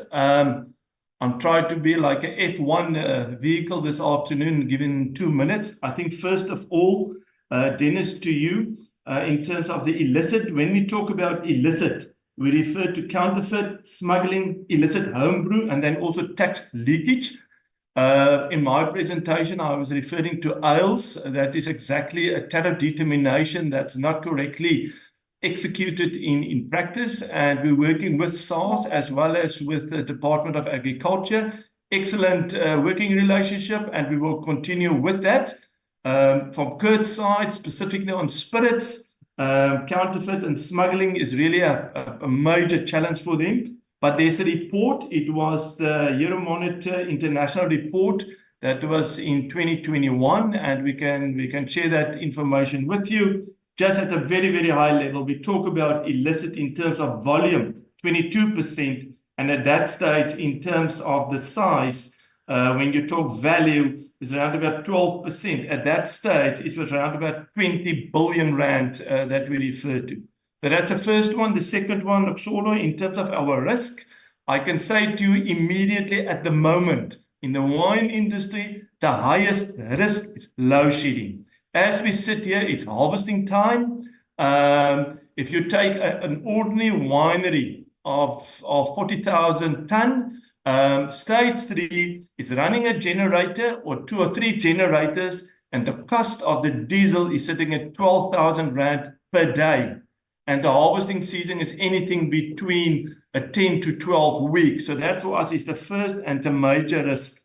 The second one is any increases that we do in terms of excise or even the national minimum wage. We fully understand what we need to do. We fully understand what we want to do as corporate citizens, but try to keep it within the CPI. I think that will give us certainty. We can plan, we can invest, and I think that is important. If you talk about the other 3 things, already at the moment, the president with the plus minus 150 CEOs working with them and business leadership in South Africa, focusing on load shedding or electricity, logistics, and then crime and corruption. I think all 3 extremely important, and if we can maybe speed up that process, work with one another, and maybe turn, I would like to say this often, let's turn around a risk matrix and make it an opportunity matrix or a possibility tree. That is what we need to do. And then if you want to support us, specifically, I mentioned AILS. It's going to be also now incorporated in the Liquor Products Act. We're already working with SARS and the department. Maybe we can firm that up. And then I would like to acknowledge the working relationship and the open, honest discussion and arm wrestling between National Treasury. I think 3 individuals on the call this afternoon. The same when you look at DAF marketing. We're exporting into Europe and into the UK. We're all sitting with the EPA agreement and the annual allocation of these quotas. It was excellent this year. And I think I want to mention Stanford and the team being with us in the industry, sitting around the table, listening open eyes to one another. That for me is a thumbs up. And then moving forward, what we need to do is work with the Agri Master Plan. There's 5 pillars in there. Please, can we speed that up? Can we maybe get momentum and move forward? It's infrastructure. We've talked about dams, already a tick in a William Dam or Brandvlei Dam. And I think there's a number that we can take forward. But I want to end there. I think I'm out of my 2 minutes. But last one is we believe roundtables. We're sitting with a roundtable in the wine industry with provincial government, national government, labor, civil society, as well as trade unions. That for me is a vehicle, and that is a route to go. And we're sitting with the Agri Trade Forum chairperson, Pindiwe, also the chair of that specific forum. And I think that is what we need to do, work with one another. As I initially mentioned here, this is a team talk, and we need to play as a team. Although we might differ, but at least somewhere we need to find common ground and take it forward. Thank you, Chair. Thank you, Crystal. Brand Owners Association, are you there? Or we have to proceed to... Thank you, Chair. I'm back. Sorry, I keep dropping off. Okay, over Can to you hear me, Chair? Yes, can hear you. Chair, yes, thank you very much. Just to respond to the Honourable Rider's comment, we have conducted an illicit alcohol market report, as Crystal mentioned. It was done in 2021. The size of the alcohol or the illicit market is 22%. It grew between 2017 and 2020 by 10%. We also have looked at the fiscal losses. The fiscus is losing about 11.3 billion rand, which also grew by about 20% between 2017 and 2020. The report attributes illicit trade, or the key drivers of illicit trade, being poor economic climate, and that's what we're faced with right now. So consumers looking for cheaper alternatives, weak regulation and enforcement of regulation, and then taxation strategies, the policy that I referred to, or the failure to implement our own policies is part of the problem, according to the report. I will work through Alan's office and I'll try and get these reports to the committee. There is a more recent report, but I did not commission that report, so I'll have to ask for permission. That report focuses only on spirits, whereas the previous report that I referred to looked across all sectors: wine, spirits, and beer. Thank you very much, Chair. I'll leave it there. Okay, thanks, Kurt. We'll await those documents that you want to share with us. Dr. Muller is not here. He's left for the conference. ADEC. AIC. Thank you so much, Chair. I'm going to respond to the question on prescribed assets. So I personally not looked at the proposal mentioned, but I think in principle, we agree to the use of prescribed assets if it allows for the maximization of social utility. And then just to respond to the other question regarding concerns around that there isn't scope for a PIT tax increase. We first want to say that even though there won't be a inflation adjustment to the tax brackets, in previous years these adjustments have been made above inflation, and what this has resulted in is a lowering of the average tax rate by to 20% on average. And this is a much lower tax rate than what it was in 1995. And this can be found, this diagram explaining this can be found in the SARS tax statistics. Furthermore, when the growth for high income earners outpaces that of GDP growth per capita, it points to the need, especially in the country of South Africa, given our levels of inequality, to further maximize and enhance the progressivity of the tax system. There was a point about the credibility of expenditure, and while corruption is a concern, the extent of austerity measures and budget cuts should not fall predominantly on those who rely on social services. And then I just also want to say that even though like sometimes the number of taxpayers decreases, the number of taxpayers are increasing for high income groups. So that's people earning above 1 million rand by 80,000 from last year to this year. This is according to the estimates in the budget review.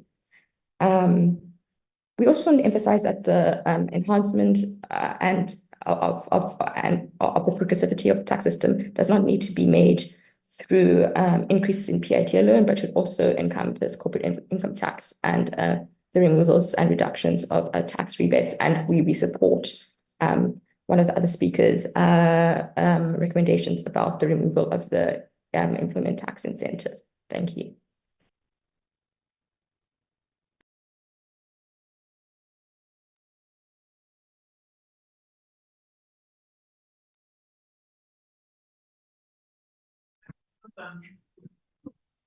Okay, Alia, are you done? Yes, I'm done. Thanks. Institute of Taxation. Thanks, Thank you, Chair. Honorable Chair. Would Zimbali like to go first?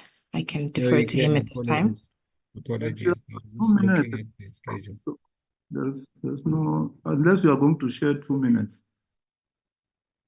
Okay, I will be just a minute here. So we'd like to thank the comments from Honorable Abraham, Honorable Ryder, and the positive feedback received therein. Of course, because of the time pressure, we will just put or respond to the questions in detail from Honorable Manye regarding what the appropriate GDP number is in our written submission.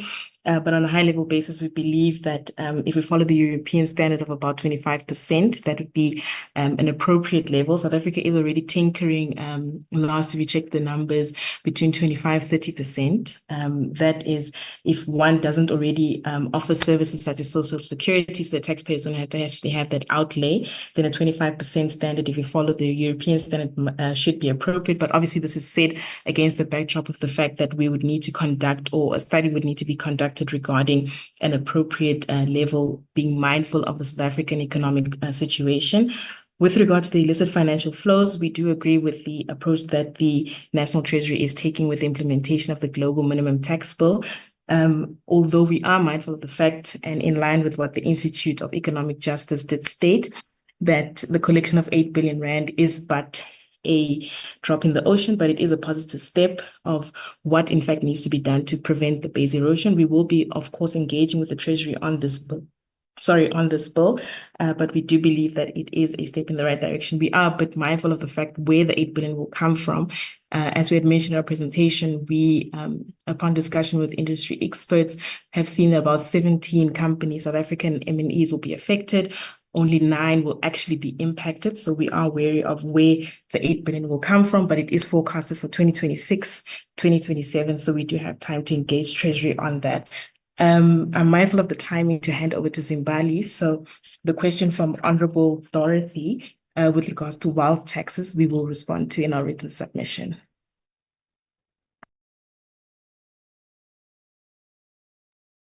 Okay. Thanks very much, colleagues. All of you who have made the submissions.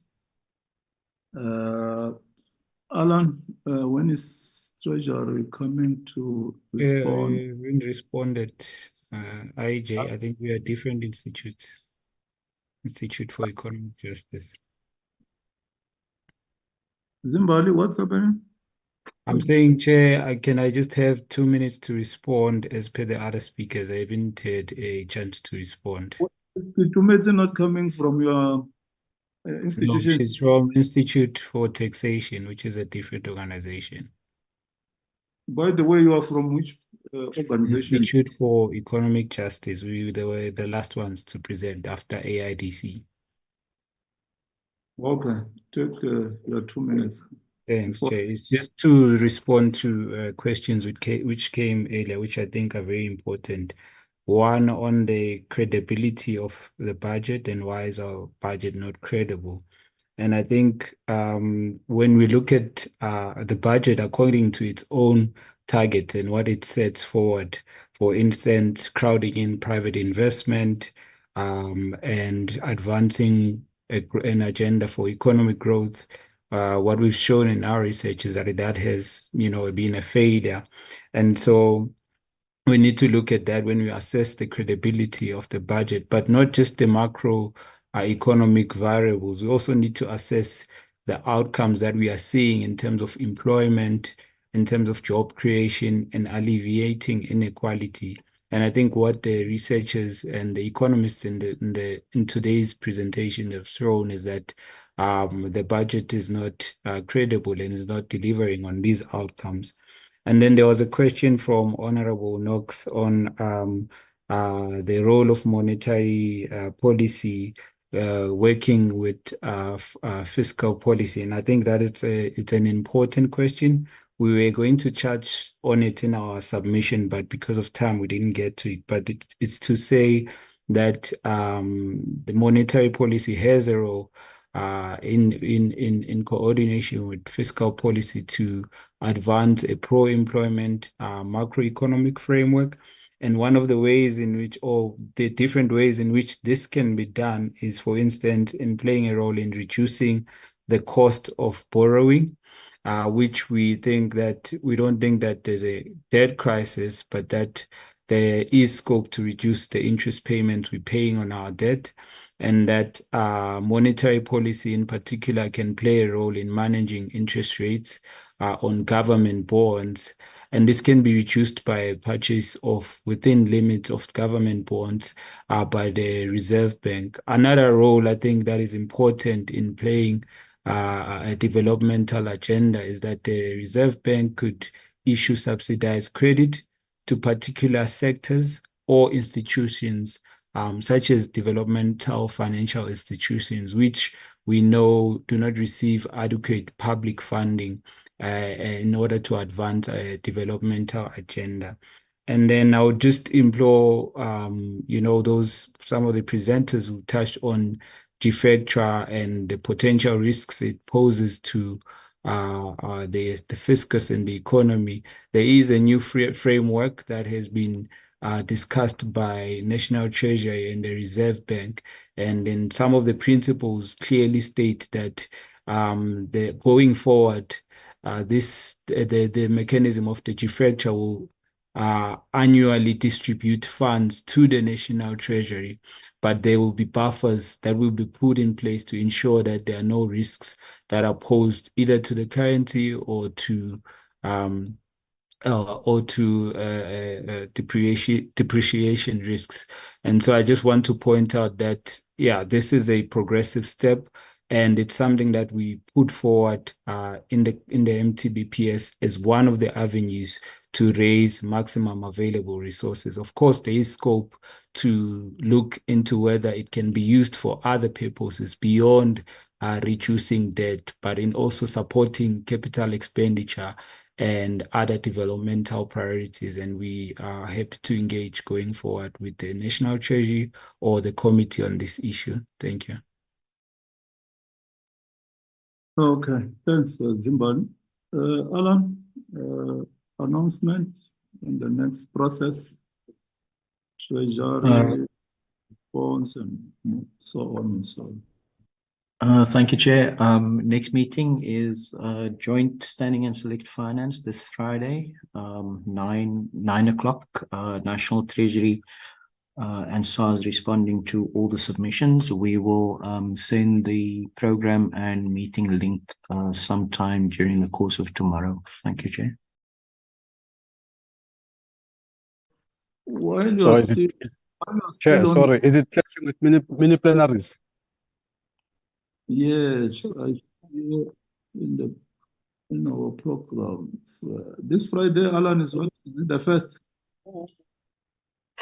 The first of, That's correct, Chair. It's the first.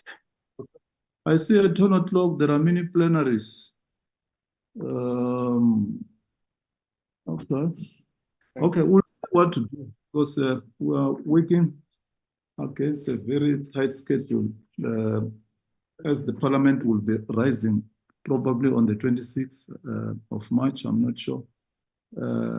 Because if there is going to be Treasury responding this Friday, it means next week, Tuesday, you have to consider the schedule is very tight. We'll communicate, honorable members, as to how do we deal with the issue of mini plenaries and treasuries coming to respond on Friday. Thanks very much. Let me thank honorable members for participation. I'm not sure, Alan, if those colleagues of us from provinces are still here. Let me also thank them if they are still here. Thank the stakeholders for their invaluable contribution. Their contributions are going to enrich our report to the NA. It is our responsibility as Parliament to make sure that in whatever we do, before we take any decision, there should be adequate public participation. We have been close. Public participation through written submissions. So stakeholders are welcome up to Friday to make written submissions. Thanks very much, honorable members, stakeholders, media, and the support team of Parliament. Stakeholders are invited for the Friday meeting. As I've said, that we'll see what to do in the light that there is also there are also many planners. So we'll try to balance the schedules. Thanks very much. Until we meet again, let's adjourn. And thanks very much, Honorable Mahlangu, and other chairpersons. I know Comrade Karim is in Durban. I'm not sure if Shenge was here. Thanks, Shenge. If you are not here, in absentia, and the colleagues. Thanks very much. The meeting is adjourned. Don't leave the chair. Thank you, Chair. Comrade Monye, Malbongwe, and all the women in the platform. Malbongwe.